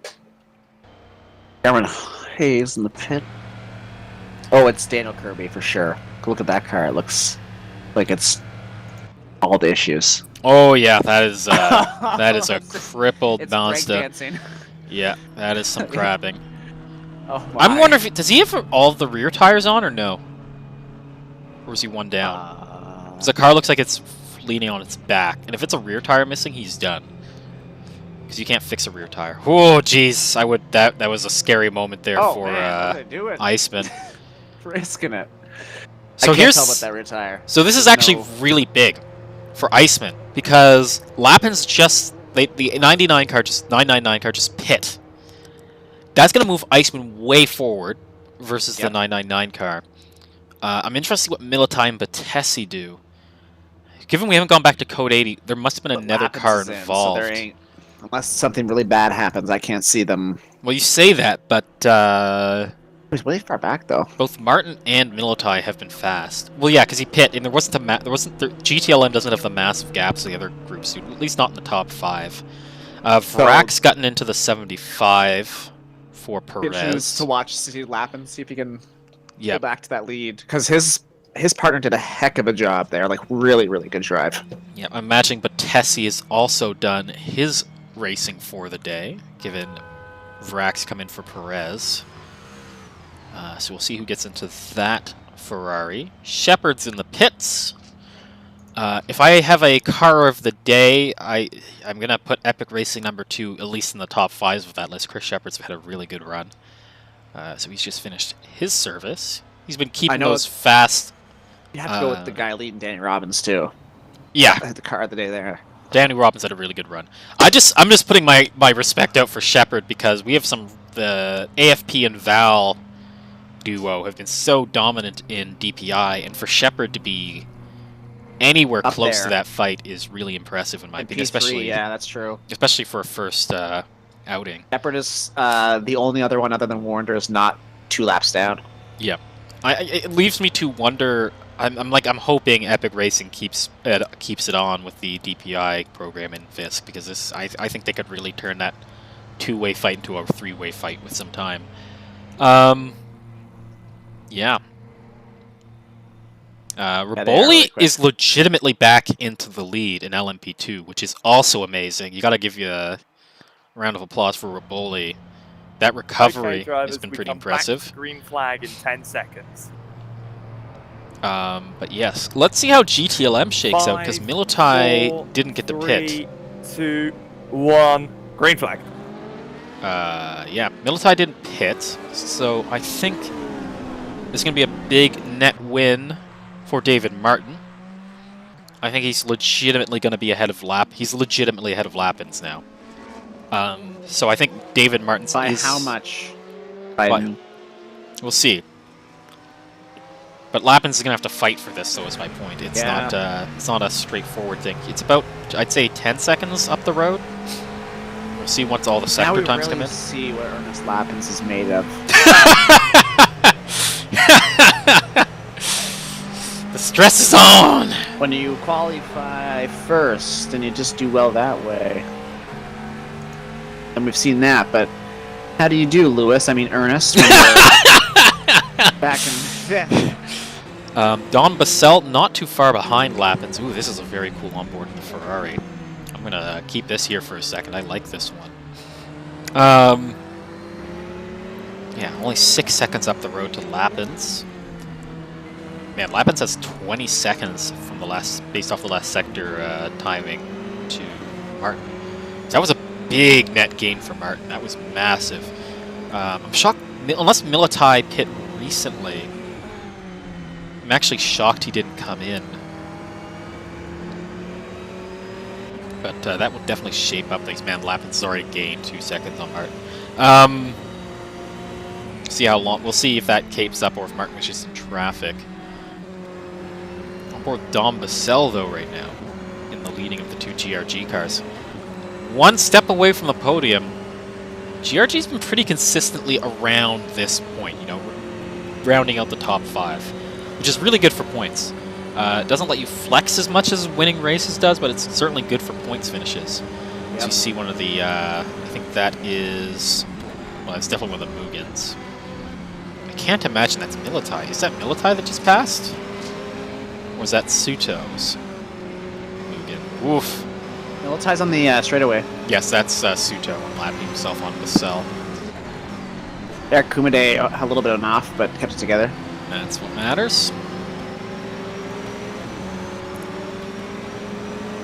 Man, this is Lappins very... has a couple positions to make up here. Yeah. Yellow in Sector 3 here for someone. For Close and Lappins, they're the same racing team? Yeah, same racing team, obviously in different cars, but yeah. There's a lot. So AFP and Val are related racing teams as well. So AFP is the main team, and Val is the Toro Rosso to their Red Bull, if you follow me. That's wow, look how close, and they're doing 1-2 right now. Yeah, it's a very competitive team.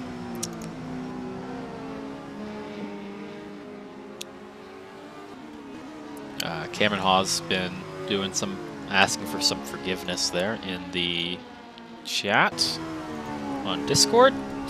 We all forgive you, Cameron. Nope, not forgiven. Oof.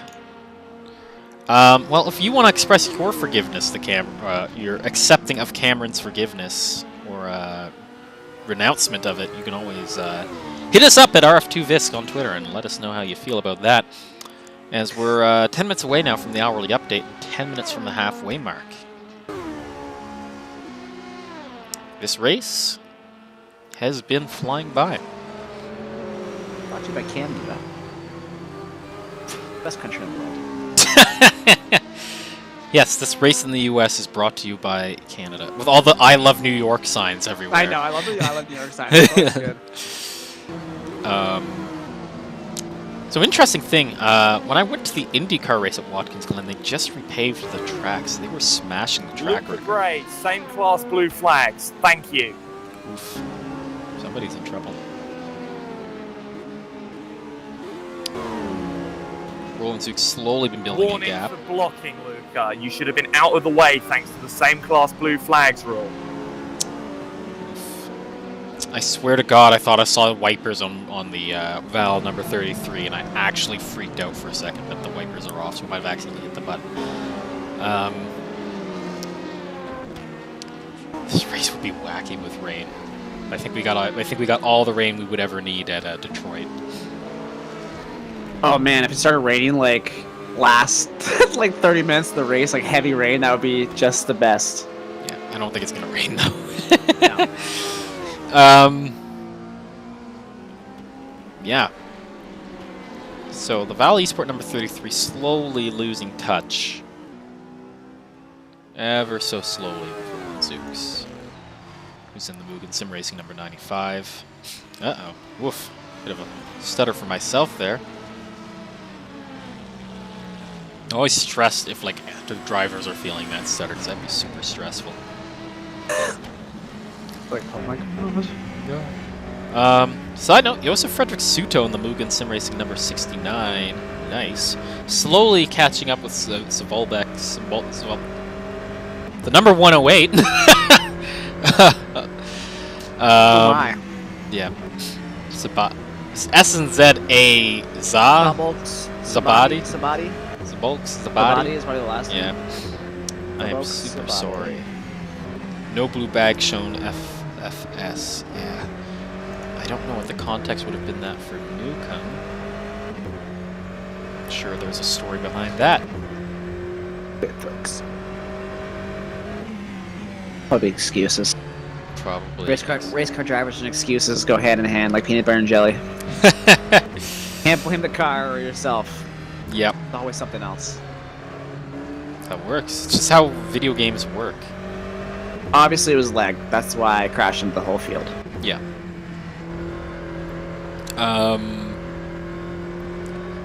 So, just been keeping an eye on that gap. Holy shoot, Lappins has cut the gap to David Martin in half in like 20 minutes. Yep. Holy shoot. I am physically uncomfortable with that pace. David Martin's in trouble. Yeah, And there's then it's Military. there's a 2-second a lap difference between them on pace right now. Lappins is just full sending that Corvette, man. There's a interesting thing. I've watched a few videos on how to be a better driver because I suck, and an interesting thing they somebody kind of explained to me that I never really thought about is they were saying that a bad driver overdrives the car everywhere, right? Like they're missing braking zones. Not even bad, like a new driver, like an inexperienced driver. That's a better way to put it, because they're not inherently bad. They just need more track time. They're just overdriving the car all the time. A mediocre driver is driving the car under complete control, but they're slow because of it, right? Like there's someone who's not crashing, but they're slow. A good driver is someone who's occasionally overdriving the car. They're kind of like finding the limit, but occasionally going over it. And a great driver is someone who's basically constantly sliding the car through, just on the edge of sliding every corner. And you can kind of see that with Lappins chucking the car to the corner some of these times. I'm like, that car clearly has a bit of a slide on it, and that is stressful to watch. Yeah, he just trusts. Yep, he just believes, which is really important. And that's an interesting thing. I find R Factor 2 really demands that more. ACC is interesting. ACC, you really actually can't do that because you're trying to avoid clicking on the traction control, and the introduction of slide turns on traction control. So ACC, you're driving to the edge of the traction control. Whereas R Factor 2, that's not how the traction control seems to work. So you're actually pushing through the traction control in R Factor 2 to be fast, which is quite interesting as we see Lappins just once again just through the curbs. That gap is down to 7 seconds. He I was know, he's gonna try to get 30 the lead seconds back. when he got in that car. We just How you doubted the VISC GOAT? Oof. He's still got a lot to do to get to Militai. Yeah, Militai's a lap up on him, isn't he? He's not a lap. I guess in the same lap, yeah. It's about 40 How many seconds up. Oh. 45. Militai's doing, did a 146. Yeah, traffic definitely playing into it. Yeah, it's hard to avoid people. LMP2s are still confused and think that the GTs have to move out of their way. But there we go. Just an absolutely amazing run there from Lappins, making up for the fact that the Code 80 did not split their way, and it worked completely in favor of Martin, the number 14. This is a close battle, not only on track, but it's a close battle in the points right now. This is like the main two cars fighting for the Endurance Championship. I'll just bring that up again for all of you. So the number 14 is leading with 30 points, and the AFP is in third with 27 points. And then the Mugen car, which is leading the race, is actually second in points, and it's 2 points down from first. So the gap between first to third is 3 points, and they're all in the top 3 in this race. The Endurance Championship for VISC is going to go down to the wire in Road Atlanta, I am sure. If they're this, oh man, let's see if it's as nice. Yeah. See if they're not racing each other too hard, or blocking harder. Cameron Hawes says, "Watch Milnes." Where is Milnes? Kieran Milnes. Well, here's Kieran Milnes in the RH Motorsport, number 49. Got that nice British Union Jack, as opposed to a German Union Jack. I don't know why I said a British Union Jack. It's got the Union Jack on the back of the fin there. It works really well. That off sort of banana-ish yellow. It's a nice looking car. You can show us your nice looking virtual racing car liveries at RF2 VISC on Twitter. Always love to see those. And make them for our team in ACC. It's really funny we're commentating on an RF2 league, but we mainly drive ACC competitively. I don't know. That's kind of funny to me. Yeah, that's true. Yeah. We just mainly have RF2 down to commentate. Yeah, that's could be completely honest. I uninstalled it because I don't really play RF2 anymore. And then I was like, oh wait, I gotta commentate for VISC. Better reinstall it now. So that wasn't too bright of me. Lappins is only 4 seconds away from Martin. 3 point. I think that's a Madhouse Racing Porsche between them, but he's just up the road now. Not a lot of gap left. Slowly Militai's building a small gap on Mid-yawn. This is the issue for me. These races are so European in their timing, man. I am struggling. Yeah, Lappins catching Martin slowly losing Militai. About a few tenths every lap. I don't know if there's something damaged on that car or if it's just raw pace. I know certainly in the case of Lappins, it is just pace. He's just wicked fast. Well, he's just, yeah. I'm on board with him right now, Yeah. and it's crazy how quick through some of the corners he is. Yeah. Is that Martin right in front of him there? That is a Madhouse Racing Porsche, and then Martin. Yeah. Wow. Martin's the Ferrari just in front of this. Took him, what, 5 laps to get there? Yeah, holy shoot. Martin Militai's in the pits right now. Okay, so he had a pit stop. So Martin. So David Martin is leading. Yeah. So that's what I thought. Ernest I thought Lappins is second. I thought David Martin would be the net leader because Militai didn't pit during that Code 80. So it's going to put David Militai completely off strategy from these two. Martin Militai. David Martin. Yeah, sorry. Yeah, Martin Militai is completely off strategy from these two in the Mugen. Oof. Yeah, he didn't get dive bomb. That was nice to the guy. Yeah. I saw it coming and I was worried. Yeah, I was too. He held off respectfully, so that was nice of him.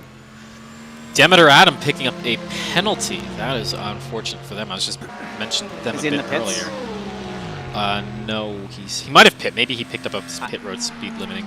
Yeah, I always wonder if like Pit lane speed limit penalty. Words are hard. Let me just keep track of where I'm at here for a second. Yes, we missed the half race hourly report. So let's do that. Well, I'm watching because David Martin's only 2 seconds up the road now from Lappins. Okay. Well, you know, we'll let this battle conclude, and then we'll do the hourly report. I want to see how this goes. I don't want to interrupt it with my woof. Using all the track and more there, Shepard's was to get around Ernst Lappins. Lappins just was so focused, I think, on in front of him. He realized he was there at the last second. Like, Yeah, I'm on board, Lappins. He corrected there. He's like, oh! Yeah, he's just in the zone. He does not Yeah. care. Because there's P1 right in front of him. It's there, less than a second away. Lappins is using... I think a big thing that you're noticing when you follow Lappins versus some of the other cars is how much of the track he is using. That's a big thing. Yeah, using more of the curbs. Yeah. It's actually... Because you think sometimes the curbs will throw you up, but then, I mean, they're done. They're not doing it to here. Yeah. Here we go, onto the front stretch now. Just over a second between the two as we see... Wish an F1 race here again. That'd be cool. Yeah. The runoff would kill you at the right here, though. That DPI. Threatening DPI is there. I think that is... Who is in that DPI anyways? Oh! Lappin's huge correction. Wow. Big save. Together, there. though. Yeah, that was scary. Racing run. Casey Solon Wow. hits from 5th. Side note, as this goes on, Lappin's going to look through... Woof! Got some contact there. Was it? It might have been. It looked so close. None of them were any worse for it. Wow. Martin held a line that was so smart. Just get that, like, middle line. So just enough couldn't pass. Yeah. So we see Chambers now trying to get through this fight safely. Oh, big contact between Chambers and Lappins. Come on. Now Chambers going to go through the inside here of Martin. Oh. This is stressful. Now we have the Madhouse Racing Acura getting into this fight. This is endurance racing at its best. Got the multi-class fighting going on in the midst. Lappin's looking for the inside there into the toe. Just keep it relaxed here because it's there. Yeah. He has the pace for sure. Man, if I don't do the hourly update, I'm sure Tom's going to be on my case when he comes back on. But this is more exciting. We'll do an hour and a half update. Oh my god. He's looking everywhere for it. I think he's just trying to pressure. Yeah. Trying to force the mistakes. But Martin's being real smooth. Yeah. This is... middle of the race is like a really good battle for first place at GTLE right now. Or GT, whatever the heck it's called. Yeah, this is the battle. This is the battle for first in GTLM. Here we go. Through turn 1 wow, really towards good. the S's. Both of them, though. Yeah. Great. Rabole pitting from first in LMP2 as this fight goes on. Oh, Lappins has lift because he's got so much speed because of the pull. Yep. He's gonna look through the outside now. He might have him before they even get to the braking zone, but we'll see. Yeah, the Corvette's got such a good straight line. Yeah. He's got him. Yeah, he has Wow, it. good There you go. battle there. Lappins back into first in the number 99. So Mika Hakimi takes over from Rabole after a really great recovery from Rabole in the number 90 AFP LMP2 car. Also, no, Jeff Close still killing it in P1 right now. So there we go. And with that, Wow, that was really good. that was really good. Good job, boys. Let's just see how the LMP2 battle is going to sort out. Max Chambers, what the heck, man? Yeah. So in LMP2, that might change hands of the lead. It's going to be really close between Tobias Blumskin and Mika Hakimi. We'll see how this sorts out. Tobias Blumskin, side note, amazing drive thus far to get that car up to second. They were quite far down the order. Tobias has elevated his race game since the start of the season. Yeah, for sure. Really good in that Just-O-Matic Racing team number 29. I don't think they started the season with us, though. No, I don't think so either. You can just see Rabole, or Hakimi, sorry, up the road. But before that battle develops, let's take the moment then to look at our mid-race update. Truly mid-race update now. We're just past the halfway mark. And of note, there's been a driver change in the leading car. Jeff Close has taken over there, replacing, and let me just be completely correct. I just need to check this. Confirm teams. Who was in that car? It was James Zuba. He's taken over from James Zuba, leading in the FP. And Jeff Close has just been doing really well in that car since taking over. Next car down the order, we get to Richard Warnders in the Sister Val Esport number 6 car. He is doing pretty well. He's a lap down, though, now. That has slowly, that race is spread out. Chris Shepard is almost a lap down on Richard Warnders in the Epic Racing number 2, but he has been pretty dang fast. He's actually not a lap down, though. I think he's only like half a lap down. So still within touch. Patrick Silvassi is in the leading Mugen Sim Racing number 16 car. Not too far behind him is Casey Soul. She's been putting on a pretty good performance in that Cadillac.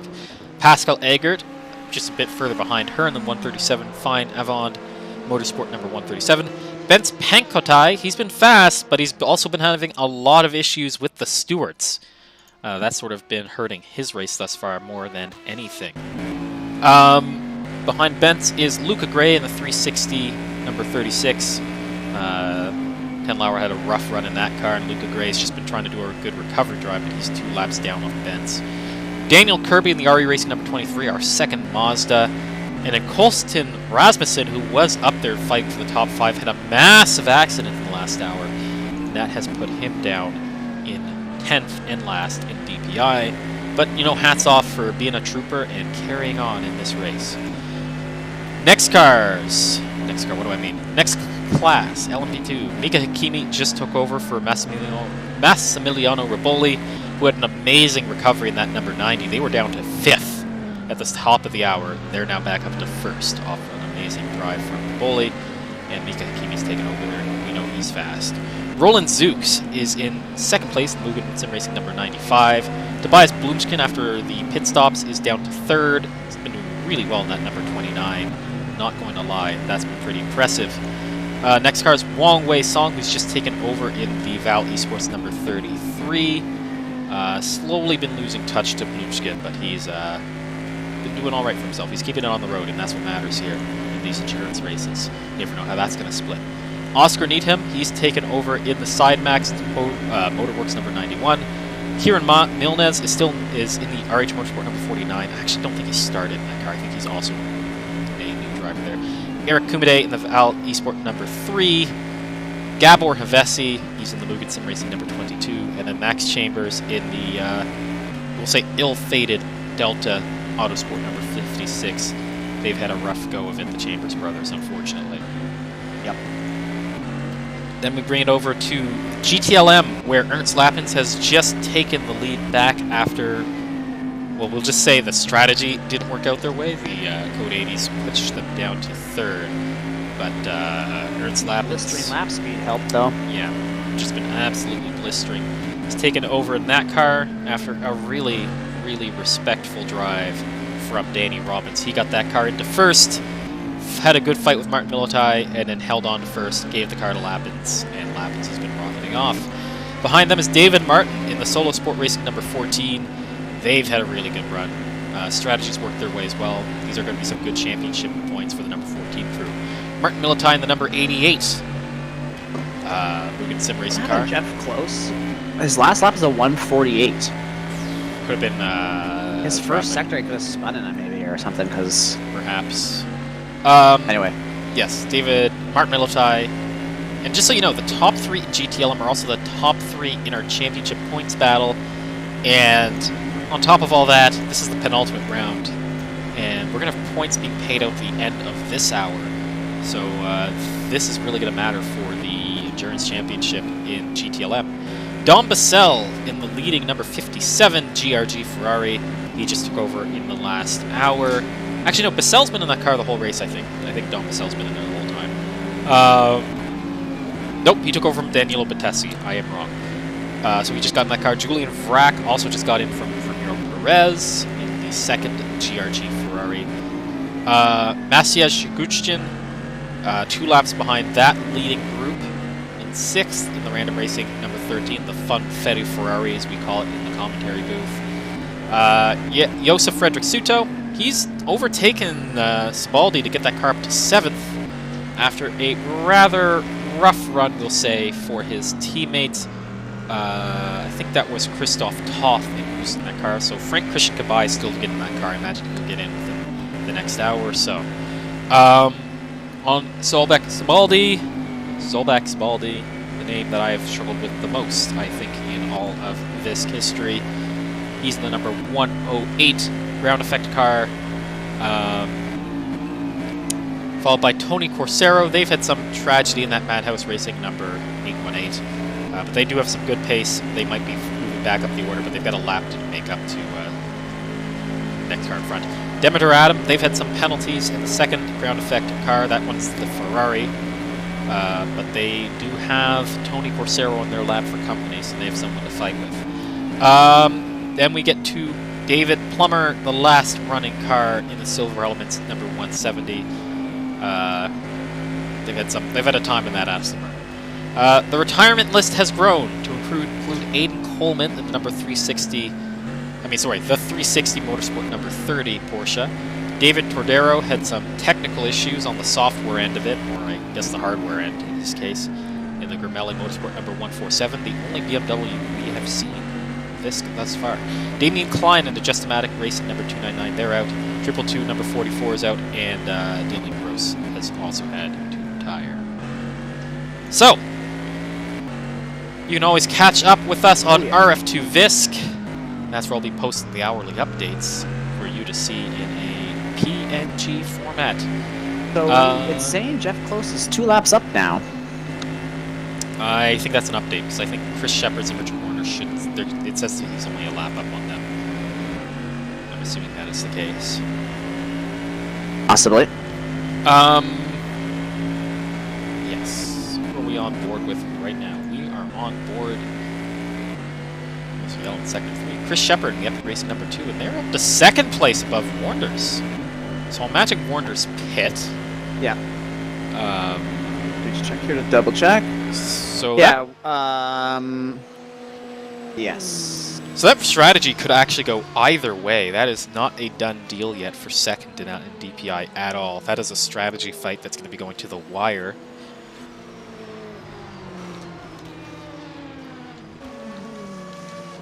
That's pretty impressive. Okay, drivers, we come to code 80 in 10 seconds. Be aware, the car to overtake is the 48 Oh, Ferrari. yeah. Demeter Adam in the wall. Big 5, crumple. Bad crumpling 4, car. 3, 2, Oof! 1. That was close. Code 80. He's not code 80. Oh, wait. He's not, Yeah, he's not code 80. Demeter Adam didn't code 80. Yeah, you just turned it on there. There you go.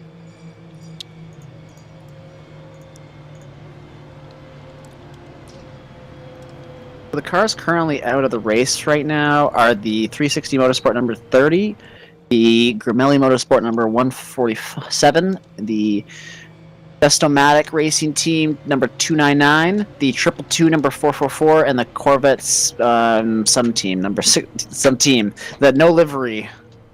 Yeah. The stock car. Wait, who's in the stock car for you? Dylan Gross. Dylan Gross. I say his team name, and I was like, oh, it says Corvette's, just the Corvette name. Like, Oh, yeah. He's the, yeah, I know what you're talking about, yeah. Okay. I internalized everything you said. So that was a bad crash. Yeah. Really bad.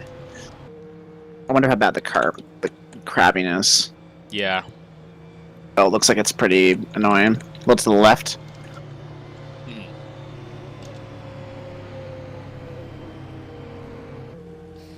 And let me just check here. They're really stacked up, a lot of them. Ernest Lappin's pit. David Martin's in the pits. Martin Militay did not pick, 'cause he doesn't have to. Different. Oh, wait a minute. What's going on? Martin's and Lappin's are coming out. Martin Militay, look at where Lappin's came out of the pits and where Militay is. Interesting. Very close. Yep. Good Okay, jump, drivers, we'll come back Martin to got green jumped. flag racing in 10 seconds. Man, it's going to be a close battle to the end in GTLM. This is exciting. 1, green flag. Especially when you consider all the points. Like, really, they are close enough in points. Whoever is in front goes to the lead in points. That's how close they are. Because there's only 3 points between those 3 teams. And now there's like 8 seconds covering them on track. Yeah, they're all right 3 there. hours into the race. Almost 3.5 hours in the race, and there's 8 seconds covering the top 3 cars in GTLM. And that is for the points battle.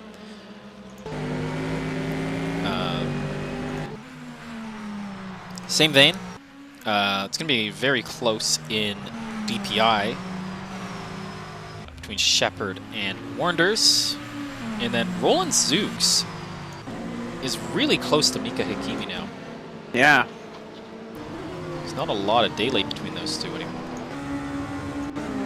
Well, Zolst and Egger, look at that gap. Oh, that was really close. The number 69 Mugen car there. Look at Zolst Yikes. going all over the back of Egger right now. Yep, That's a race. that's a battle for position there. I'm on board there because. Mazda versus That's exciting. Cadillac. Oh man, he really stuck it there. Zolst killed it in that corner. Yep. So Egger's Bent's like, going to be please. looking for a space, perhaps in Are we turn gonna get 1. the dirty dive bomb? Nope. Thinks better of it. You see, you feel like you should be able to dive bomb turn 1, but you You really really can't. No. There's so much speed there. Yeah, you really need to actually be ahead. It's built for you to just brake really hard for like a couple seconds. You know what I mean? It's like weird. Yeah. It's very much just like every engine braking. A lot of that's going on, and then you just back up, go, go, go. It's a very big downforce. It doesn't even corner feel on like these cars. they lose a lot of speed. So here we go. Bent's going to be looking to use the draft, perhaps, into the bus stop. No, not close enough yet. So now he's just going to have to... Rebecca Zolst and Egger. Uh, That you're talking about? okay, so... Because Benson is not in the car anymore. Then. Okay, so the overlay is out of date then. Let me see if I update if Oh. it fixes itself. Although he's losing time here. The boot, man. Some people just really know how to do the boot. Yep, it updated. I'd updated, so it's Zolst now behind Egger. I watched like an old onboard from a Formula One around this, and it was cool. Due to them having attempted to serve them multiple times. Oh, I guess it's just not letting them serve the penalty. Yeah, maybe. Glitch. Apparently, there is a battle going on. It's Milnes is catching Kirby and Needham. It's a bit of gap still. Yeah, Kirby's 15 seconds, 24 seconds behind. Needham. Yeah, Milnes has I don't know. 86 seconds. This right here we're watching is really the closest. Yep. Yeah. Oh, Very much on Wolf's the getting edge, mad at these us two. over there. Yeah. First. Let's go through the S's now.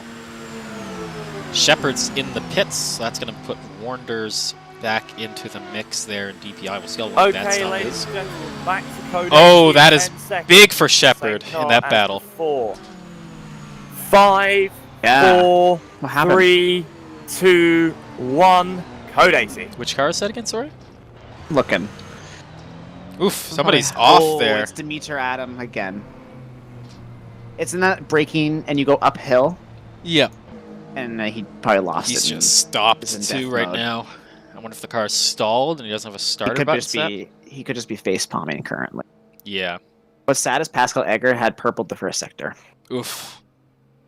right? Like in that race with Zol. So Elliott just got into the number 2. Oh man, Militai and Martin, go to them right now. That's going to be the next biggest thing. I don't know what happened there. because Jeez. There's they 2 were close not- battles now on track there. I saw one of the DPIs did a little spin there. Ernest is in the pits, so these are the first and second right here. Lappin's in the pits. Martin and Militai are first and second right now, so they're that close. I'm gonna feel like that might be the one to Yeah. watch on the restart here. So that has also secured the position for the number 2 team in DPI. Oh yeah, but Freebeck Zolt is right beside Egger. Yeah. Zolt is passing Egger. So let's just give a little round of applause for Chris Shepard. Really great race from him. If we're gonna get any, if there's gonna ever be a lull where we can have someone in the commentary box, I'd love to have Chris Shepard in because that was a. I'm respecting that drive. Man, 2 close battles. One's gonna be for 2nd overall, and one's gonna be for well, not second in GTLM, and one's gonna be for 6th in DPI when this goes green again. But has Demeter Adam moved yet? No, he's just DNF'd. They just DNF'd the car. So that's the end of the line for that Ferrari. As the GTLM grave grows.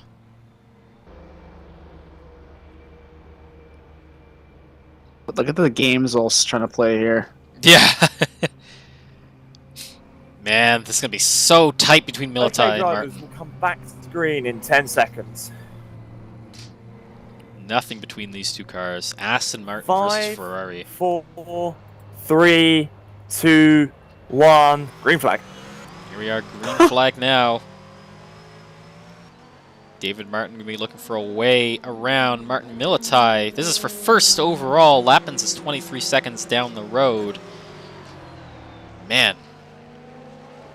Where to go is David Martin going to be at? That's what David Martin's going to be asking himself. In the toe, perhaps? Militai's good there. Oh man, I thought it would come together. Yeah. One mistake, and Lappins and Bissell are not far behind this fight. They're only that's only 13 seconds back to fourth for these two, so they got to be careful. There's a yellow in sector 2. Maybe cautions breed cautions here. Don't know who that was for. Oof, as they pull up in front of that DPI. I think that's the 360 DPI there. Lappins is just coming on the front straight right now. He's just getting onto the front straight now? Yeah. So yeah, he's not far behind. He is not far behind And us then at all. Bissell's now onto the front straight right now. So it's really close in top GTLM. Close GTLM top is four. not kidding around. As this goes on, let's quickly jump over to Zolt. Yeah, he's trying to get by Eggert still. Yeah. It's a much better run through that corner, but he has to check up. Close fight here. Every point matters. We're nearing the end of this championship. It's only 36 minutes until the next point haul. But Zolt probably wishes he'd given himself a little bit better of a run there, but we'll see. He's going to be going up towards the long straight. So we can get a good run off turn 1. Better run than Eggert. That's all he needs. And then he just hold tight behind him from the S's. Get that nice long draft from the backstretch. Flat out here. 2 and 3. Up to 4. Barely a corner 4. Here we go. Up through the gears. Oh man, Eggert's quick out of that. Look at that, no problem. Eggert's quick where he needs to be. This is probably something Tom was talking about earlier about needing to worry about your downforce levels. Because if you go for a high downforce setting so you can be fast this part of the track, which is coming into now, through the old Grand Prix circuit and the boot, it's really nice to have that downforce, but then you're basically sacrificing your straight line speed where you actually really need it. As we see Eggert going a bit wide there through the heel. We are now going through the short chute up to the toe. Not a great passing zone, and Quebec Zolt is just a bit too far behind anyways. But Eggert a little bit squirrely on the exit. Martin's all over Militai at a T1 right now. Oh, here goes the pass! Contact! Big contact, and he spun Eggert around. Wow, that was not good on Zolt's part. No, that was the wrong spot. That you can't pass there. And I'm sure he's going to get a penalty for that. So now jump over to the Martin Militai versus David Martin battle. Hopefully this doesn't end as violently, we'll say. New best lap time, Ernest Lappins, 142.8. Oh man, that was brutal. Yeah, Eggert did. That was brutal. Yeah, that was not the place. That's sort of what we were saying earlier. So you gotta. This is something Tom was talking about as well. You really gotta wait till the pass comes to you. Oh, Martin's going for it. Yeah, Militai was a little bit too wide in that entrance, and now you've got Casey Soul and right DPI. Oh, got it. Penalty Militai for held. number 33 LMP2 for causing a collision with a GT car with Nope, an that's unsafe rejoin. not it. That's another thing entirely. I've heard there's been a bit of drama whilst I've been there. Yes, You you should have. just watch me Here's the back pass stream, for the watch the lead. last 5 minutes. Wait, no, that's not pass for lead. Martin Militai's been in the lead the whole time, hasn't he? Yep, he has. Yeah, Martin's leading. It's Martin. It's Martin trying to pass Militai. Oh, Militai goes wide. Yep. Been all sorts of Lappins drama. is right there. Though. Look where Lappins is. They're fighting each other, and they're It's letting not Lappins good for close them. up. And Bissell is They're catching side up by too. side. I won't spoil anything, but definitely hasn't been as drama-filled as the F1 race. Oh, geez. I'll have to watch that. Yep, David Martin just trying to hold on to first place in front of Militai. This is very important, because these are the top 3 cars in the points. And there's a big points haul coming in half an hour in this really, really close GTLM points battle. These are the top 2 teams And the third place team is in third. Only, what, 2 seconds down the road. Yeah. So Martin got him. Miltai's going to try to get back. Yeah. Where to go? Going towards the bus stop here. Oof! All the way to the line! He forces the issue. He's back in first. It's been a great battle. Top of GTLM. Well, this is where... And there's Lappins. This is where in the race you kind of stop that thinking of, I need to be conservative now. This is where you really just attack, and it is pretty much a sprint race from this point to the line. But we still got over a Formula 1 lap Grand Prix distance to go. That is very true. Lappins is right there now. What is the name of the thing again to share your computer with someone else? What's that program called? TeamViewer. TeamViewer? I'm gonna give you the car so I can run and get food. I mean, the car. I'm gonna give you the stream, Martian, so Matt, so I can go get food. Everyone can see what you're doing. Why is it showing up on that screen? Please show up on the right screen. Oh my god. Was up on the screen or something. Yeah. So yeah, if you want to turn Lappins on... is right on them right now. Do you see that? I do. Yes, don't worry, Derek. Where are you going? I will not spoil the F1 race for you. Me? I want to run and get food. I'm starving. Team beer. Yeah. I have that still going on. We'll let this crazy battle... I don't need to really do much right now, because there's just an amazing battle between the top 3 cars. You have literally just shown your IP on screen. Yeah. I don't know why it shows up on this... I wish things would open... Oh, big half spin! That was a great save. Oh my gosh. Contact the 3 wide. 3 wide. Oh my goodness. Between the leading cars. Lappin stuck it. Oh my gosh. But now he's going to have to hold on through the stretch. Oh my goodness. Who has the draft? No way Militai's going to let that go. He's going for it. Now he backed. Did he go for it? He went for it. He committed. And there you go. Militai around Lappins. And that's going to put David Martin back into this. Lappin's going to commit through the chute.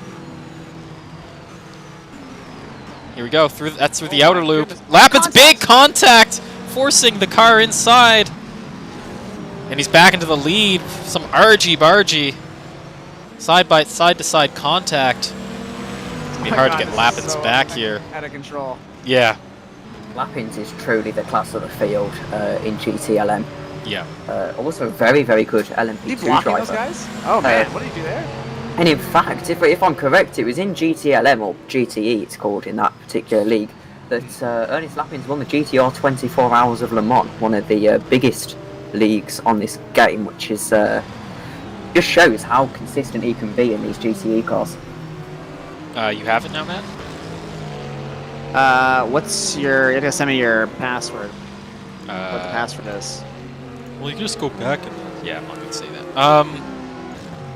That's it. And then I'm going to do this, and then I will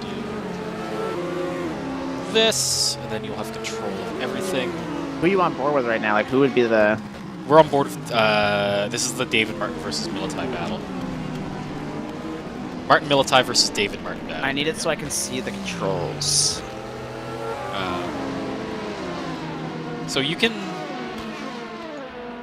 If you scroll all the way, it really doesn't show it. No, I just see the screen. Okay, so what you can do then is, I'm going to minimize that, so you can pop up the OBS overlay to see the race if you need to see it. I don't have any... I wonder if I can set it up better for you. Welcome to the VISC, where we openly talk about technical issues as we're streaming. That's how you know we're legit. This is true transparency. Yeah, there you go. Now you can see the controls and the race.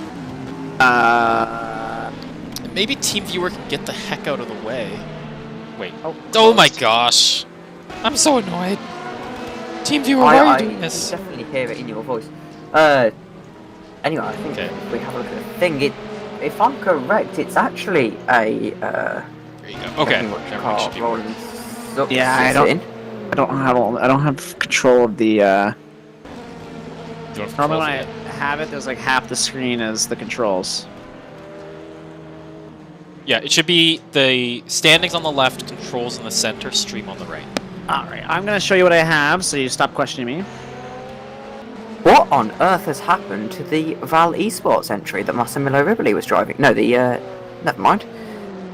Yeah, Yes, the second. AFP's in second That's place. it. 9/10 gap in LMP2. I have missed some drama, haven't I?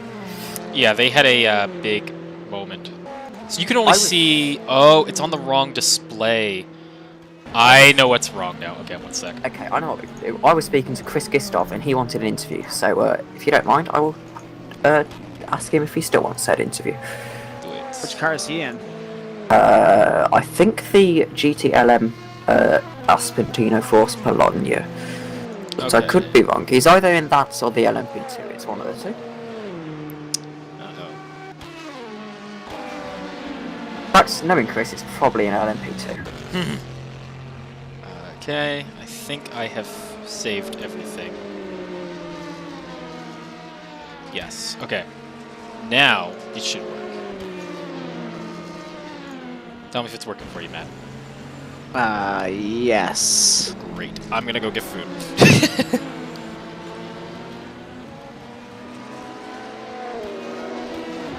Okay, so it will be me and Matt taking you through the next 27 minutes or so, I guess, whilst we wait for Christian to come back, depending on how long he takes to eat his dinner.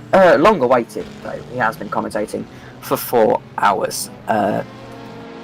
So, I guess, looks like it's been a very interesting race, especially in the last 40 minutes or so.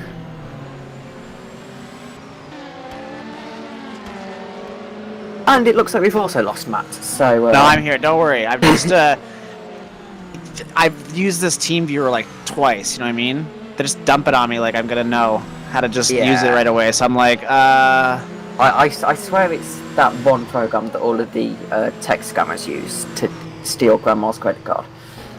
I just want to get this thing at the bottom, the battle thing that's going on there. I don't know how to remove that though. I'm trying to figure it out. Don't worry about me. Speaking of, Evan Muller is out of the pits after a lengthy stop. Not the Evan Muller, but a Evan Muller. I suppose an Evan Muller. At least I don't think it's the Evan Muller. Correct me if I'm wrong, but I feel like if a touring car legend was racing this series, then there'd be a bit more uproar than 34 viewers watching the stream. We'll have to ask him. Oh, big spin by Ernest Lappins. I need to jump to him. I missed A it. rare mistake then from Ernest. He's not Yeah. normally one to make mistakes like that. There's a LMP2 off. He seems to be back up and running though, and he doesn't Yeah, seem he to have- just did like a 360. It was kind of like controlled spin. Drive through for the 108 GT for ignoring blue flags. It's going to be a penalty for Sazbol Stabati. Oh, Chris is in the LMP2. Then I do apologise for poking him, Massey, on TeamSpeak. I didn't realise he was in the car. Unfortunately, RaceView doesn't do a great deal of telling me who's in what car. It's kind of just a wall of text that I have to figure out which is which class. It is difficult to find particular names, especially when you're not looking at them. I'm just trying to figure out which gaps we have going on right now. Miltide and Martin is pretty close right now. Oh, okay, so if I'm correct, Chris is actually Wonk-Wee-Sonk, which is probably a mispronunciation if it isn't Chris. That would be my guess. Because looking at the Val Esports channel, it doesn't look like... Oh no, it is actually a person. Okay, so Chris isn't driving right now. Ice is confusing me, to say the least. Max Chambers is in the box. I saw they got a sportsmanship warning earlier on. Yeah. They got pulled into the steward's box and got Tatering. yelled at. Yeah, oh yeah. We didn't hear it, but I wish we could have. Having had taterings from Alex before, they're not very nice. No. Well, maybe I'll just, it's pretty spread out. Maybe I'll just give everyone some airtime and I'll go through the field here. They all took time in nice, beautiful liveries. We'll show them off. Well, I remember VMG. I had to absolutely. Our livery guy had personal commitments throughout the week, so I basically had to throw together a livery without understanding the template. So I literally had to use the bare DDS file. Oh. And basically recolour the Aston Martin, only for the drivers to. Oh, hang on, I've got a message from Chris. He said, "Okay, I'll say." Oh, we've got Chris. So I'm going to tell him the password to the on-air channel. Hey, just move him here. I can't move him, can I? I could. Oh yeah, go on then. We just had. Oh, I see. He's right here. Waiting. He's waiting for us. I'll move him in here. Raring to go. User was moved to your channel. Now, Chris, you are currently in a higher pressure situation than actually driving, having the pleasure to be up in the commentary box with us. But I've been gone for a couple of hours. I go and you're comfortably in first, and I come back and you're third. Talk us through your race. When I went to the pits, I was first. that's all I can say. But I think when we switched, Wong had some issue with his hardware, so we were held up for a bit until he sorted it out. So we were in second, and now I think we are in Drive-through fourth. penalty for the 137 Fine Bond car for causing a collision under Code 80. Fine of on Motorsport not having a great deal of time. But Chris, so you're in Val. I know you normally drive AFP. What's the deal with that? Because I saw that they were merging, kind of, but I assume Val's now basically just a different coloured AFP. Is that the deal there? Basically, Vale is now the junior team of FP, and the junior drivers are racing in it. Basically. Also, I saw one of the Val LMP2s, Alex Hallows' car. I don't know if that's the one you're in. If it No. is, then pretty well done. But that's the one being run by Eric Kumadi. Do you know much what happened to them early on in the race? Because I was watching Alex's stream, and he kind of seemed to just not have a great deal of, not necessarily pace. He had good pace, but it was just he didn't have a very good deal of luck throughout the stint.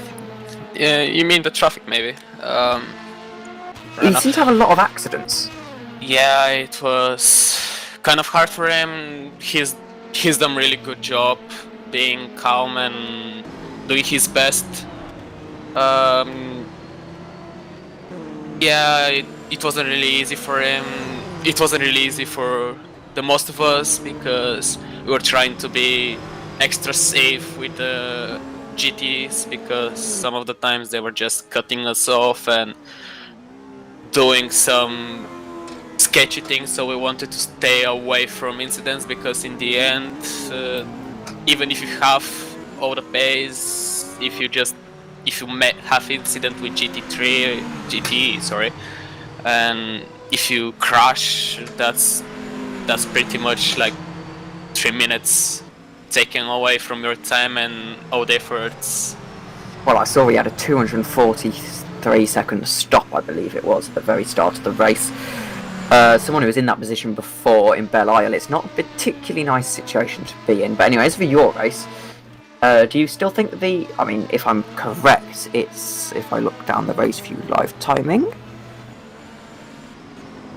it looks like, I mean, you've got a few cars in between you, in terms of the DPIs. You've got one DPI ahead of you, and then the next cars. Looks to be about a 100-second gap. Do you think you can make that time back? It's 2 hours to go, you never know. We were P1 and we were P1 1 hour ago, and now we are P4 with about 2 minutes or something. So yeah, my yes, 1 lap you're down actually. You've been lapped, which is fortunate. yeah, you never know. It's still 2 hours. We hope for the best position possible. If it's P1 or P2, we hope that's our other car, which Mika Kakimi is racing on tonight. Right now, actually, he's driving with Massimiliano Ripoli, who's done really good job as well. So I hope for them to take the best position for them, and I hope to take the best position for us. So, yeah. You seem to have, well, I mean, anything can happen in endurance race, and I guess the most important thing in endurance is that you just keep going, because you never know what can happen. I mean, if you take ERC Le Mans, for example, you could literally have a team who crashed out early on, and they could have still made it to the end and got a good result. So I guess it is all about just continuing. But yes, thank you for your time, Chris, and best of luck for the next 2 hours and 18 minutes. Thank you, and thanks for having me. Thanks very much, problem. Jay. Have a great race. Thank you.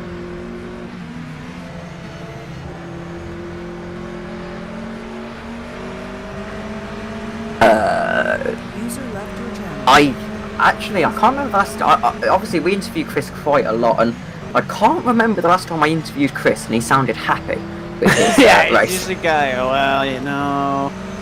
Yeah, they're going well. It's I remember I felt quite bad because we were doing Le Mans, and it was sort of 6 in the morning, and he had his car disconnected just before the start of the race, and obviously they boy. wouldn't restart it for him. And it came to 6 in the morning. He stayed in TeamSpeak all night, just in the hope that there would be a red flag so he could rejoin the game. And it never happened for the poor guy. And he was begging me in the morning. He was like, "Please, just let me race your car for the last 2 hours." And I was like, "I can't." I felt so bad. But you know, we were in a very we risked way too much letting someone who had no I'm not saying Chris is a bad driver, but Someone's in the wall there. Who's that? I should find out from you. I don't know who that was. But yeah, we were risking way too much not letting someone who hadn't got experience with our setup. We were risking too much putting them in the car. But he did well in ARL Le Mans last week. He had a little incident where someone joined his TeamSpeak channel. He was confused and basically missed the pit box, so had to do a lap on the pit limiter. Oh, no. I was race engineering for him there, and it was not the nicest thing. I had to teach him clutch and coast mid-stint, which was interesting. Jeff Close is in the box, so with Pascal Eggert. By my calculations, they are roughly 10 minutes behind fuel target. 15 minutes actually. Realistically, in the DPI and LMP2, you want to be pitting every 40 minutes. Yeah. Which would mean you pit exactly on the 2 hour mark, and then basically you have 3 more stops from this position. So they are slightly off fuel target. They need to fuel save and get that 15 minutes back. The pit stop has allowed Ryan Elliott to unlap himself. Yeah. AFP probably have the margin, but you have got to be quite careful. And is that a red text I see on Jeff Close on the overlay? Is that a DNF? Is he DNF? Yeah. He looks like an A. See? That looks like a disconnect. I know. Massive problems for the Aspentino Force Bologna 97 DPI crew. That's Ryan Elliott here could get the race lead. We'll be on board to see if they can fly around and get that. I don't know what happened to Jeff, but yeah, I think you're right. He's only opened number 6 on his advent calendar. He does not know why Christmas has come this early. That's pulled straight from my line of quippy commentary quotes. Good line. We got taken out. Oh no! The Val Esports have had a problem, according to Chris. They got taken out. Oh. And Wong Wee Song is in the pit lane, servicing that LMP2. That's disaster. Wonder who The they came together entire with. AFP crew have had a disaster. Ryan Elliott now leads the race. Not yet, he does not. Yes, he does. Oh, he does as well. Jeff Close can get back in to the server and carry on, but this is disappointment for that crew, unless he's blown his engine or something. I'm not sure. He's either had a disconnect or he's blown his engine, but I'm pretty sure you would have seen the yellows. Unless he was the person we saw in the wall. Maybe? I don't think it was his car. No, I'm sure it would have flashed up for longer if it was an engine blow. I'm just watching here. Wanders now. Wanders is going to become P2. So I guess that's it for... Well, I hate to say it for AFP, but bad luck usually comes in there. No, he's back out the box, I think. Is that Jeff Close? No, it's not. That's the LMP2. Now here, Jeff Close is still... He's still in the box. Yeah. Bitterly disappointing for him after such a bitterly disappointing Le Mans as well in ERC. I hate to keep bringing it up, and I do apologise to Alex for advertising other leagues. But Tisk. in that particular race, Jeff crashed out within the first hour, completely on his own as well. He basically made a mistake, and that was the end of their race. And to come here and not have the best of luck either. I believe he had a good ARL Le Mans last week, so there was that. But the AFP crew having a bit of a torrid time at the minute. Here he goes. Military for the pass on Martin down the straightaway. This is for Everyone. P2. Oh, contact. Oh. I hate to say, that has to have been David Martin's fault. Possibly. Militai had perfect reason to go for that gap, and it looked like Martin just kind of closed it on him.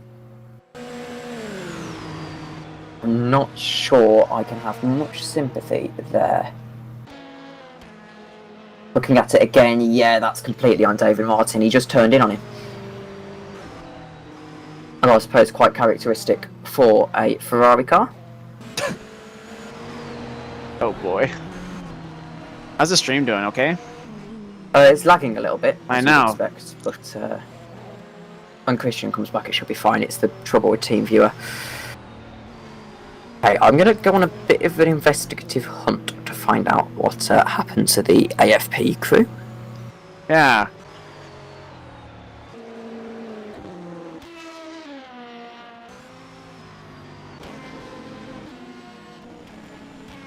So I have messaged James to Zuba.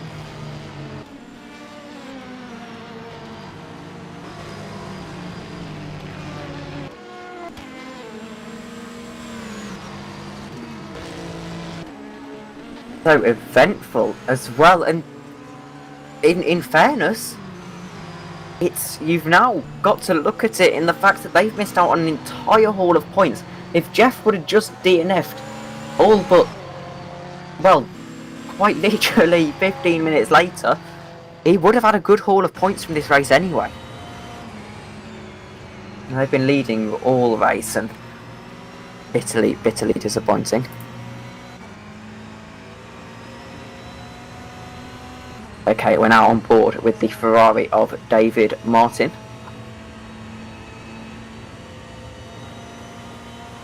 And I would lead you through an entire lap, but unfortunately we can't see his gears or telemetry or anything. So, looks like we will not. Yeah, the onboard with the Ferraris is different. I love this shot though, and I have got a message back from James Zuba. I figure out how. Okay, so James Zuba says that they had a tank slap at the final corner, hit the wall and killed the engine. That's the worst.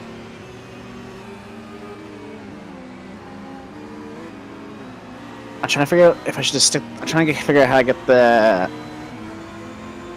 camera to just keep changing every once in a while.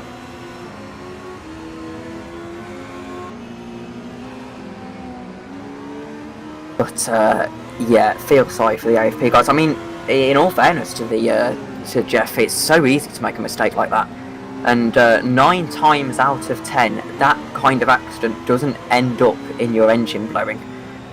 I mean, we've seen 10 times more violent crashes in this race, and it's just ended up with nothing. But there's always that one time where your engine does blow, and I guess that's just tough luck, really. Sometimes this happens in racing. Yeah, I know, because it happened to us yesterday in VMG.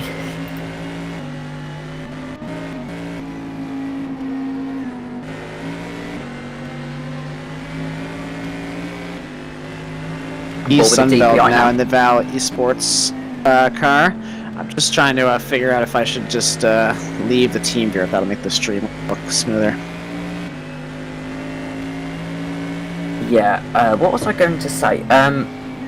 Oh, I think I know why the problem. Have you got, are you focused on the R-Factor 2 window? Because if not, No. that would... You need to focus on the window, because otherwise it causes FPS drops. I see. But it would be him, right, on his computer? No, because you've got control over his computer. If he's focused in the TeamViewer window, you need to click on the R-Factor window. I see. His R-Factor window, obviously, not yours. Yeah. And it should fix the FPS issue. We do apologise for the slight technical issues. Chris, you are completely correct. Technical hiccups are completely normal, and unfortunately Christian has to eat. Much What a- like his RAM. How dare eats he. FPS. But, I guess this is IMSA radio now, or VISC radio. You know, I've always wanted a sort of an R-Factor League or something that does that has a radio commentary that you can listen to. That'd be kind of cool to listen along. Because I know I love it when IMSA does it, because it means I don't have to have like my massive setup with my monitor on. I can just put the radio on. It's great. Just making excuses to Alex as to why stream is lagging.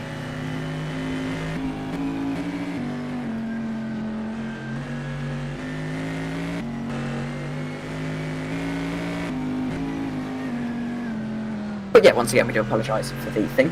I mean, I remember the entirety of Daytona for the first few hours of my morning commentary was literally a... was quite literally a radio commentary. But on the topic of Jeff Close, actually, I've just had a thought. He did have a pretty torrid time in our last endurance round in Sebring, at Sebring, the 12 hours of Sebring. This is the Val Esports DPI second in class. Ryan Elliott is in the box. But Jeff had a pretty bad time in Sebring. But in fairness to him, he drove very well and drove a very good race at Daytona. Only actually driving the DPI in the warm-up session before doing a 6-hour night stint. We drove very well there, and I guess it's just unfortunate luck for them to do that.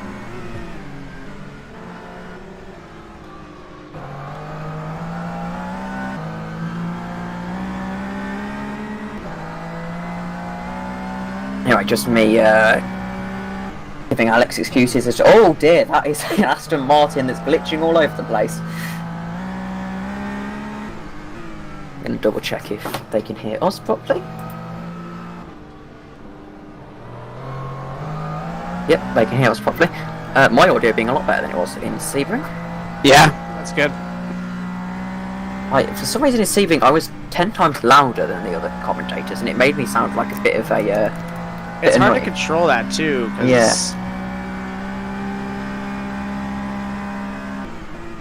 Oh, There's a 6-minute delay apparently, which I don't think there is. in the stream. Yeah.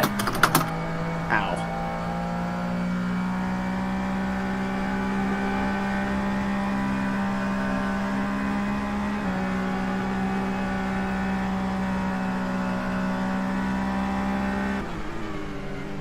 All right. How y'all doing? Thanks for coming back, because the Oh, stream's he's gonna get back, real yes. sad We're getting and glitchy. Yeah, I think it's something with TeamViewer was not happy. I left it. Oh, I closed it because it was getting glitchy, so I left to see if that would help. I just left like a minute ago. I just stuck it on Elliot here. This is Wanders. So Wanders here, sorry. But Wanders also put it in the wall a second ago, so... But now it's just... And the leaders crashed down in DPI. Yeah, Jeff Close is out of the race. what? Yep, he Yeah, tank tank slapper to slapper. hit the wall, and then the engine just died. You can't just Couldn't get drop going. that on me. Just so you know. Oh my gosh. The Americans just can't let the Germans win in America, you know? Okay, I'm going to restart our factors. I think something about what I did with the overlay, I mean, sort of mine did the team viewer, made him very unhappy. So I'm just gonna take the L now. Bear with us, ladies and gentlemen. Yes, classic VISC technical issues. Yeah. It's what we do this for, though. We've got 2 hours and 10 minutes to go in the race. So, hang in tight. We should end by about 9 o'clock UK time, I believe. No, 20 to 10 we will end. Alright. Roughly. Well, 9:30, probably. Okay. So let's restart our factor. And quiet on the stream whilst we wait. So I've still got the live timing up though, so this is truly a VISC radio for you right now. The VISC radio broadcast. VISC radio. So we've got The news with Tom. half 7 news broadcast. So current retirements from this race are Jeff Close, Dementor Adam, Aidan Coleman, David Todoro, Damien Klein, Dylan Gross, and it says James Knox Hype is still running in the 222-444. But he is not. But yes, apparently he isn't. Ellie Pelleter is in the stop. Further making me confused because we had Violet Pelleter on earlier. Now we've got Ellie Pelleter. That confuses me a little bit. Siblings, maybe? Because the Chambers brothers raced together. Could happen. Yeah, but they share a Discord account. Which confuses me quite a lot. Because I know I had... When my They're dad... the same person. It's how they drive more stints. When my dad was down to race Le Mans, we still had to make a different Discord account to fit in with the rules. Interesting. But this is... Was that with VISC? No, Which is that's that. VISC doesn't do Le Mans. He's talking about something else. Yeah, you're talking about ERC. Which, ERC is pretty much... I mean, the leagues are so similar that the VISC server, like the Discord server, actually uses the ERC server template. Yep. But they're not the same. Obviously, they're not actually affiliated. But it's a similar experience because you got Alex basically does the marshalling for both. And Yeah.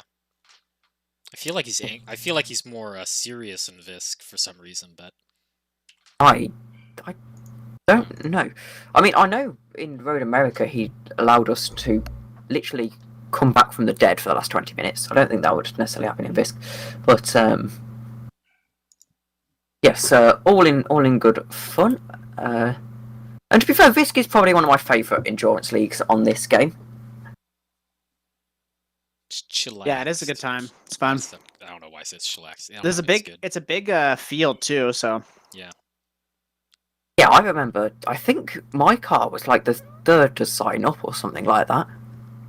Wow. And in fact, I remember Alex talking about VISC to me as far back as June, I think it was. He was saying he wanted to do a RF2 IMSA League. Mhm.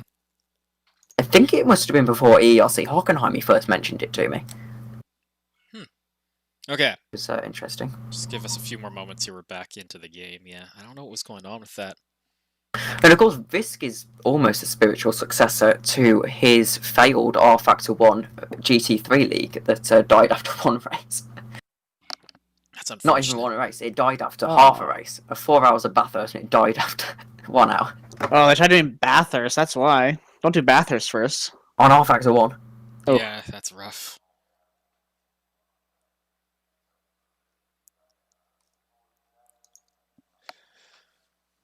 The thing is, R Factor 1 had this weird bug that even if you had like a computer that could run smoothly, it will still bump you to like 40 FPS in the dawn. And obviously the race started in the dawn. The stream back up? Stream has been up for the entire time, but No. the Because it reset R factor, that's all. I think he's still loading into R Factor, to be honest. Yeah. Forever. Yeah, I think something about me using TeamViewer made R Factor angy. See, these are things I normally would have set up before the race. I think what happened is you must have not focused in on the R-Factor window, so it lagged it. FPS-wise. Yeah, that'll do it. Yeah, normally I have a lot of these things set up before the race in case, but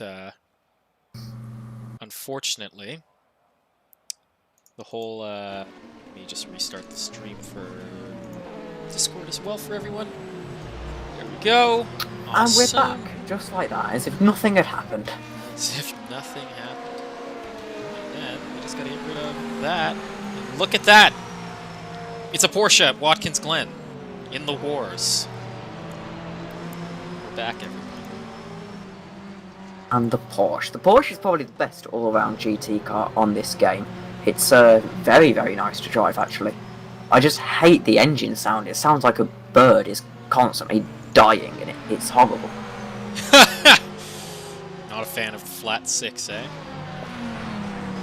I don't know. The Aston sounds amazing. The Ferrari sounds good, but the Porsche just sounds horrible. It's like something out of GP1. It's not very nice at all. Anyway, before I stop VISC ever getting an RF2 sponsorship, move on. 1 hour and 57 minutes to go in this race. Woo! We should end almost exactly at 20 to 10. Look at that epic racing squad, though. First in DPI. This has really been quite impressive for them. Although I'm sure there are some really there's some tears in the AFP camp over that. That is endurance racing. You got to get to the end. It is. Sometimes in endurance racing you put in such a dominant performance, but something little goes wrong. And I was saying this on the stream. Like 9 times out of 10, you have a tank slapper into the wall on this game, and your engine doesn't blow. We've seen accidents 10 times worse than that. In fact, yesterday, if you look at VMG, you had a Falcon car literally do multiple flips, and they were able to just get back going again, like nothing had happened. And AFP have one little incident, the first foot wrong they've put all day, and their engine blows. Yep. It's just one of those things, I guess. Yep. Just the nature of the sport, I suppose. Yeah. Well, it's like Spa this year, like actual Spa. It was the Ferraris that put no foot wrong all race, and then suddenly their brake ducts started blowing up. Jeez. I think it was either Ferrari or Aston. I think it was Ferrari. Yeah, literally their brake duct had blown up, and then their second brake duct blew up. Well, they made bad brake ducts then. Yeah. By the way, guess Sunvelt's just got into the Val Esport number 6. Yeah, he's been in it. He's been in there for a while now. All right. I think I announced it. All right. Could we have the driver names up, please, on Okay. the timing tower? Thank you. I thought the team names would be useful. Oh well. I'll live with it. Do you guys remember at the start of this series when they tried to use GTD? Yeah, I do. Or as normal people call it, GT3. Yep. Yeah, it's just way too slow. I think it was Right. a case of like, if you're gonna be there, you might as well just use GTLM because everyone uses GT3. There's a lot of GT3 leagues in R Factor 2 for you to Yeah. use. Exactly. It always confuses me as to why, like, other leagues run GT3 when GTE are just the better car. Really. Yeah. All round. They're faster. And they just genuinely handle better. And they're more engaging. Yeah, I understand why you've seen an Nordschleife event you'd want to run GT3. Yeah. Because they do that in real life. But GT3 cars just don't handle very nice overall. Not in R Factor 2 at least. There's a handful that do, but I think that's like a big thing. I've also, this is just from ERC knowledge, it's like there's 3 competitive GT3 cars in this game. Whereas I find all the GTLM cars are generally, you can win with them if you put everything together. I mean, then again, you can have a good driver who brings up like, it's not an insurmountable gap. Like the Aston is probably the worst, and yet we still were running 4th yesterday when we crashed out of VMG. Yeah. You say the Aston's worse than the Audi? Oh wait, there's a car There's on an the side Audi. of the road stop And there. there's Is a that? Falcon off the track. Who is that? That is a blown engine by the looks of things. If we could switch to them, that is the Falcon. I don't know what number they are, but it is the Falcon car. It's not Max Still Chambers. It's not Right, let me Sultan double check for Boda. you. We need Falcon, so let me just double. Still there. It doesn't let me search on RaceView, because of course it doesn't, because RaceView isn't a very good software. Is it? Ellie Pelletier. Pelletier. Yep. Okay, Oh, drivers, okay. we come to code 80 in 10 seconds. Is that a blown engine? Can you quickly just go into the internal view, please, Christian? That's really. Yes, that one. 2, 1, code 80. Because that is a blown engine. Ernest Lappins happened to be in the pits right at the perfect time. Wow. Complete and utter silence from that Falcon LMP2. Had a pretty poor afternoon, that Falcon, and that just sums it up with an engine gone. You say that they were 4th. That's the 4th place car in LMP2. I suppose, but their GTLM entry had a particularly bad afternoon. Oh, there's some signs of life from the wheel there, at least. Car on fire, said Ethan Lawrence. So that Falcon was on fire when it crashed out. Oh well, that is definitely done. That's not coming back. And not on fire as in P4. Yep. That had been a good run, though. To be 4th? That's rough. So that's going to work for some people. Hakimi notably. Patrick Attila, or Lucas Patrick Attila, or Patrick Attila Luke. Yeah, I think it's Lucas Patrick Attila, isn't it? I'm confused. Why hasn't this car... I don't know. Like, they're not going to put you back in if you've blown your engine, because that'd be unfair on AFP. Yeah. Yes, I also complain with this too. That's people blow their engine sometimes and then they reset them, and I don't understand why that's allowed. So I can see why it's allowed. But I mean, in real Especially- life racing, what would happen if your engine blew up? The reason they do it in the game is because the LMP2 engines in particular are modelled very badly, and they have a tendency to just go. So they treat it as a game bug and say, we'll just put you back in. But I don't see why, if you're not going to let Jeff back in, why you'd let Falcon back in. yeah. Once you've established that, you've established that. Yeah. Plus, it isn't really a problem in 6-hour races anyway. It's only that the engines aren't designed to run for 24 hours. Yeah. Man, we Is that did it? not do the 2-hour update. I guess that's because I just came back. Because the points just went out, but it's not going to matter I much. guess it doesn't matter now. Well, you can see the standings on your screen. Yeah. We'll worry about it at the next hour. So, suddenly, our good friends at GRG are looking at a podium in DPI. They're not terribly far off a podium in GTLM. Not a bad day for GRG. This is where, though, you always kind of have to say, what do we really push on now and try and get that second place or the win? Or do we hold station and just save fuel, save the engine, and just not take any risks? Because if they wanted to now, GRG, in 3rd place, they could quite easily, I would say, go at a pace that lost them 2 or so seconds a lap, and they'd probably still be okay. Yeah. Why is the car still sitting there? They must be trying to find a way. I don't know what they're trying to Get do. back in, There we go. Okay, drivers, we'll Oh. come back to green in 10 seconds. and it's gone. They're gonna if they reset them, there should be some complaints from 5, Diff Close. 4, 3, 2, 1, green flag. And that isn't the Falcon car. I do apologise. That is the Just-O-Matic racing team car. Yeah, I don't actually. Is there actually a Falcon in this race? No. There is a Falcon, yes. Where? GTLM. Okay. Yeah. They're out. Yeah. I believe there. I swear there was a Falcon. I might be wrong. I don't see a Falcon yet. Looking. Who were talking? So I do apologise. You've been calling. I've just been accepting that Just-O-Matic was a Falcon team, and I was like, you must be right. Yeah, I don't think there's any Falcon teams at all in this. Yes, I sincerely apologise to Just-O-Matic. All of their drivers also drive for Falcon, and their cars are literally the same livery. So. Yeah. And plus, someone in chat earlier was saying "Go Falcon," so I assumed that it was Falcon. My mistake. I do apologise to Justin. So here we are on board with, let's throw that driver box on for you. This is Yorgo Balog, who's taken over the number 69 Mugen sim racing car. They're in 8th, just outside of the timing screen on the left. But they are, oh, I guess the pit stops have Patessi's closest to Suresh right now. Danilo Patessi.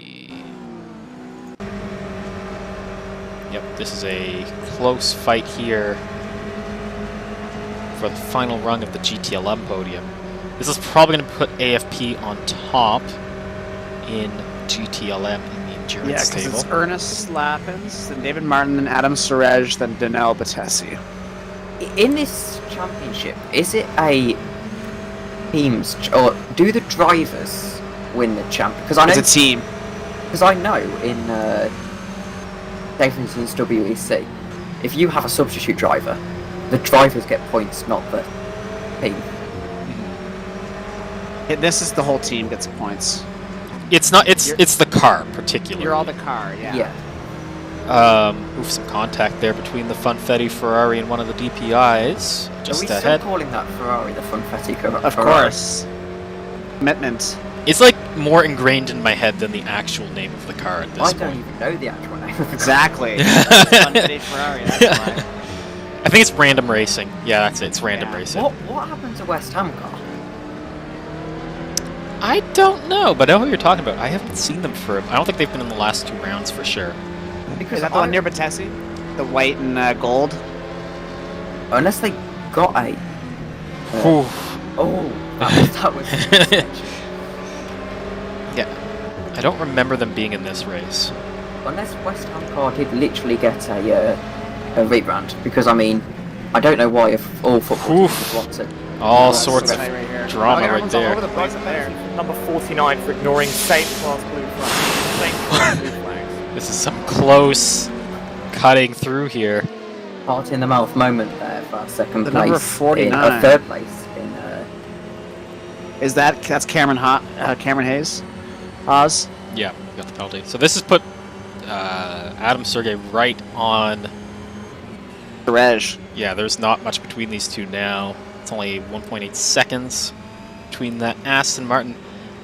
This is what traffic does. Suddenly, Suresh is right there. Yeah, Suresh had been further ahead. Suresh, yeah. Yeah, but an It's just a LMP2. Funfetti Ferrari between them. Yeah, that LMP2 pushed Suresh off the road.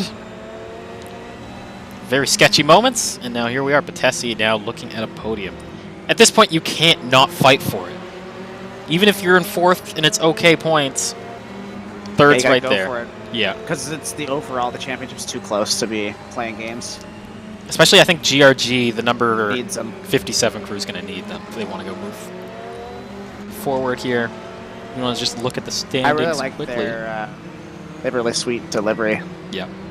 So the number For American. 57 is 21 points. They were 9 points back going into this race of the number 14 car. They're Oh, very close now to Suresh. Look at this. yeah. Suresh getting really held. Oh, someone just died in that corner. Continue. That was the random racing car there. Nope. It was the it was like an LMP2 car. Or was it random? No, you never The mind. one with the Union Jack on it. Oh, jeez. Whew. That's Okay. Elliot there just going past. Who bought a Union Jack to an American league? Yeah, I know. Well, I know the league's not run by Americans, but you know it's technically an American league. But they crashed and look foolish now in front of the American audience, so it's good for the laughs. You see the I shadows mean, are starting to get I'm long. still here. wondering why they're letting an English commentator in, but Well, a lot of American series have the English commentator. Be it IndyCar has one. IMSA You gotta have runs the with straight excited, up loud British. English commentator. Yeah. now you're gonna hate me for saying this, but as a very proud man of Great Britain, I actually prefer listening to a British commentator, especially in IndyCar. Like they whenever you go to ad breaks in the Indy 500, they have Alex Jacks come on, and I much prefer listening to him because for some reason there's something about English commentators that I just find a lot less irritating to listen to. The American commentators just, I don't know if it's how they're like how they train for their media and stuff? Because I know there's a lot of differences, like legally, between British and American TV. But I usually prefer, I don't know, I guess British commentators are just more matter of facts and less screamy. Hmm. And they also, Go I ahead. What do you also mean? What about Formula One? They yell the whole time. yeah, but that's different. That's David Croft. That doesn't count. Oh. Yeah, Oh, what about Murray Walker? it's actually no. The IndyCar commentator is Australian. I messed up. I'm sorry, Lee That's Diffie, or Lay Diffie. You're Australian. There you go. Penalty removed due to serving and it reassigning. There you go. So yeah, IndyCar does Yeah, not have a okay. British Wake up. commentator. But no, I find the Indy 500 a bit annoying to watch because the commentators don't really commentate on the race. When did you last watch it? Because They the talk about the commentary, history or the something? commentary Because the team's commentary's changed. good. The, Yeah. the commentary team's changed, so I'm wondering if you've When- watched the recent When did ones. it change? 2 years ago. Because NBC has taken Here we over go. Indy. Vitesse is going for It's it. going for it. Oh. Oh. Oof. So sketchy. That was smart. Yeah, you just gotta be careful now. Okay. It's all over the place. Yeah. As this race is going on, that exit curb on the bus stop has been increasingly I abused. am excited. Yeah. I last watched IndyCar, I believe. Can't quite remember. It was the race that was delayed because of the oil spill this year. Can't remember which race that was. But So you have watched it this year, though. yes. Okay. Watched a couple. I think I've watched 3 or 4 races this year, and then Yeah. got bored. So, yeah, the thing I was getting at is that the commentary team for the season and the commentary team for the Indy 500 had historically been different. And the Indy 500 commentary was significantly worse than the regular commentary. Yeah, I mean the regular commentary isn't that bad, but the Indy 500 commentary Yeah. is awful. And then I think a season or two back, the people who do the regular commentary have started doing the Indy 500 because ABC lost the broadcast rights to the Indy 500. So now NBC does the broadcast. I'm not sure if it's if it's not really the commentator's fault, but what also annoys me is out of adverts. Really get someone else. Oh yeah, that's you British. Everyone is so spoiled with their F1 coverage being commercial free, while here in Canada half of it's commercials. It's just as bad as IndyCar here. Very annoying. Le Mans is particularly bad here because it's on Eurosport. They have to have adverts, obviously. Okay, so here comes Batessi. He's got the draft now on I don't think he's got Suraj. enough. Yeah, he doesn't have enough top speed here.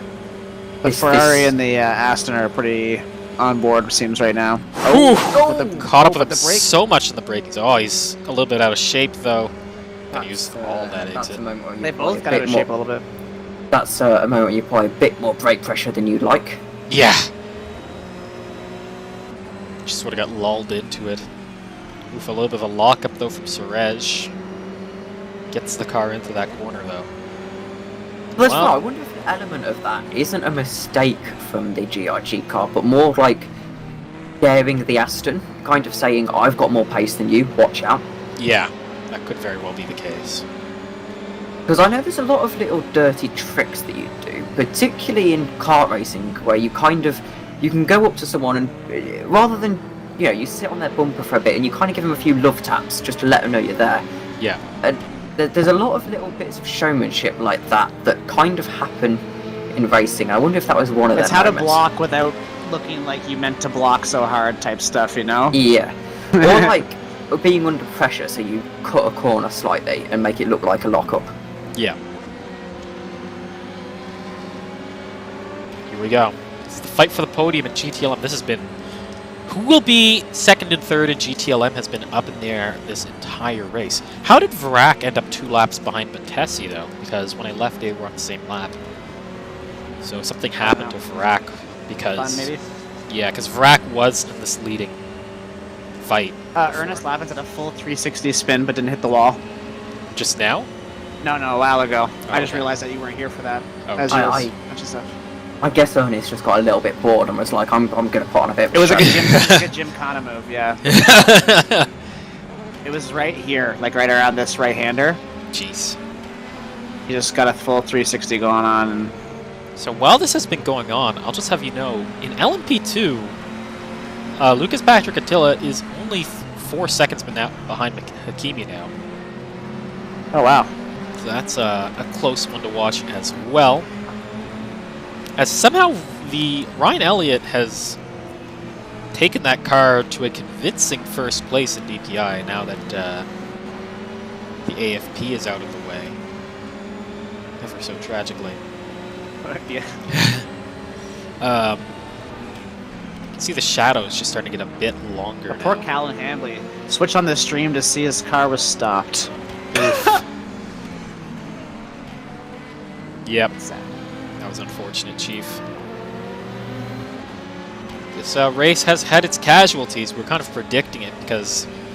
See, Detroit is a hard track, right? But the flip side with Detroit is that you don't have these really, really high speed sections where if you mess up, you're going to completely destroy the car. You're going to, like, you had a lot of people tapping the wall, hitting other cars, getting little bits of damage, but nothing catastrophic. Yeah. Here... This is. Yeah. Oh, sorry, no, carry on. I'm just saying, here it is so high speed, when something goes wrong, it really goes wrong. I mean, there's a lot of tracks that are kind of okay, but always have that one danger zone. Thinking Indianapolis at Le Mans, or not really anything at Daytona. It's quite safe throughout Daytona. I'm trying to think of places. There's the Radion at Spa. That one's pretty... yeah, over. Yeah, because the rest of it's not. The rest of it's just a nice racetrack, but that one spot's scary. It depends on the car. Though. If you want a Formula 1 car, Radion, Eau Rouge. I'll just call it Eau Rouge for simplicity. Eau Rouge isn't very scary at all. No, Radion's scary though. Well, I mean, I class both as the same corner because I'm normal. It's basically the same This is the complex. fun part, but that like, it's well, if you're like in a car, for real, much- you can't. It's so blind, you can't see Yeah. at anything. You just hope you just turn in, and that's. I hope that turned in the right spot. Yeah, I suppose. You have to have a lot of commitment through Radion, Eau Rouge Radion. Say the Or just the Degnas, the Degnas at Suzuka, and Spoon. Yeah. Where else can I think of here? How about like Hockenheim's and Hockenheim and the. You can really mess that up. Let's not talk about Hockenheim. Hockenheim turn 1 with the death curbs in Yeah, ERC. I still wake up in the house The death curves, man. We should have. I remember. Get Now, everyone out. this is a perfect time for me to mention the ERC Hockenheim race, where I first ever LMP2 race, in fact, second ever R Factor 2 race, and I just had the same accident twice in 15 minutes in the exact same place. And Alex just comes over TeamSpeak and is like, "What is going on?" That was my first RF2 race. Fun fact. My first online RF2 race, at least. So I'd come off the back of a really good performance in GPWC Academy, Yeah. where I was running 11th in my first ever R Factor 2 race for basically the entire race. I'd started like basically dead last, Yeah. and then literally with 3 laps to go, someone drives into me, and I finished P23 because I had no front wing. Oof. Yeah, this fight has been going on for a while. There's not a lot to separate Batesi and Suresh. I feel like Batesi keeps getting closer, and as soon as he's right close, then some freaking LMP2 car comes up and he has to move out of the way. Like, he really is. I've watched him get closer and closer, then have to move for traffic, and then he loses that tenths he was up. Then try again. He was faster, but not. He's faster, but not faster in the right places. Yeah. Yeah. Oof. Double Just lock lock up up here. there. Oh, but Batesi just bottled it. Yep. And of course, unlike GT3 cars, these GTE cars or GTLM cars do not have any ABS. They do have traction control, I believe. That's Yeah. it. That is... It's just traction control. Ooh, Woof! All Batesi. sorts of out of shape there. He kept it together, though. That was scary. They basically turned that last corner into a drift course. Yeah. Yeah. There's a lot of slide going through these GTE cars through some of these corners. Something I've been noticing when I've been following Suresh. You know what I've just realized? I've been trying to figure out what the Mugen livery reminds me of. It reminds me of the McLaren Vodafone livery. From the side, at least. Yes, it does actually. I see where you're coming from there. Yeah. That's pretty cool. I thought Mugen were blue. Yeah, they Changed. changed it for this race. Oh, of course, because they said it was supposed to be July the 4th in real life IMSA, so they changed it to a more American livery. Yeah. I believe. So No, here's that's something... GRG, sorry, who changed Yeah, it. GRG did. for that reason. That makes sense, because theirs is really I think aggressively Mugen just went with a American. whole new look. Yeah. I do like this look more, because the other one was a little Me bit, too. Which is odd, pedestrian. because their LMP2 is still the same. The commission's still getting worked on. So here's something of note I noticed when I put up the speed trap for the long straight there on the backstretch. The Ferrari, the GRG Ferrari, is about 4 to 5. It's like 5 to 6 kilometers an hour slower in a straight Then the Aston. than the Aston. Yeah, so it seems like So they the went- Ferraris. So I think they've put a lot more downforce on that Ferrari. That is my guess. Drive-through penalty for the number 88 of Gogo Baloch for causing a collision whilst under blue flags and blocking. Okay, That's a- here's what confuses me. Yep. So, Just-O-Matic burned their engine. Mhm. Except the team owner of Falcon comes over and says we burned our engine. I hope the viewers at home can see where my confusion comes from. If you ask me, I prefer Detroit, Leon Chambers says. I had so many technical issues here. Yeah, see, Detroit's like... I don't know. It's kind of the... I don't know, Chambers Brothers. Every race you got some kind of issue happening. What's the deal? Jeez. But no, I think... the thing is, that's kind of all goes back. See, Watkins Glen is the definition to me of a track that is easy to learn but hard to master, in that everything is so fast. To be competitive, you have to be so fast and on the limit at very high speeds. It's the Monza effect, isn't it? Yeah, pretty much. Whereas like Detroit, if you remember where the right braking marker for every corner, which you can do with like an hour or two of practice, you will be competitive at Detroit, because there's not a lot of there's not that sort of high commitment corner anywhere. I guess the whole turn 1-2 complex is kind of a closest as it gets to high commitment, but that's not really difficult, I find. Whereas I find a lot of Watkins Glen really challenges your trail braking technique and like yeah. Got to the bottom of the mystery. What was the... So Just-O-Matic's merged with Falcon. They're basically a junior team. Which explains why they use the same drivers. There you go. Yeah, and the Chambers brothers have had 2 podiums this season, so they've called you out there, Matt. Oh, nice. Podiums. Good for that. Holy shit. Commentator does not know that they had 2 podiums. I've got an excuse because I was driving the last round. I came out the car after my unceremonious DNF and was like... They come over there with their trophies. What about this? Yeah. What about this trophy, huh? I'm like, oh shit. I've been had.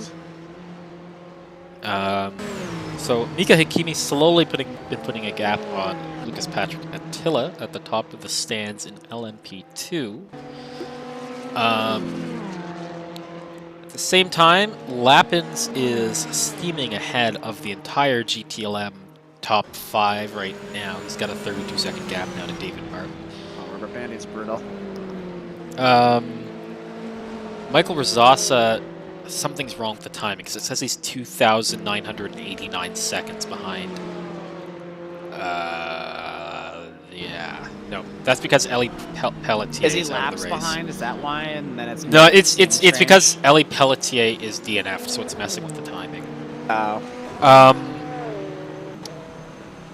Gergo Balog is 42 seconds behind Brandon Walker.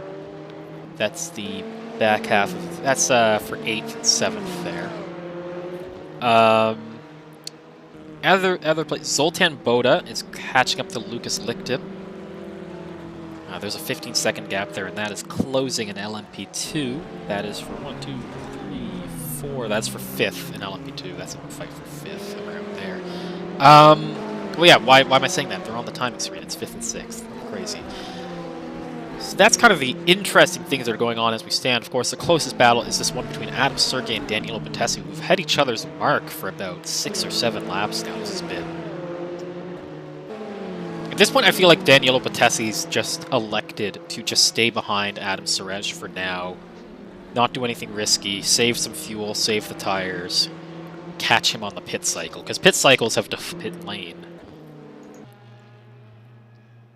He is in 6th place. Just about a minute behind Julian Vrack in the random racing Ferrari. Been pretty good. They've just been going forward the whole race, the random racing team, so this has been pretty good effort from them.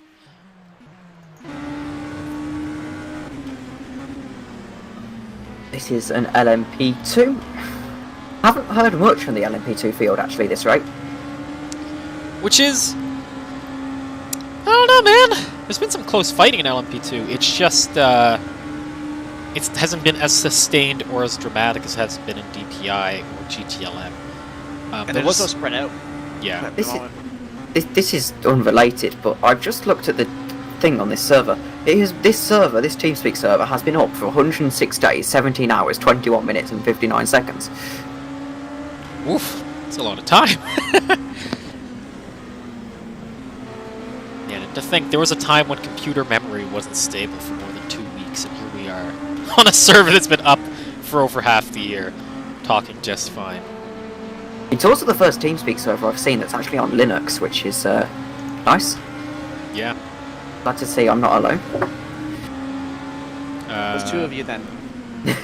Max doesn't understand blue flags, unfortunately, no matter how much I tell him. 2 crashes were netcode, but there's no appeals. Check server issues to see our perspective. Penalty has been confirmed to be mistake. Blue flags, I cannot argue. The Chambers brothers. Blue flags are interesting. He's like, I mean, nah, they can't be blue flagging me. We need more blue flag awareness. I was in a fun kart race once with some friends, and they'd never done it before, and they didn't grasp the concept of blue flags. So even by the 10th time I'd lapped them, they still weren't getting out of the way. Jeez. In a fun kart though, where there's no actual serious racing, I would rather my friends try to block the shit out of me when I go to pass them. You know, it'd be more fun. Well, I suppose, but Because who cares then at that point, you know? If it's like an actual league race, then I'd care, but just fun for friends, then if you're so much faster than them that you're lapping them anyway, who cares if they try to block you? I guess it was frustrating because of the battle behind with people who had done it before. But it's just like another obstacle on the racetrack. Yeah. Temporary chicane. Temporary moving chicane. Predict results in the pits. Also known as Williams. Otherwise known as a Williams. Oof. Oof. I'm allowed to say that as a Williams fan. Well, that was I would say something. I would say something, but I'm not going to say anything about the race. Almost got caught out then. I will let you go and watch that when you get a chance. Yeah, I was just gonna say the IndyCar equivalent of a moving chicane is a AJ Foyt car. But I didn't understand that joke, but I laughed anyway. AJ Point is terrible. Super Tex does not have such a super team. I feel like it's common courtesy and commentary to just laugh at what your co-commentators say. I was like, I didn't think it was that funny, but okay, we'll laugh. Yeah, if you don't understand the reference, then it's like, well, shit. There's not even like anything you can explain to justify that joke unless you just happen to have some knowledge of IndyCar. Otherwise, it's like, I don't know. AJ Foyt's a hero. He was as a driver if you watched IndyCar in the 70s, I guess. I didn't watch IndyCar in the 70s, so I don't It wasn't know even called IndyCar in the 70s, was it? it was, well, okay. IndyCar's naming is a big, confusing mess, because it's technically, so if you look it up, it's technically championship racing. That's what open wheel racing was called in the US for a really long time. Then the kart IndyCar split happened, and IndyCar won the split, so it became IndyCar, but the term for the category of racing is still technically championship racing. Which is, I guess, explains Champ Car. Yeah. But what made me laugh was when GTA added an IndyCar into their game. And I had to explain to my friends why, no, that is not a Formula 1 car. And I had to... Not even close. And I still, to this day, every other day, have to explain to them that no, it's not. It's not a Formula 1 car. It's not even close to being as fast Formula 1 car. Like, it might look like a Formula 1 car, but it isn't a Formula 1 car. It's like a really funky Indy car without any like protections for the driver's head. Apparently there is a Formula 1 car in Grand Theft Auto. I didn't know that. There's, I think, 3 or 4 now, actually. Yeah, so there's an Indy car and a Formula 1 car. Now you know. You can get like a 1980s or 1990s Formula 1 car. Yeah. And then they had an Indy car and everyone was like, oh my god, it's a new cool looking Formula 1 car. It's like, no, it's an Indy car. Okay, so that's interesting. So part of the reason Max Chambers has been in the car for so long is because his brother's having technical issues with it. Is it the wheel or something like that? And Derek McCord has gone on to defend AJ Foyt and say he's the best oval racer in U.S. history. I don't doubt that. It's just his team has not lived up to that. I disagree. I think Fernando Alonso clearly is the best oval racer in history. Isn't AJ Foyt also like a dirt track legend? He's pretty good. Yeah. Believe it or not, dirt oval racing is actually massive in the UK. You can play as him in some of the Yeah, NASCAR I've games. seen some of it. Which is funny that you don't see So- more...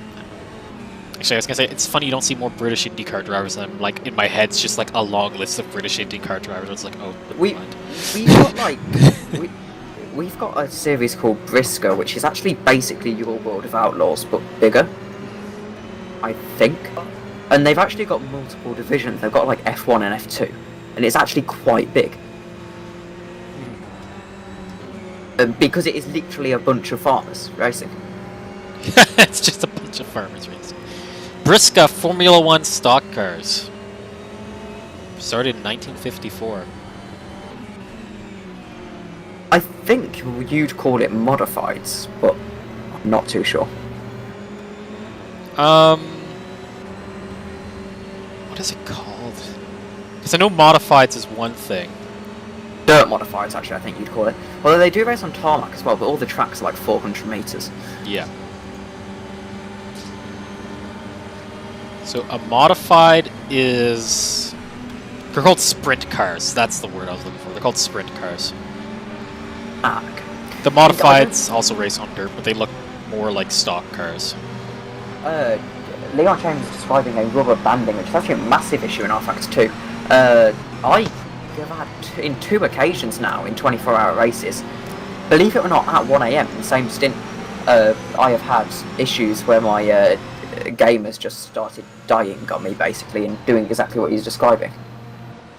Okay, so fun facts. At the front, Patrick Silvassi is slowly reeling in his Sunveld. It's down to 12 seconds, that gap. So a lot of the DPI cars are slowly all getting into within less than a lap of each other. Sure. AJ Foyt won the Daytona 500, Indy 500, and the 24-hour... Indy 500 4 times, and 24 hours of Le Mans once. Yep. I Yeah, he's feel one like, of the though, he's one of the few with the Triple Crown. But his team is but he hasn't won the terrible. Monaco Grand Prix.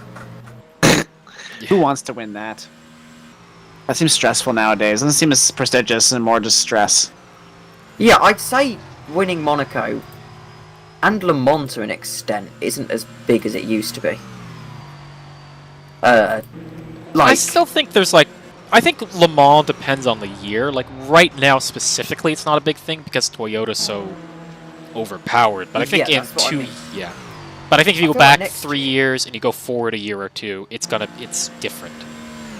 Yeah, I feel like next year when you've got LMH, is it? Hypercars? LMDH.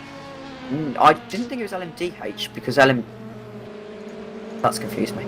But you know, the hypercars. I feel like that's going to be interesting because that's going to be a lot more competitive than LMP1. I feel like LMP1 has kind of made it a little bit. In LMP2 and like GT, that obviously winning Le Mans it's just as good as it used to be. Like that is actually difficult. But when you've got a prototype field of 6, 2 of which actually have hybrids, I don't feel like you can really brag about winning Le Mans as much. Okay, so here's the crux of why I called it LMDH and you called it LMH. That is a European versus American thing there. So they're the exact same cars, built to the exact same spec, but oops, that was a mistake. In the US, they're going to be called Le Mans Daytona hybrids, and then in Europe, they're just called Le Mans hybrids. I thought they were Le Mans hypercars though. So it could be called Le Mans Hypercar? Because, so there's going to be... The Senna is going to be one, I believe, and that's... Oh, okay, so here's the thing that's happened, right? Is they've decided to have Hypercar and LMH as a combined top class. Oh, okay. So What's the difference between LMH and hypercar? So LMH is basically upgraded LMP2 chassis with hybrids. So DPI, basically. It's basically in the US it was called DPI 2.0 before the convergence. So it's basically upgraded DPIs. Why can't America just be like the rest of the world? Because Always confuses me. they decided to bend the rest of the world to their will, which is what's happened. Because now it looks like more people are going to do LMH than hypercar. That's what like Audi's going to do is LMH instead of hypercar. Hypercars will be cool though, because there's some couple of hypercars coming out now. There's only 2 teams that have confirmed for hypercar, and I none of them are know. big. There was talk of Aston Martin doing the Valkyrie as a hypercar, but I don't think that's gone anywhere. Yeah, I think literally the only one to do it is Scuderia Glickenhaus. Toyota have said they're doing a hypercar, haven't Yeah, so it might be Toyota and Scuderia Glickenhaus are the 2 that have confirmed for they? hypercar. I don't see the need for this stupidity though. Why you can't just keep LMP2 and then just have a hypercar class? Why you need the weird naming and confusion? So the big thing is, my understanding with hypercar is they basically put the hypercar rules out and it didn't attract manufacturer interest. And then IMSA did DPI 2.0 and they immediately had manufacturers on board. So they decided if we want manufacturers, the best way to do it is, it seems like IMSA won the game basically. So then why didn't WEC just say, okay then, to be like IMSA, we'll have DPI 2.0 or LMH? Because I think they already had teams that committed to hypercar, so they decided we're just going to BOP the hypercars to be competitive with the LMH cars. Yeah, there's nothing I hate more than having 2 cars that are practically different classes, but BOPing them to Work together, the yeah. same. Yeah. So It's like you're basically, you've got a car and you're never letting it reach its full potential because you're just being like, we need to merge the classes. yeah. So I'm interested to see what happens because IMSA tried to do that, right? IMSA tried to BOP DPI to work with LMP2, and it didn't work, and they gave up after a season. I wouldn't be surprised if that repeats itself in WEC. I can see why LMP1 had to go because it was a pretty joke class by the end of it. Yeah. Too expensive. Cars are boring to watch. Tessi's kind of losing Suresh here, eh? Yeah. Slowly but surely. Falling off. The tires must have gone on him from trying to follow him for that long. We are about to head into the last hour of the race as well, so Nobody close right now, but they'll have to do more pit stops. So that's why I'm just excited for the pit stops to happen again. They certainly will. Yeah, these last rounds of pit stops will be Because interesting because a lot of strategies are going to start. Savassi was 12 seconds to Sunbelt, but now Savassi's 14.3 to Sunbelt. Yeah, all the gaps are... Go ahead. I'm going to have a look at what Leon Chambers said he's going to launch and put in Discord. Okay. But, yeah. And there's been an issue with Casey's soul. What do you mean? She's saying she's had an incident where someone turned in on her, but they really didn't. They really didn't. Oof. Ethan Lawrence is in that DPI. He's currently running fourth, running fourth a lap off of Silvassi. He's 24 seconds ahead of Predict Zult. This will be a repeat of their Detroit performance, but with a much more competitive field, so I'd say that's a pretty good result for GRG thus far. Yeah, Alex has been pretty stern over the incident with Casey Soul. I think that was Casey Soul's fault. Yeah, she seemed to go try to go for a stupid move on a DPI. Okay. on a GT, sorry. I'm usually It was the leader. It's the leader of the GT. It's Ernest Lappin. She came aside. It looks. If there's anyone, Where were they gonna go? I can tell you for a fact that you do not expect any room from Ernest Lappins. He is But it looks like Casey's soul like got loose or something and went into Lappin's. He will Wow. give you.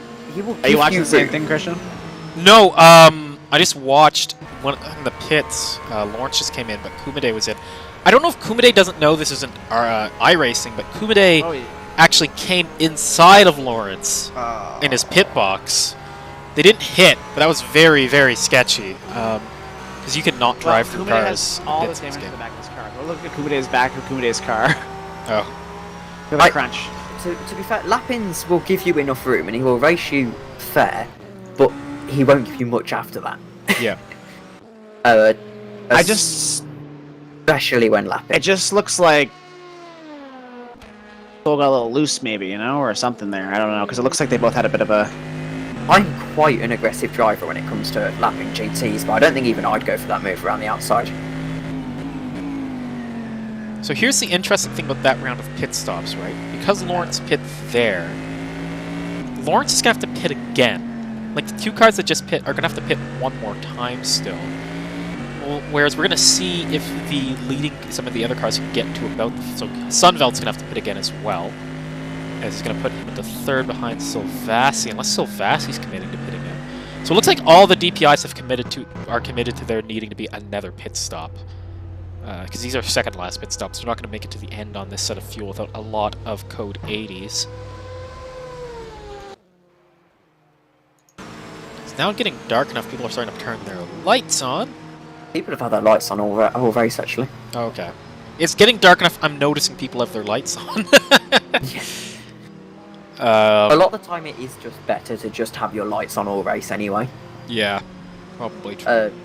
Just because then it saves you later having 30 seconds to turn your lights on. Yeah, that is very true. It's definitely getting a little bit into the golden hours of the day here for this last little run. Then we'll have the in-game time. That would be up to Matt to find out for us. I'm actually looking at the lap times throughout the field, and they seem to be getting slower, I want to say. Interesting. Yeah. I think, can't tell you why. Couldn't tell you why. I feel like maybe people are just in their rhythms and don't want to risk it as much. Yeah, there's less chasing to be done, so you're just kind of like settling in. Because especially if you're if you're Elliot right now, you've got a 44-second gap and you've got an hour to an hour to do it. So I'm going to do some quick maths actually to figure out how many laps we've got left. And I've just got my feet stuck on my pedals and I cannot get them out. This is a bit of an awkward situation. So... Yeah, I'm stuck inside my pedals. Oh no! I got to figure out how to get this sorted. There we go. We're out. So, while this has all been going on, just a quick shout out to the Silver Elements team for trooping on. They're now into 10th in GTLM just by surviving. So that's pretty good. That is pretty good. Still on the same lap as the guy in 9th, but he's pretty far ahead. Battle between two Aston Martins there for 9th and 10th. It's more than a pit stop, though, that the ground effects AM number 108 has, though, over the Silver Elements number 100 car. So we should have 46 laps left in DPI, and with an 82-second gap, although I believe that's pit stops that have done that. There. Yeah. We'll assume a 40-second gap. So Elliot can afford, at his current pace, if I double-check the pace of these two actually. So it seems that 34s are being set by Gus. And then I don't have data for Elliot, but he seems to be doing 34, so we'll go with that. 32 is actually been set by him on this soft tyre. And it seems then that he can afford to lose at least a second a lap and still be fairly comfortable towards the end of this race. Yeah. Man, there's been so much drama in the Discord chat I've been missing. Yeah, they're all mad. But the race director already made a decision, so there's no point complaining. Yeah, it's one of them where people. It was just... a race incident, and if it's a race incident, you can put more fault on the LMP2, but they don't want to accept. So Well, here's the thing, though. I will say, in defense of Casey Soul, they look like they got both get loose a little bit or something. You know, like it doesn't look. in defense of Casey Soul and that entire thing, right? We were doing a Valiant or Alliant ACC race, right? And you had a little bit of a run-up with another GT3 car you're trying to let through, right? Yeah. And the stewards made a decision. You were really ready to fight with the stewards for about half an hour, and I had to talk you down from it. But I didn't say anything in chat or anything. Yeah, you would have if you weren't driving, though. And I hadn't told you no. I had a Macau race. Yeah. Was it last week? Sometime in November, and it was on an Automobilista one, and it was in GT3 class. Really fun. I drove a brilliant race. I got myself to P4 from P8 or something. It was a good drive.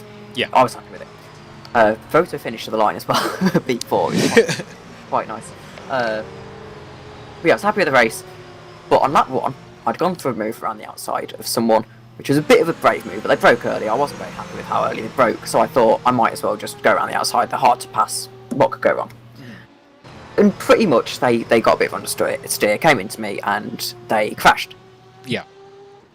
And despite the stewards, who a week after the race, when they released the results, said no further action, absolutely fine, the person was still annoyed. And every time I mention my P4, they still mention this particular incident.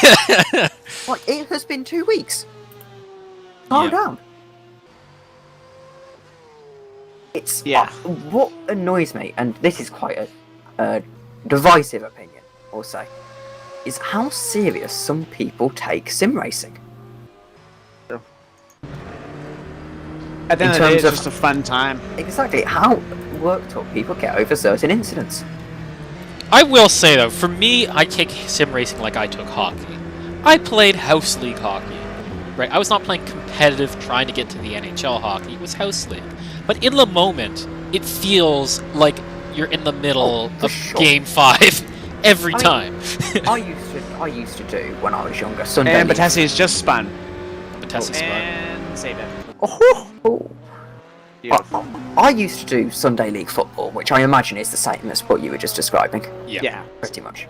You know, when I was younger, and obviously, whenever you do that, it does feel like the FA Cup final. Yeah. But I find with sim racing, obviously, I mean, I would be lying if I said I haven't been taken out and said a few nasty words to my team. Yeah. I think everyone does that. But the point is, the second the race is over, or the incident's been dealt with, you just shake hands and say it's a computer game. Yeah. And people hate me saying it's just a computer game, but I mean, if we're being honest, it kind of is. Oh, What if I'm not sure that's Batessi... the right line through there. What if Batessi has messed up those tires?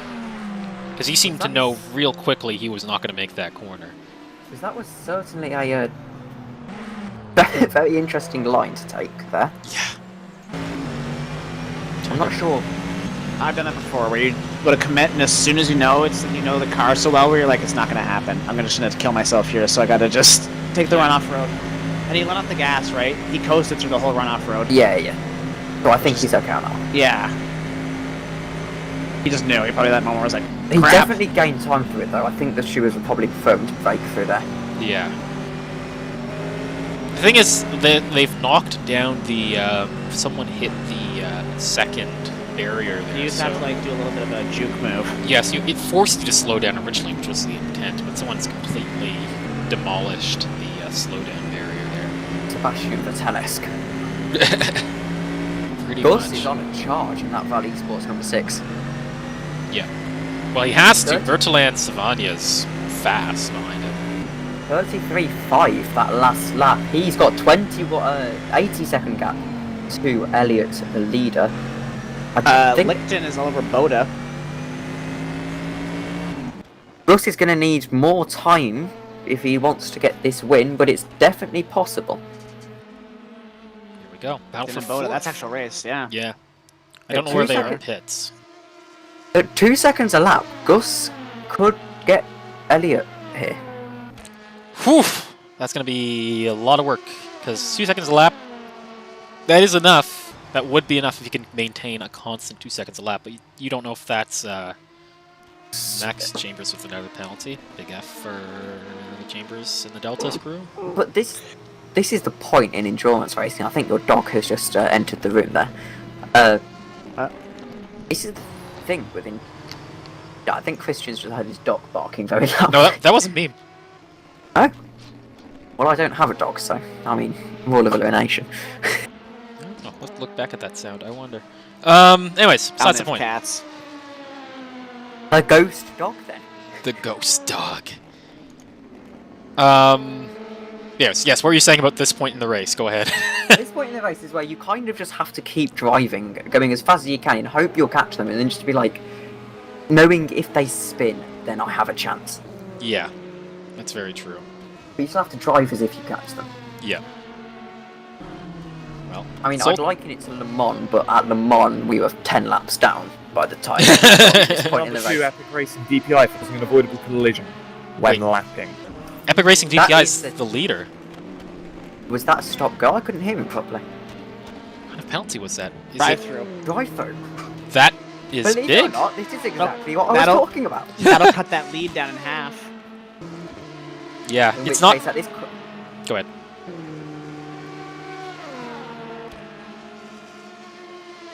Okay. Yeah, that will definitely change the complexion of that fight up in front. That makes Sunveld's task a little bit more doable. Matt, you might want to see the video that Sean has sent in Discord chat. We'll let Matt watch that. Anyway, I just realized why I couldn't hear any of the engine sounds until now. I know, for the first time in this 6-hour race, I can hear the in-game sounds. Wow. amazing.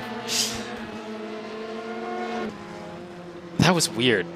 It feels weird commentating when you don't have engine sounds. Yeah, because like the moments where I would usually let the engine sounds just be the audio, I can't. It feels super awkward, so I can't do it. Yeah, exactly. I mean, I like commentating because sometimes you can kind of, you don't have to talk all And the time. You can Christian, sometimes what just have you said? What? Kumade came inside of Lawrence. Is that what you just said? Bro. What?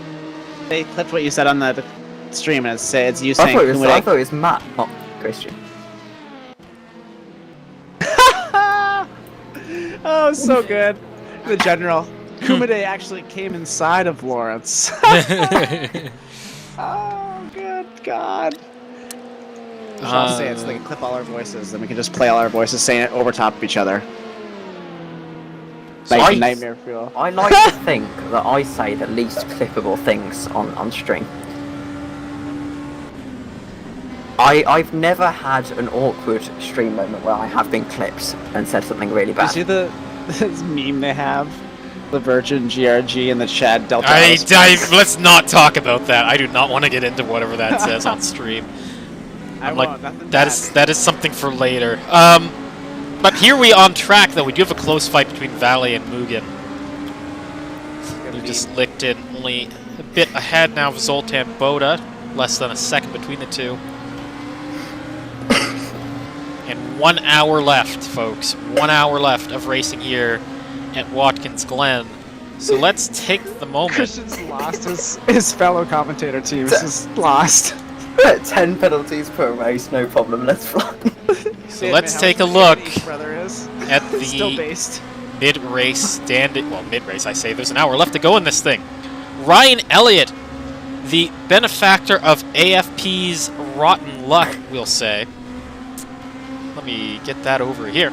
Yes, Ryan Elliott, benefactor of... Drive-through penalty for number 33, Valet Sports LMP2, Lucas Lichten, for consistently ignoring race director's instructions on pit entry. That's consistently ignoring race director's instructions on pit entry, which should have been notified to the driver. Me and Tom have the same idea. You have been given 3 warnings on this now. Thank you.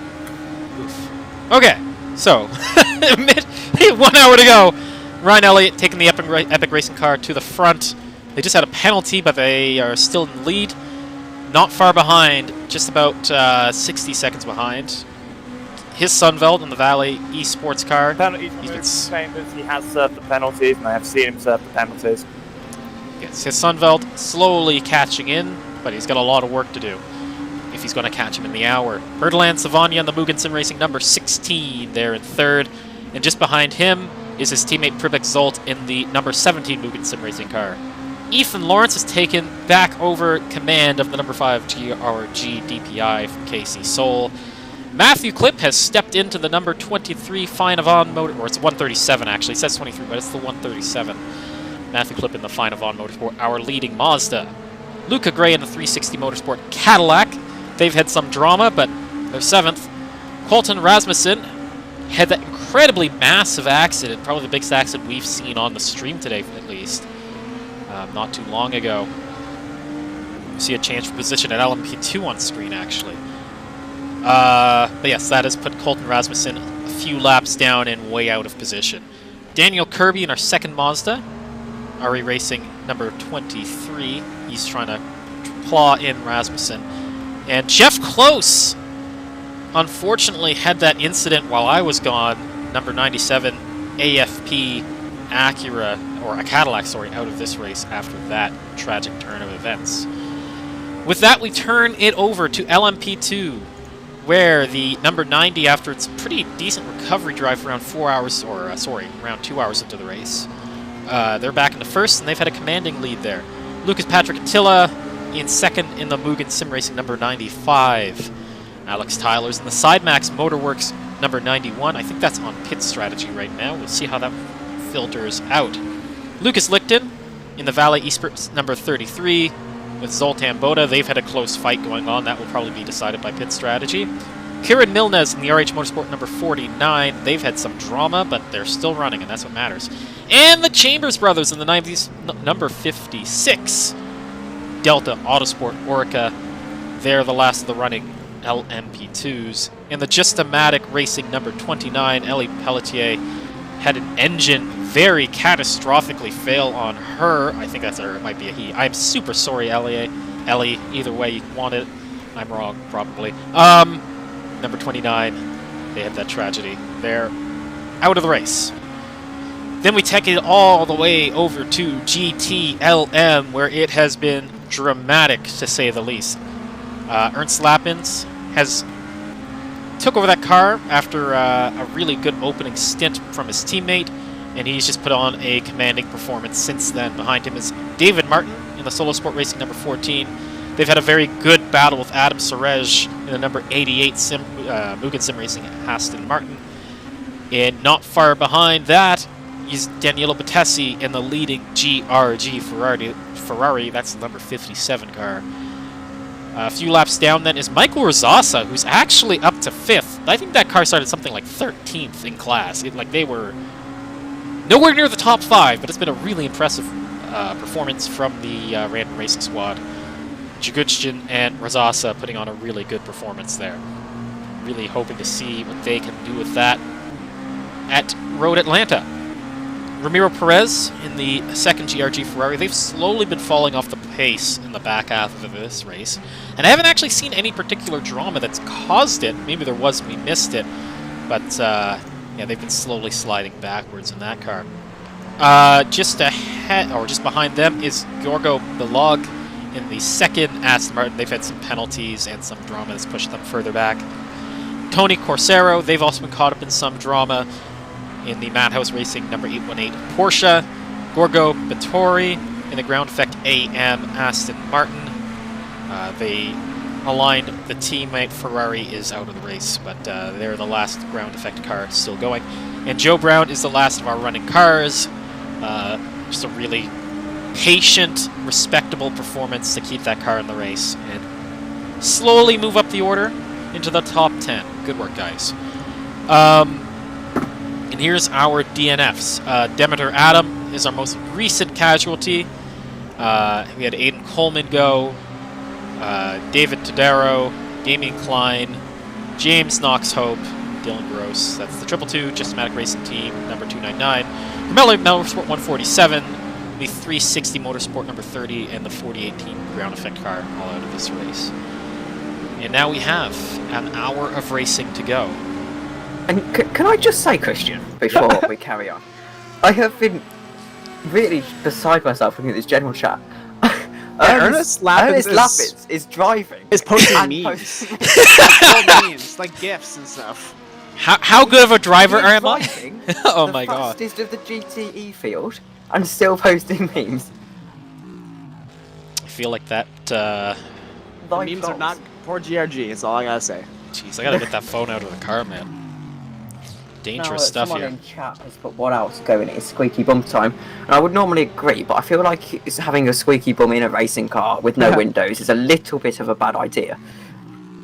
Unless you both have aircon. True penalty for Luca Gray in the 360 DPI for causing a collision with a GT car when lapping. I swear I sounded Alex, so tired and defeated right there. I swear Alex throughout the day slowly just dies more inside. I just want to point out that the cars out there's 1, 2, 3, 4, 5, 6, 7, 8 cars currently out of the race.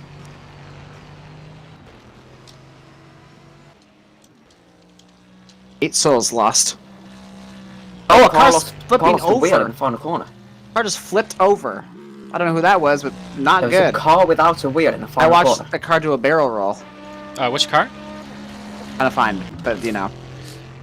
I mean, it would probably explain if it was Ernest Lappins. It's not, because we're on board with him right now. Lucas But, Slickton, maybe? No. Cameron No, he's in the pits. Hayes, Looks maybe? like it. Maybe Cameron Hayes. I don't know. I watched the car just do a Lucas full... Lickstrom in that Valley over. Sports number 33. They've done quite well to get back up there. Yeah. They were the ones who had Alex Hallows in, who had a, without being unfair to Alex, had a pretty poor stint. abysmal stint. Or is better words. Yeah, I have no idea who that would have been.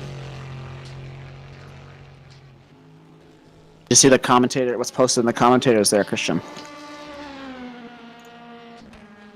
Yeah, I'll deal with it later. I've gotta focus.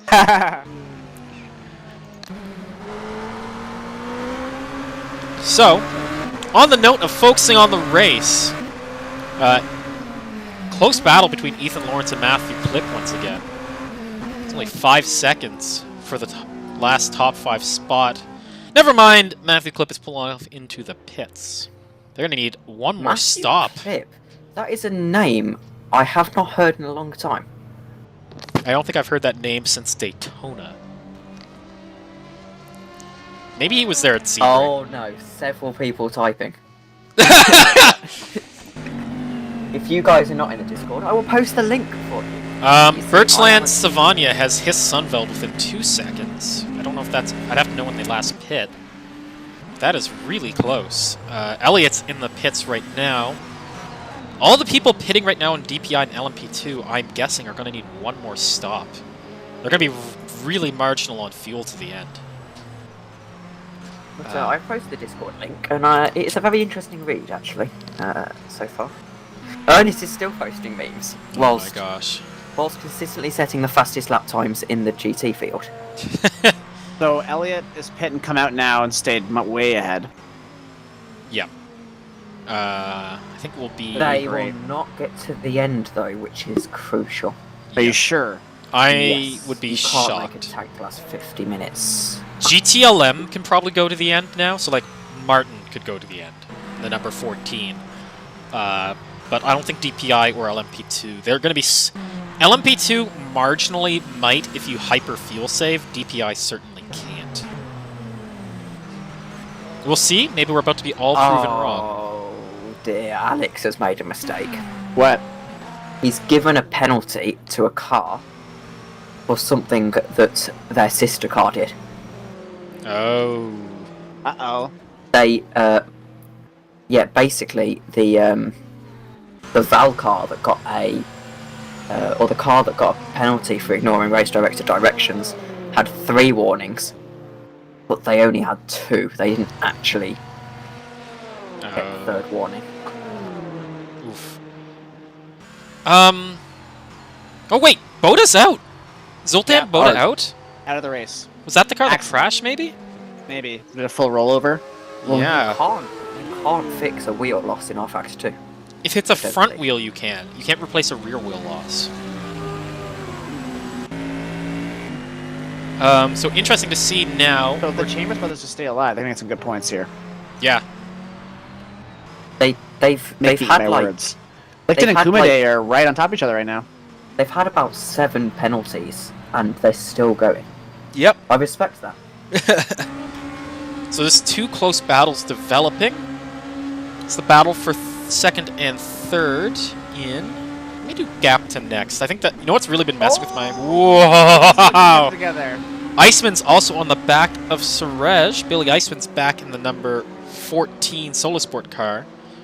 So this is a close battle. Once again, this is the top 3 cars, all in screen right there for GTLM. And if these cars have pit, they can go to the end on this set of fuel the GTLM cars can. They can go a bit further on fuel than the DPIs or the LMP2s. So this will be interesting to watch if this is all legit track position here. But let's hop over to Licton and Kumide. Val versus Val. 47 minutes ago. Sketchy team orders. Will there be... I don't know. I think... AFP don't seem to do team orders, to be fair. Yeah. The other team's like, kill him. Kill him. I've definitely bomb never seen Ernest let an AFP LMP2 through, is all I'll say. Yeah. Which I feel like you're normally supposed to do. Like, if you're being lapped by your sister car, LMP2, then you do let them through typically. You don't make it hard for them. This is a sprint race. Look how close they are in GTLM.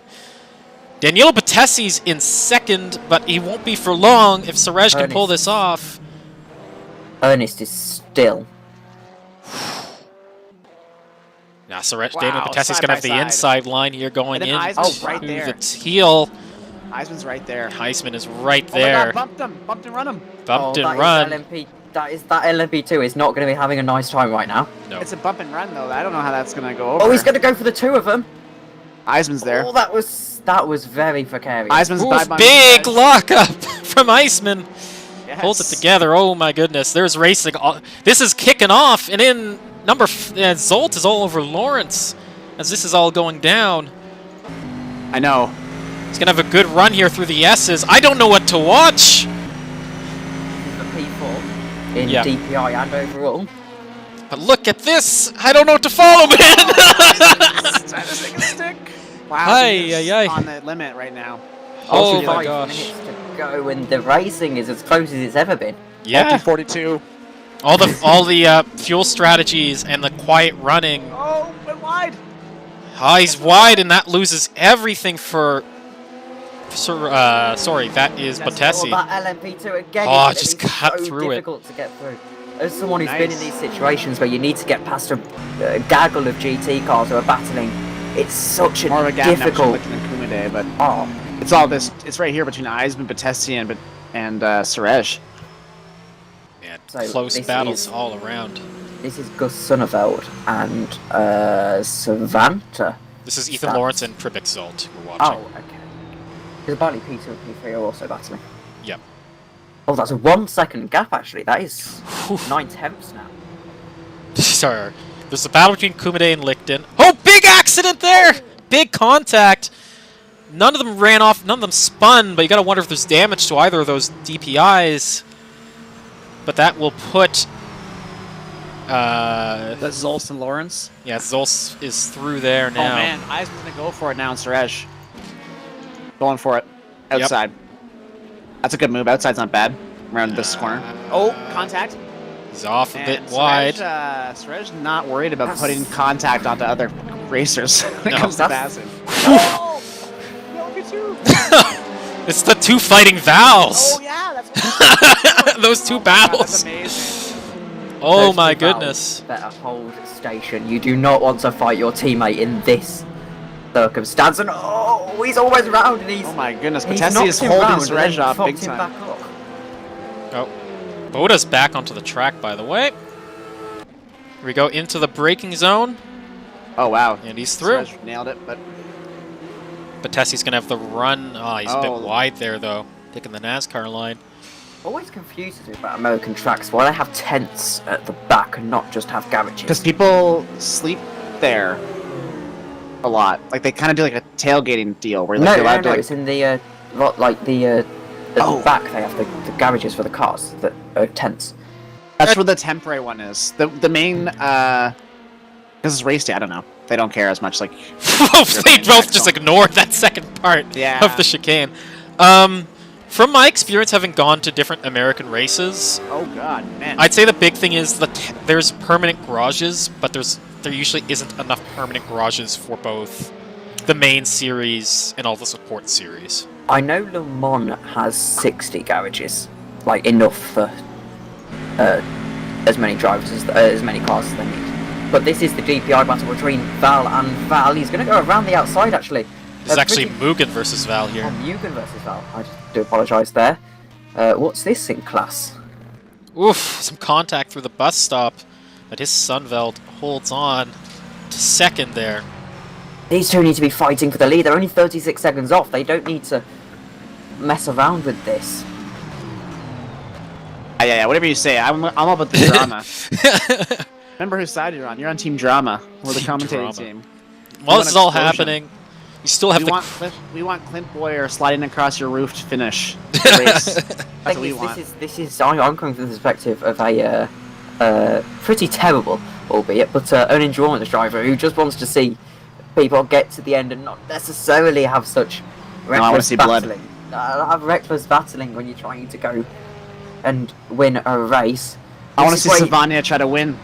This is where you work together, you let the faster one through, and then you battle later on. You just keep on his tail. You've got 40 minutes left in the race. There's no need to battle him so hard. Let's go dive bomb. The thing is, if you're Birchland Savania and you think you're legitimately faster than Sunveld, you just want to get around Sunveld and put the chase on. Which is where Sunveld potentially has to let him through. I don't know. Do you? No, it's not. No one's letting anybody through. See? Not with 41 minutes to go. I wouldn't let him. Man, as this goes on, you're seeing the track limits get extended and extended and limits. extended. I think Alex has given up on policing them. All while this is going on, Batessi's less than a second behind Surej still. So they're heading into the bus stop here. Sunveld goes defensive. Nowhere to go for Birchland Savania. The gap in front increases for Elliott. At the same time, Lucas Patrick Attila is slowly bringing in Hakimi. That gap is down to 28 seconds with 40 minutes to go. If he can keep that up at about a second a lap, he will easily catch Hakimi. Tessie's all over Surej still. Yeah. There's just so much going on in this race. I know. I'm on Savania though and Sunveld because that's P2 overall, and that's going to be interesting. Yeah. Ernest Lappins is still posting GIFs and videos and memes. I would be so stressed right now if I wasn't in the seat, but that's how you know he's not stressed, I guess. Maybe that's how he keeps the stress away.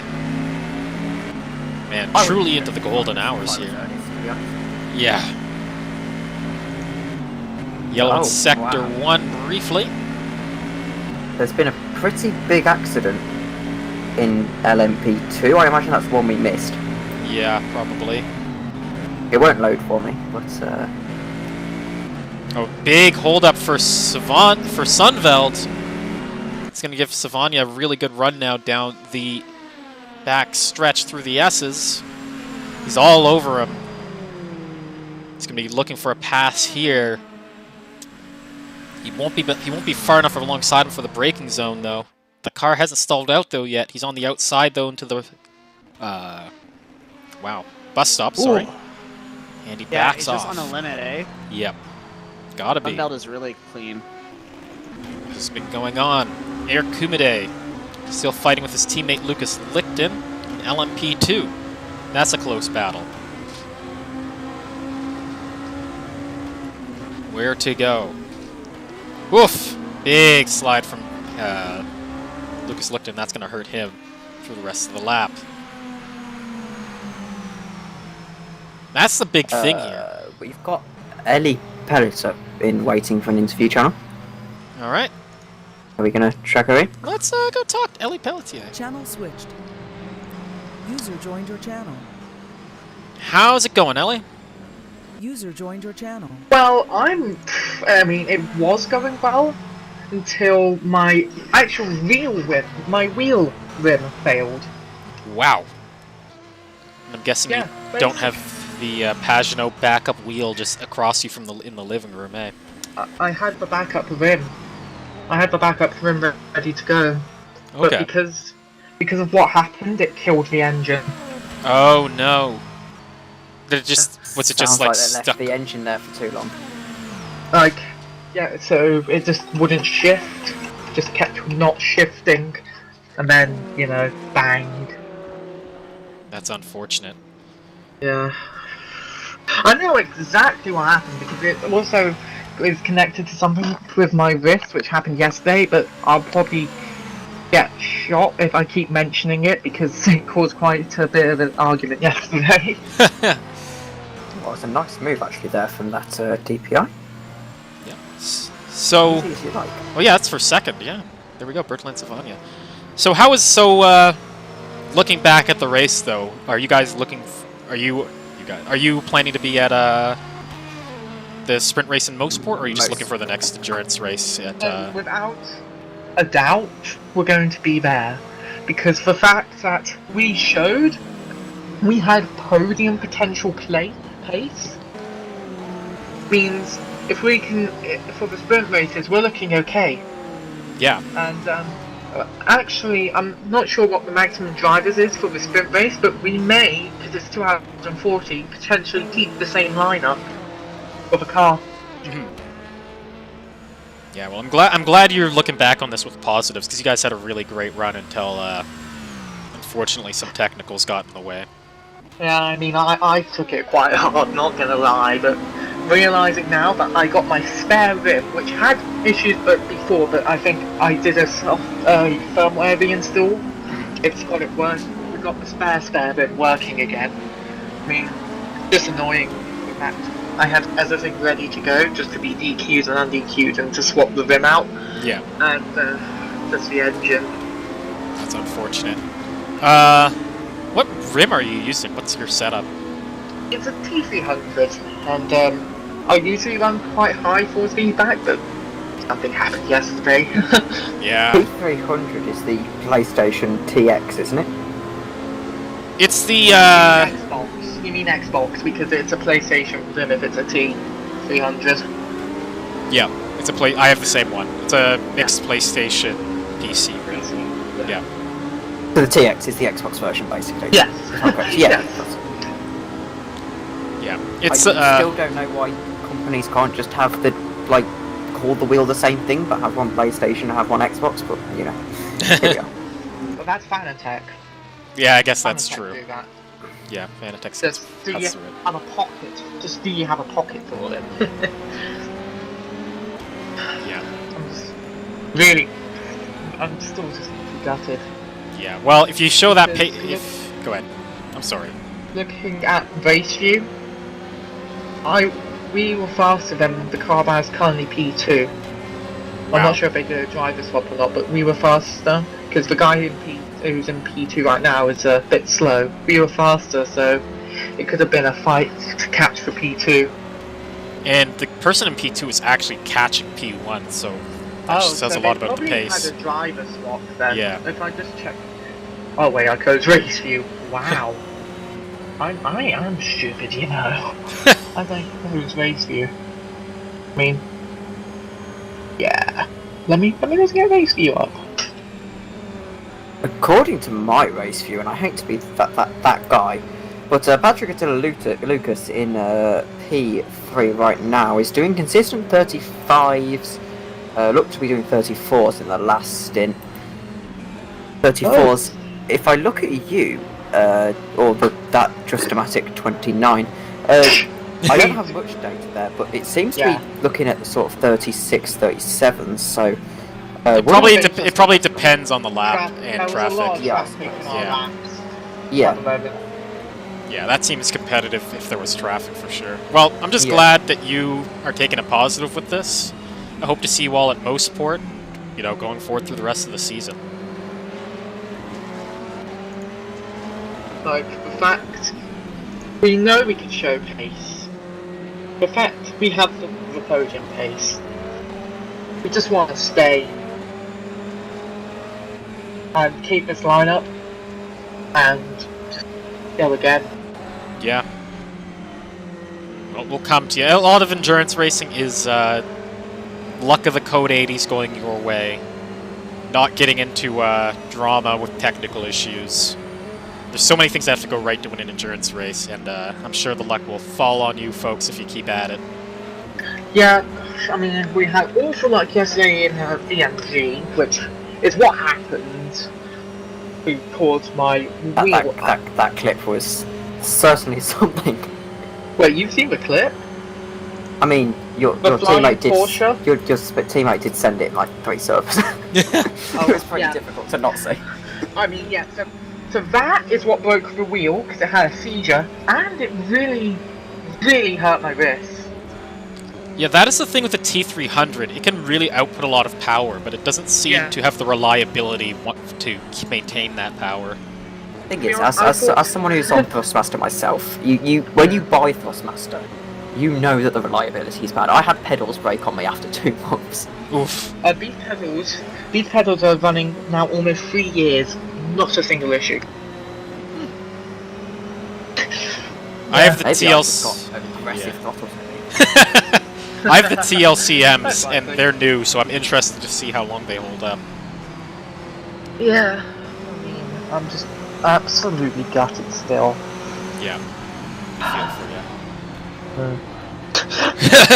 Well, we'll leave you and your team to figure out where you're going to go from here, but we're just glad to hear that you'll be with us for the next races, and good luck with those. Yeah, I'll just mourn the loss of the rim. Yeah. Yeah. Alrighty. Good luck out there. Right then. Yeah. User left Enjoy the end of the race. User left your We'll do our channel. best. Have fun. Thank you. Uh-oh. Uh-oh. You were moved. There we go. I was about to say, beam me up, Scotty.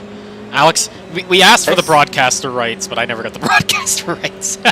Those TX wheel rims, the open wheel rims, are so expensive as well. I swear they're like 120 quid or something. Yeah, they're like, they're expensive. They're more expensive. So I have my own custom-built wheel rim, and it's about the same price as buying a TM open wheel rim. And I can have, like, multiple rotary encoders, a display, like, 15 buttons. Which annoys me about my wheel. I've got the most ghetto setup ever. I have got a standard TMX wheel rim. Yeah. With an old phone literally duct taped into the centre of the wheel. I respect it. Whatever That gives me works. So Wait, as this has been going on, Daniel Patessi's bought Surej within less than 2 seconds. At one point, it's now up to half a second. The Kumide versus Lichten battle has continued on. Things have quieted down a bit in DPI. My concern, really, 71 seconds the gap to the leader, and the leader's gonna have to pit again. I am certain of that. When did Savania and Sunville last pit, though? That's the question. A few laps ago, I believe. So you think they can go to the end now? They can go to the end quite easily. All right. Let's see how that works out. I'm going to bet Sunveld has pit. I don't know if Savania's pit, because that would be a pretty big gap Savania's built on legitimate pace, unless Sunveld had damage to repair. Yes, that is a good point. No, I remember seeing someone about pit, actually. I do. Okay. And that's 164 seconds, that gap now.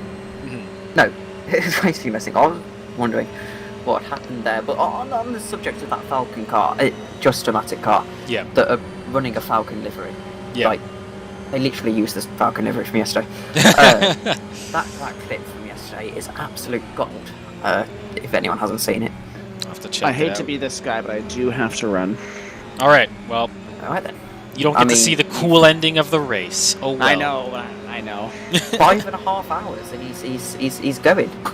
I got somewhere to be.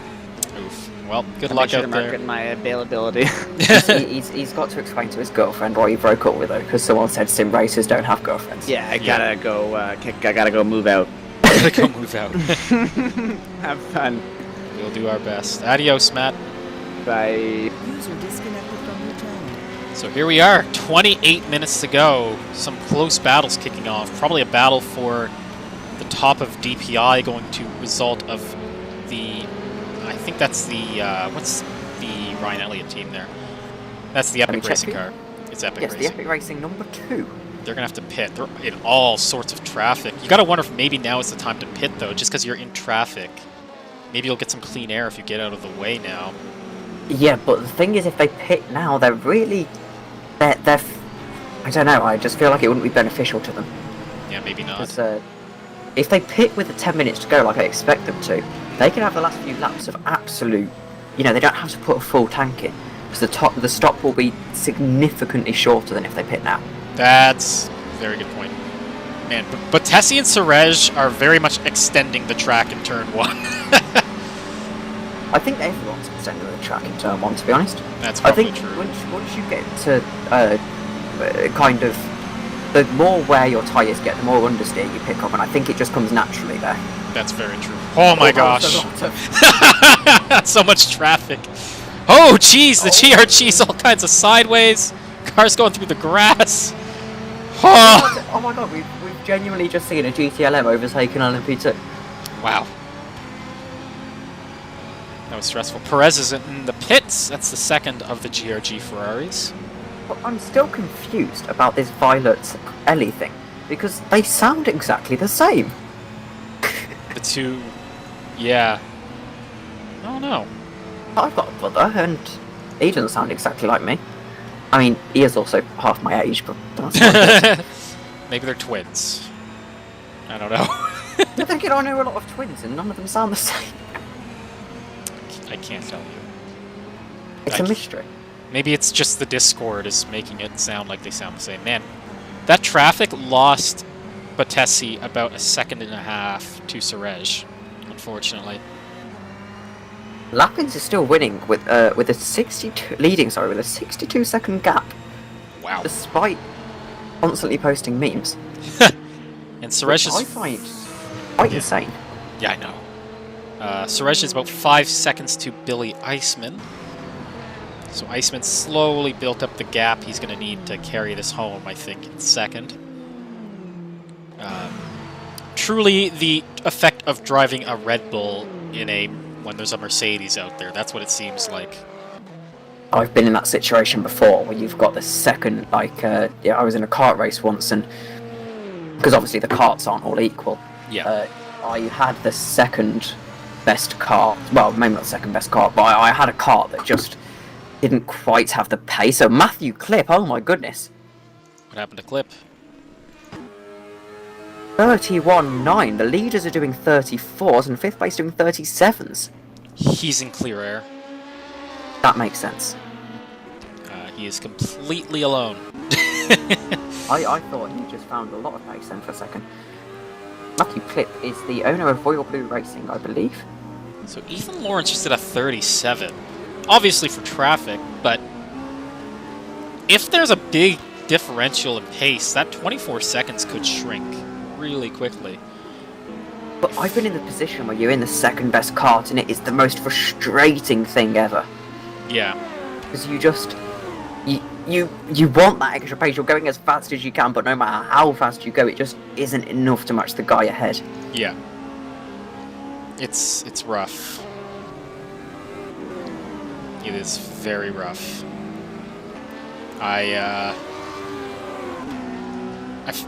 Generally for me, what has happened is I will be in a sim race, and there's always that one alien, like in a Assetto Corsa Competizione CP race. And there's one alien there, and you're like, this is super frustrating, because you're like, I can be second or third. That's as much as I can ever be.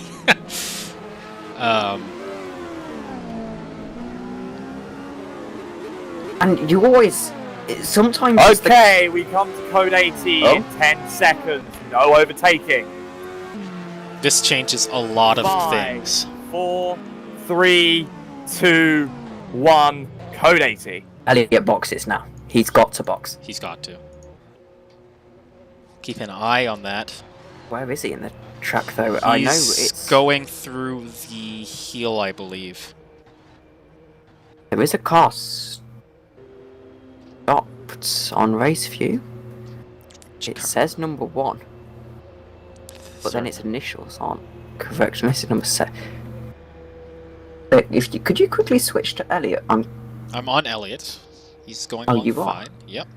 Because there's a car stopped on the pitch straight. Curious that. It might have just been a glitch with race view. Might be. But Elliot has to pit now, really. This is his chance at a free pit stop. We're on lap 200 of this race. Man, really flying by. Yeah, if Elliot goes now, that will secure it for him, because that will be way... Depends. It'll make it very much harder, but it doesn't decide the race, right? It'll make it very hard for Savania, though. He's going to have to do something very special. I think, realistically speaking, if Elliot pits now, he has the race in control. Suggesting he doesn't make any mistakes. I'm going to knock on wood for the Epic Racing team there. Just going to knock on wood for you guys. He has the race in control, but he has had the race in pretty much control, because I don't think that gap with the pit stop would have made too much of an effect anyway, unless he had damage and accidentally repairs it. Yeah. Well, he's in the pits now, so This part is going to one be done. interesting. And he doesn't have to put in a full tank, remember. He only has to put in half a tank. Yeah. Realistically. He puts in half a tank, it might be a little bit tight with 25 minutes to go. That was a really short stop, only 9.8 seconds. I don't even think that was tires. That was just a bit of fuel. That will be half a tank, exactly. Or just a little top up to the end, because he might have half a tank already.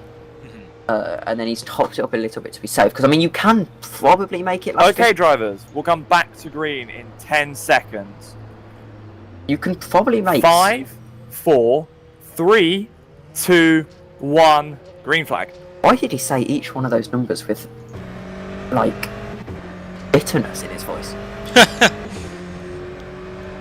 When did the Batessi... Oh, Batessi has gone to pit again, so that's it for Batessi. So that means That will also be a drive-through for Gogo Batori for a very unsafe rejoin.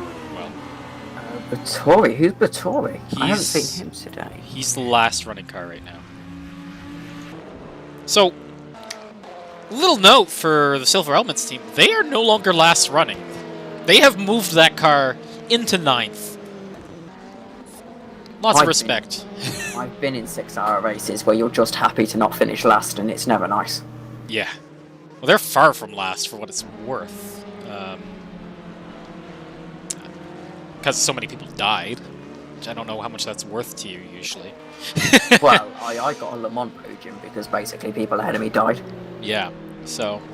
And it annoyed me because everyone behind us crashed, so it looked like we just got 3rd on default when we didn't. We were running 5th, so Yeah. it annoyed me. It really annoyed me. Billy Iceman apparently not happy with that car in front. One of the LMB2s, I believe. That was a foul. General chat is just... Packed, I'm sure. So we're at a point now where Surej is closer to Iceman than Batessi is to Surej. Interesting. Whew. Got all kinds of messy in front of that, I think that's Clip in that car. That's the final Vaughn 137. And here it is. Battle for 2nd and 3rd. Very, very unsafe rejoin actually from the ground effects 108s. Yeah. Looking at what Alex described it as, he had a run off to use and he went into reverse and reversed back onto the track. Yikes. Oh, code 80 sign still. Chris? Oh, yep. Good eye. Thank you very much. I'm gonna get better at that. I will learn, chat. I believe in I myself. still don't know why they haven't built in code 80 to the game, even though it's on the overlay. Yeah, I don't know. There's so many cool things on the overlay that just isn't in the game. Yeah. It's like, we acknowledge that it exists, but we can't be bothered to put it in the game because we're making some overpriced GT car that you're never going to drive. But you need to buy to race in all the leagues you race in anyway. Unfortunately, Callum, we do not have a replay of the rejoin because our Factor 2 has 0 support for replays. There is some system in it. like there is a replay button in this, but I've never talked to another commentator who understood how it worked, and I haven't figured it out. I understand how it works, and that is that it doesn't work. Oh, okay. Because clearly when RF2 does broadcasts, they themselves have figured out how to do... I know ERC have an interesting way of doing the replay, where they go to a separate scene in OBS, Yeah. whilst they manually rewind the tape, Yeah. which can be a bit weird, Yes. I find. Yeah. I'm interested in seeing next season when Matt and I can actually be in the same room for these, if we can like actually have a system where one of us can find the replay and the other one can't. I'm sure if he has a laptop or anything that can run the game, then Yeah. that's definitely possible.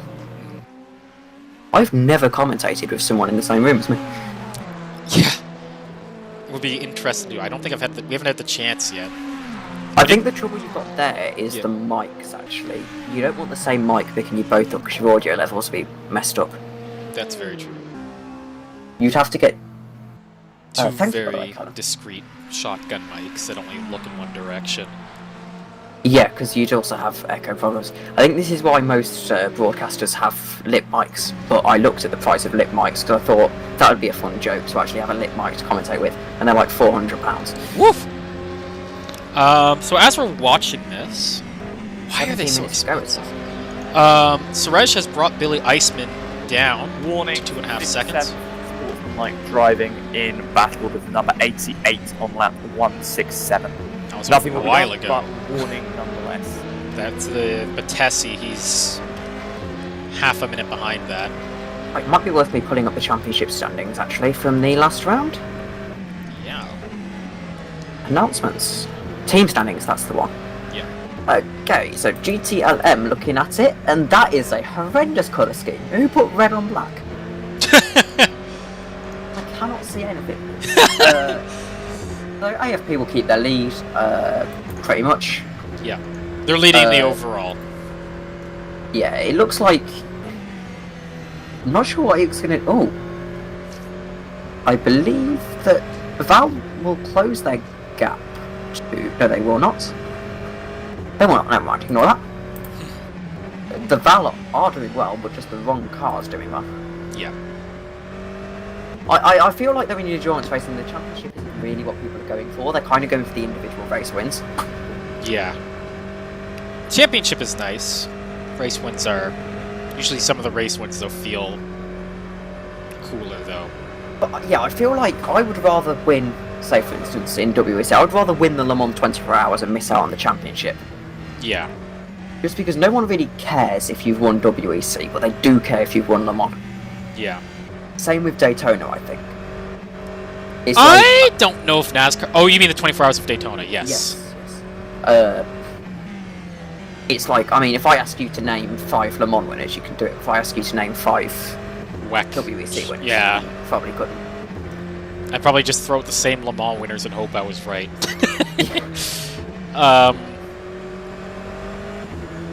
I wonder how... See, with IMSA, they do seem to hype the championship as much as they can. But I don't know, I feel like Daytona matters more. Like, you see a lot... I feel like in sprint races it's for the championship, for sure. Yeah. But in endurance races, people more care about the individual accolades. Yeah. Which I think is fair, because I feel like each endurance race feels more of an event than a sprint race. Yeah. Let me actually look at the calendar now. I just thought about a race I'm actually very much looking forward to seeing, and I want to know when it happens, because it just I reminds me. find it interesting that LMP2 and DPI aren't at every round. Have you ever driven Lime Rock before? I have not, no. You can't put a DPI car on Lime Rock. It doesn't work. They won't get airborne at certain parts of the track. It's not good. Maybe if you did the full extended Lime Rock circuit, but I don't think it's in our Factor 2. I might be wrong.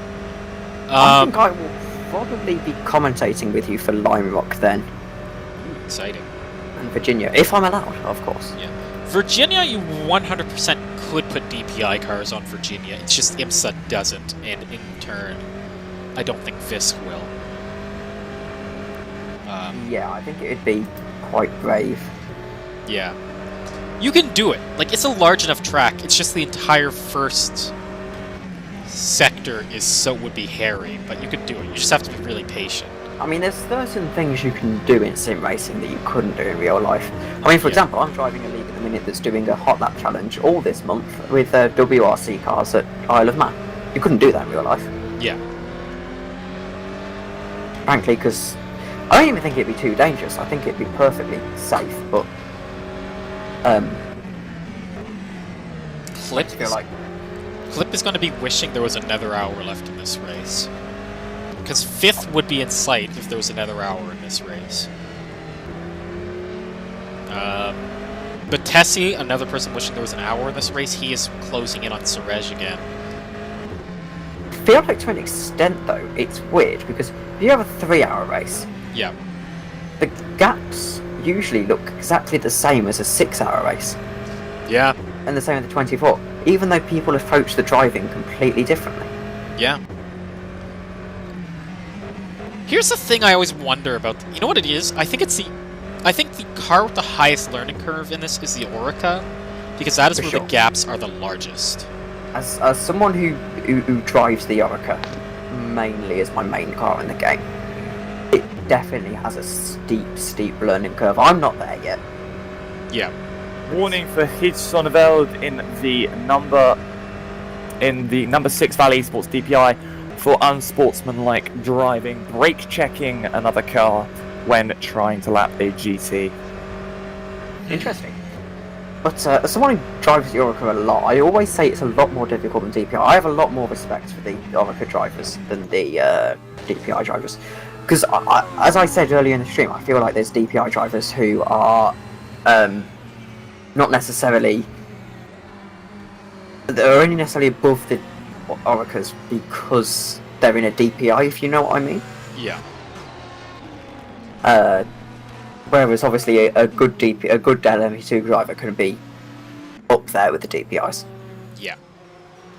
That is With true. this current BOP. Very, very true.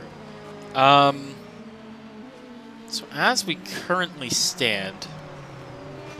Someone's asked for other views to watch, if that's Other views? possible. What do we mean by other views? Oh, never mind, you switched. He said thank you immediately. I think he means the outside view.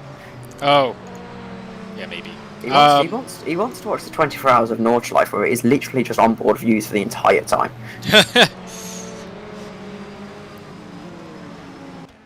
10 minutes to go in this race. It has been quite a disappointing finale, actually, after everything that's happened in the last hour. There seems to be a 2-second gap for P2 in GTLM, though. It's up to 3.5 seconds. Suresh just cannot answer Iceman. Iceman seems to just have his number. Other than that... See, Clip is really cashing in on Lawrence, but there's just not enough time for it. Suresh needs Iceman to make a mistake. The fight in LMP2 between Kumade and Licton has come to an end effectively. Lappins had to pit briefly for fuel just there, but he still has a 40-second gap to Iceman. Lappins has to pit for fuel. He already did. Oh, okay, I was going to say. I've just found it weird. It's Sunday. We never have VISC races on Sunday. We never have what on Sunday? In endurance. Oh, VISC In- races. Yeah, In you're right. endurance, we've never had Sunday races.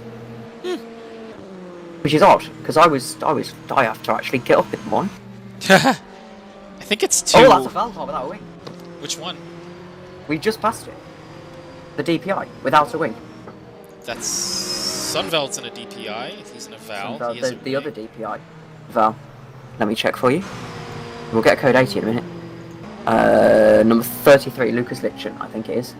It's not a DPI, but it is a Val. If you could check the number, not the 33, then there was a orange car without a wing. I've So it's just seen it Kumade. there. It's Kumade. Where's the code 80? This is where you need a code 80. That is a very, very fast part of the track. Yeah. Must be saying he's close Warning, enough to the pits slow car at the final corner. Slow car at the final corner on the inside. Okay, I understand we wouldn't code 80. Slow there, car to on be the inside of the final corner. We will stay green. No, that's brave. So that's Slow going car to pit entry. put Kumide Slow car in the pit lane. into the hands of Zoltan Boda towards the end of this race. It would be so interesting if the race director had more tools in R Factor 2.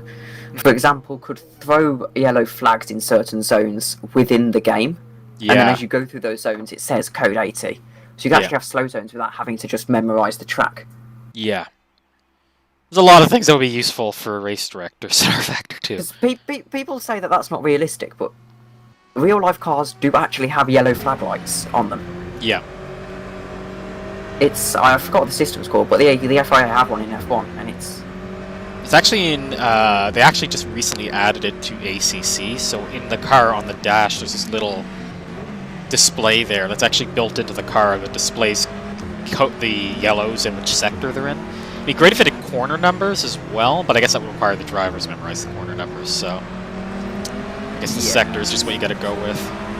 then I guess people's crew chief tells them, like, yellow flag ready on or something. Something I've learned is don't assume everyone's actually running crew chief. Yeah, exactly. I don't know. Well, there you go. I find it much better than the person telling me the stuff, so. Yeah, if you got a teammate, then you don't need crew chief, but some of us aren't so fortunate. Clip has brought Lawrence down to within 6 seconds with 7 minutes to go. Yeah, thank you, Tomlinson. Marshal lights. That's all we need. I know we do have them on the side of some tracks, but they're not in every track. Yeah. Plus, it'd be nice if it flashed up on the dash.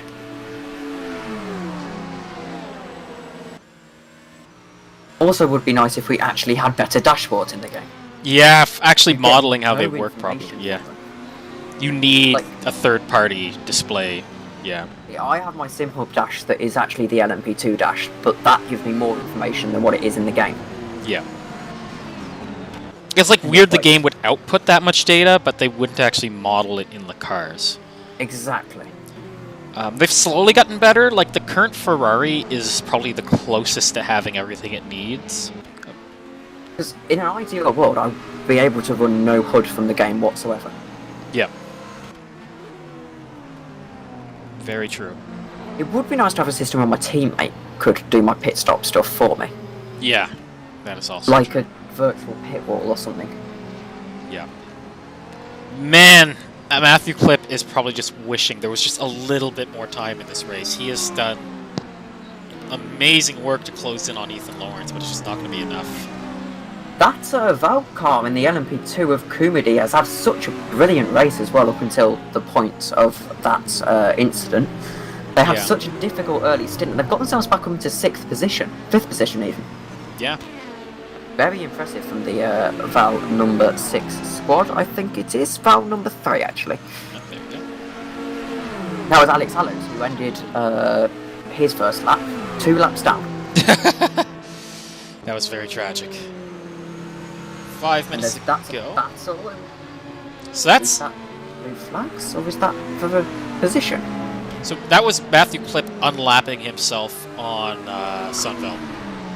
He is on fire, but too late. Yeah. That Mazda has some... Man! He's bringing in Ethan Lawrence by almost a second a lap. But he needs Lawrence to make a mistake now with 4 minutes and 45 seconds to go. That gap in LMP2 is ever decreasing as well, which is something very interesting to look at. Yeah. 15 seconds and, well, it's going to need Attila Lucas to have the best 5 minutes of his racing life. Just need to break the physics of that car, I think, at this point. You just need to basically ascend to another level. So I think even Matthew Clip is out of reach for Ethan Lawrence, much less 13 seconds between Lucas Patrick Attila and Mika Hikimi. Here we go, 4 minutes to go. That Actually, is I think Matthew Clip could make that with 4 seconds gap. 3.5 seconds now. He can definitely make that. He can see Ethan Lawrence, I Warning think. for 360 Motorsports number 36 of Luca Gray for unsportsmanlike driving when lapping an LMP2. Turn across the front with them. Thank you. This he can is- definitely make that work in 5 minutes. It's 3 minutes and 40 seconds. Every minute counts now. Is this we're on board with him now? Yeah. if he'd have made that work, I don't know, this would be about 2 laps left, wouldn't it? Yeah, there's about 2 laps left. So he needs to have the lap of his life and then get him on the final lap. Yeah. This is spectacular racing here at the towers of the Glen. What an ending now. You can just see Ethan Lawrence just there, just in front, just going to the corner. He's got 2 cars in He traffic. won't be happy with himself if he doesn't do this, but that gap is going so far down, it's 2 seconds again, 2 seconds on this lap alone. Wow. He's in the slipstream and listen to the power from that DPI. Yeah, that Mazda's just singing now. And he's all over his bumper. This could be the move. He's going to look around the outside. This is exactly what you want, but no, he's not quite going to have the traction on the exit. Now he's got a long zone where he can use slipstream and just not get through yet. Final corner. I believe this is. I don't really know this track. Final corner, Yep, yes. that's turn This 11. is starting what? 2 laps actually. Yeah, penultimate lap now. He's going to have the LMP2. Could get an external shot to look at this through the corner, please. Sorry. Does make it. He does make it. Perfect move. That's not for Textbook. position, though. That's the key thing. That wasn't for position. No, that was Mika Hakimi. Are you joking? I am not joking. He's still got to make it up. It That was said traffic. 2 seconds on my thing. I assume Yeah. he made that. So you can just see that car that just is in front of the it's just gone through the bus stop That in is front a of him. long 2 That's it. seconds. These are very fast cars. The traffic did not work Matthew Klipp's way there. That really held him up when he really couldn't have let it happen. That grew the gap out by about half a second. 1.5 seconds now, and again, that is a long 1.5 seconds. Yeah. Nothing between these 2 cars. I just hyped up that move like it was. I know. I was like, wow, It wasn't. you're really excited about overtaking traffic. I thought the LMP2 didn't look too. So I'm wondering if Mika Hakimi was legitimately on the same lap as these 2. That might be the case. So it might have not. So that might be why Mika Hakimi didn't have blue flags. Probably. I Yeah. thought he was defending way too hard to be blue flag. Yeah. Actually, no, of course, because they're not the same class, are they? So he doesn't have to give way. So depending on where Ryan Elliott is, this is either their last lap or their second to last lap. Let's see. Can we go on board with Elliot? Not Elliot. Matthew Klipp. Matthew Klipp. He can get close now. This is where he has to push. Yeah. That gap is definitely close enough. He knows he has the pace. Ethan Lawrence driving to hold on to a top 5 for GRG. Oh, he touched the wall a bit. Will that be a damage or not? He's got the slipstream though from the GT, and he is going to catch him before the corner. That's crucial. Very important that. I feel like he's crabbing a little bit, and he's got the good Just exit quickly out there. checking to see where Ryan Elliott is on the track. I think they have another lap, because I think Ryan Elliott's already past the start-finish line, and these guys are, I think, considered on the lead lap. I might be wrong. If we could go back on board, that'd be great, as he's really close now. He's actually having to go defensive as the GRG car. So the heel now, up towards the toe, side by side, along the back stretch. There's no time left. Matthew Klipp's gonna have to make it work here. Locks up. Got it. He's made it through. Pushes Lawrence, and Lawrence is sideways into the wall. That is it. Klipp has it. Oh my goodness, what an ending. Was that Klipp's fault? I don't know. I can't tell you. I don't. Man, that's gonna go to the stewards. We do not know. Any results we're gonna give you are just going to be at the line. Wow. That was. That's borderline. That's borderline. That is Is that borderline. checkered flag for him? It's over. It's over. That is it. That is it, folks. Now let's turn our attention to LMP2 though. LMP2. The Valcar done it. Ah. I believe the Valcar has done it. Yeah, it's over. He's already crossed the line. And Ernest is across the line as well. Yeah. Without a wheel, but okay. So here you go, folks. Here is your race results, at least as they stand. Provisionally. Yeah, provisional. There's some Yes, drama. pile in, why don't we? Some drama there at the end. But here we stand. It is Ryan Elliott, Epic Racing, getting their maiden win in the VISC. Followed by His Sunveld in the Val. And Matthew Clip with that amazing push at the end. He's going to come and bring that car into 5th. Some people have already left the server, so it's messing up my ability to see the results. Oh, there you go. Now it's fixing itself. His Sunbelt in 3rd. Take it on over to the... Let me just check quickly. GTLM. Is it going to work? Congratulations to absolutely everyone who has made it across the line this race. It was a tough 6-hour race. Honestly, you guys all did amazing to make it to the end. Every single title fight will go down to the wire in a few months' time at the finale of the Endurance Championship at the Petit Le Mans event at Road Atlanta in March. So we've got that to look forward to. The next race on the calendar is the Mosport. Is going to be hilarious. Weird way to say Mosport. Sign-ups for that will come out in the near future. Skin deadline for that will be a week before the event, so keep an eye out for me putting that post up. I will also outline the week of that event, so that certain teams remember to submit skins. Daniel. Meanwhile, like he's closing the stream for us. Apart from that, pretty good race, although all incidents considered. Again, I'll have a look through some of them post-race, because there were some that I didn't manage to get through or couldn't find at the time, so I'll have a look through them, but they will be applied to Petit Le Mans. So until then, thank you guys so much for attending. Honestly, biggest grid we've had in the endurance races so far, so it's a pleasure to have all of you guys with us. Congrats to our winners, Epic Racing and in DPI. I also want to say it was Mika Hakimi, which is the Aptonow Force Polonia team in LMP2, and Aptonow Force Polonia again in GTLM. So, great job, absolutely everyone, for getting to the end. I will get the points up as soon as possible. But until then, it's been a pleasure to race track again once again. And good night, and see you at the next one.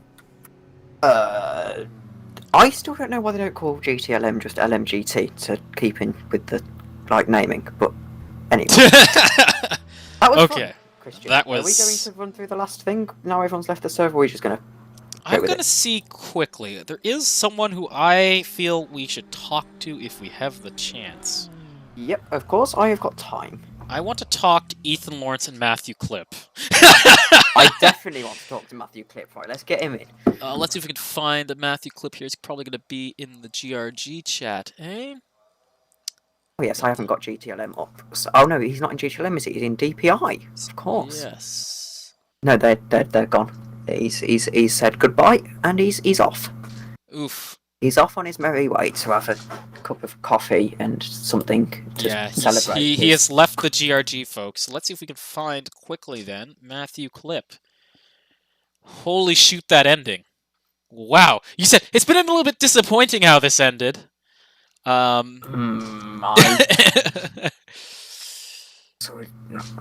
think Matthew Clip's already gone as well. Sorry, we've already got reactions to that last lap. Wasn't people really saying it's borderline? Yeah, that was. It was definitely borderline. It was certainly fun to watch, but it was borderline.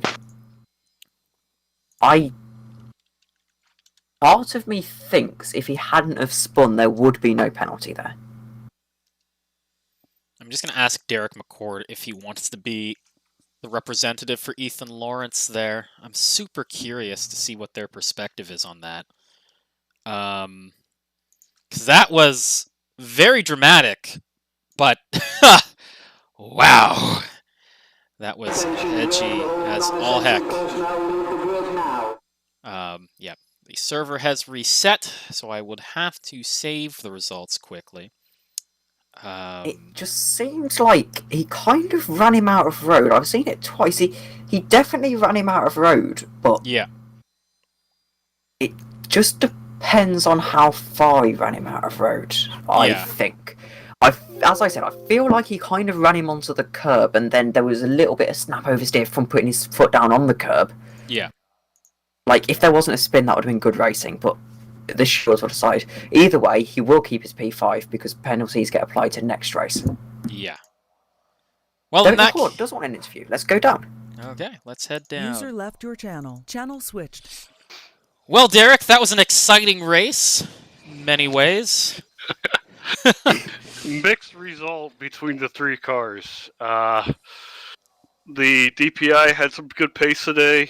They had an issue in the game where the left rear wouldn't repair during the pit stop, so they pretty much carried damage for the last 2 stints of the race. Okay, so that explains the sort of injury to pace there. Yeah, the drop off at the end. Let's just say the drivers of the car are not very happy. Yeah. So we'll see what the stewards come at the end. Ethan pretty much shut his computer off at the end after crossing the finish line. So we'll see what happens there.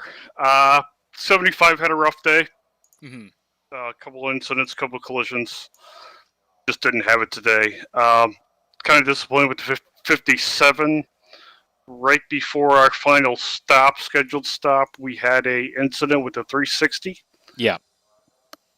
And that caused all 4 tires to be completely destroyed, and Danilo could not continue, so we had to pit early. We almost got lucky on that Code 80, but just ended right before we made it to the pit lane. He pushed hard at the end, hoping for something to happen at the end, but unfortunately, podium wasn't not on for us today. Yeah, you guys had some pace, but it just seemed like various small things just came in the way of a really good result. But you guys had the pace. That seems sort of to be the story of GRG this season, is you have the pace, just not the luck yet. Yeah.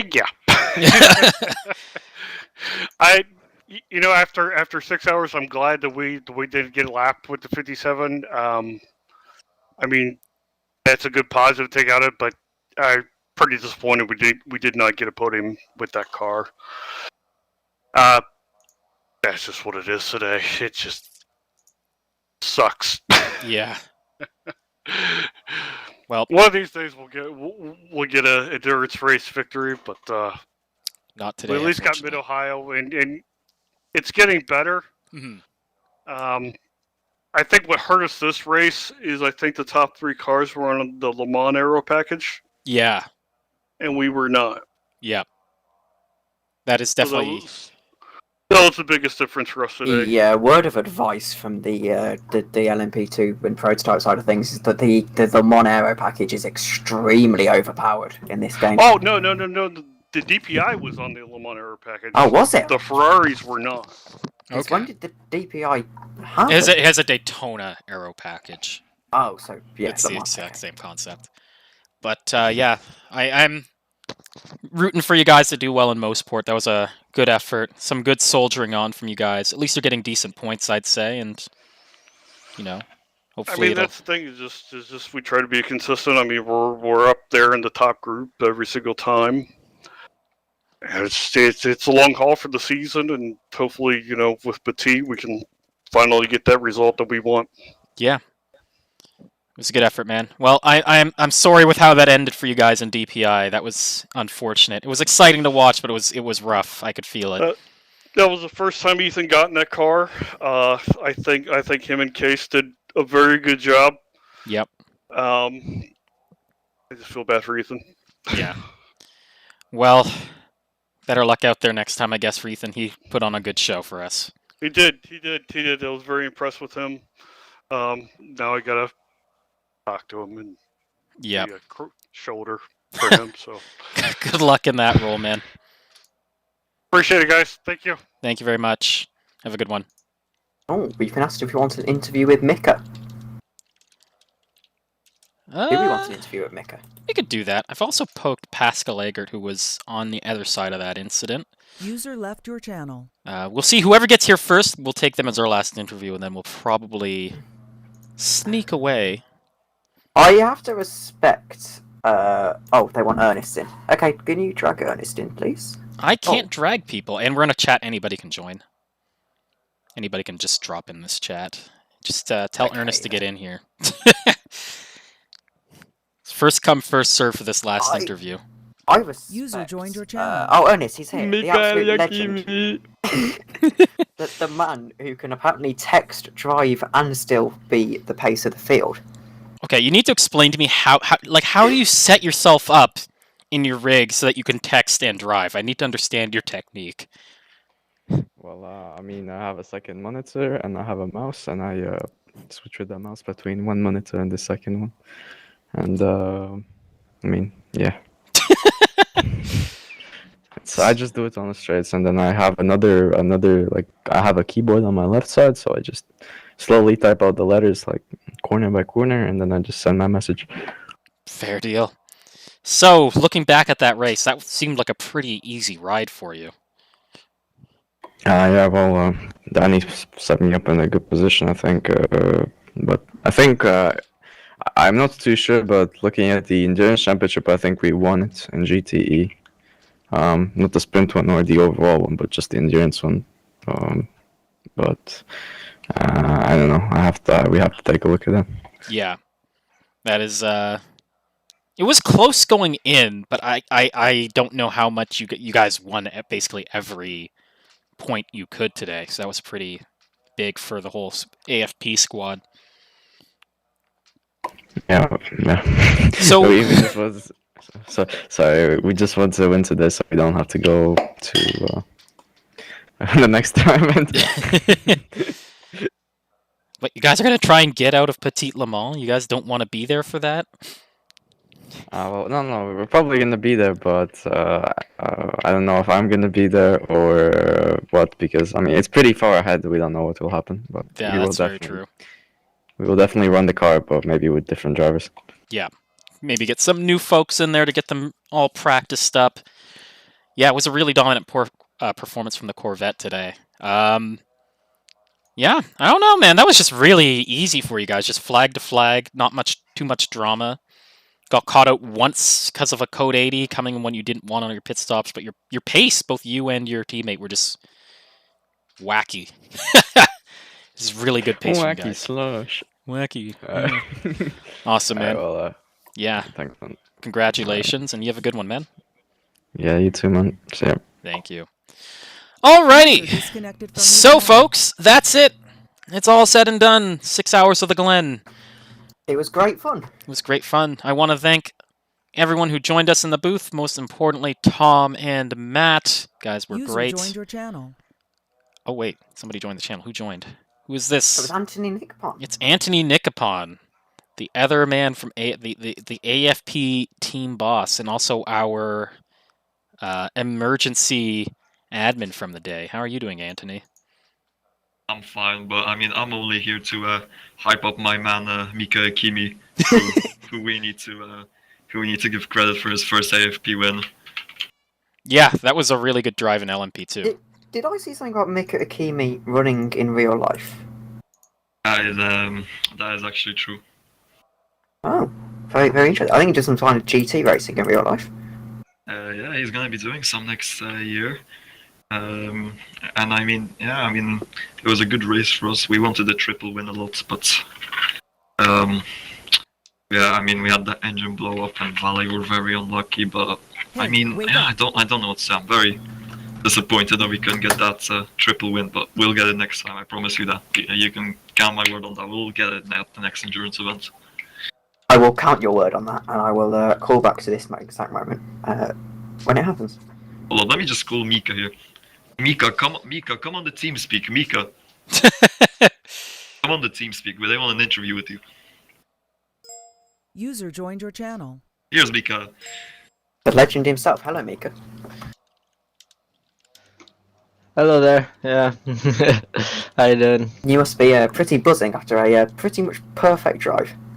Yeah, we're definitely buzzing. I wouldn't say it was perfect, but I think it was like one of the closest I've had so far. I'm glad I'm with such a good team to help me do really, really well in races like this, and I hope for more to come.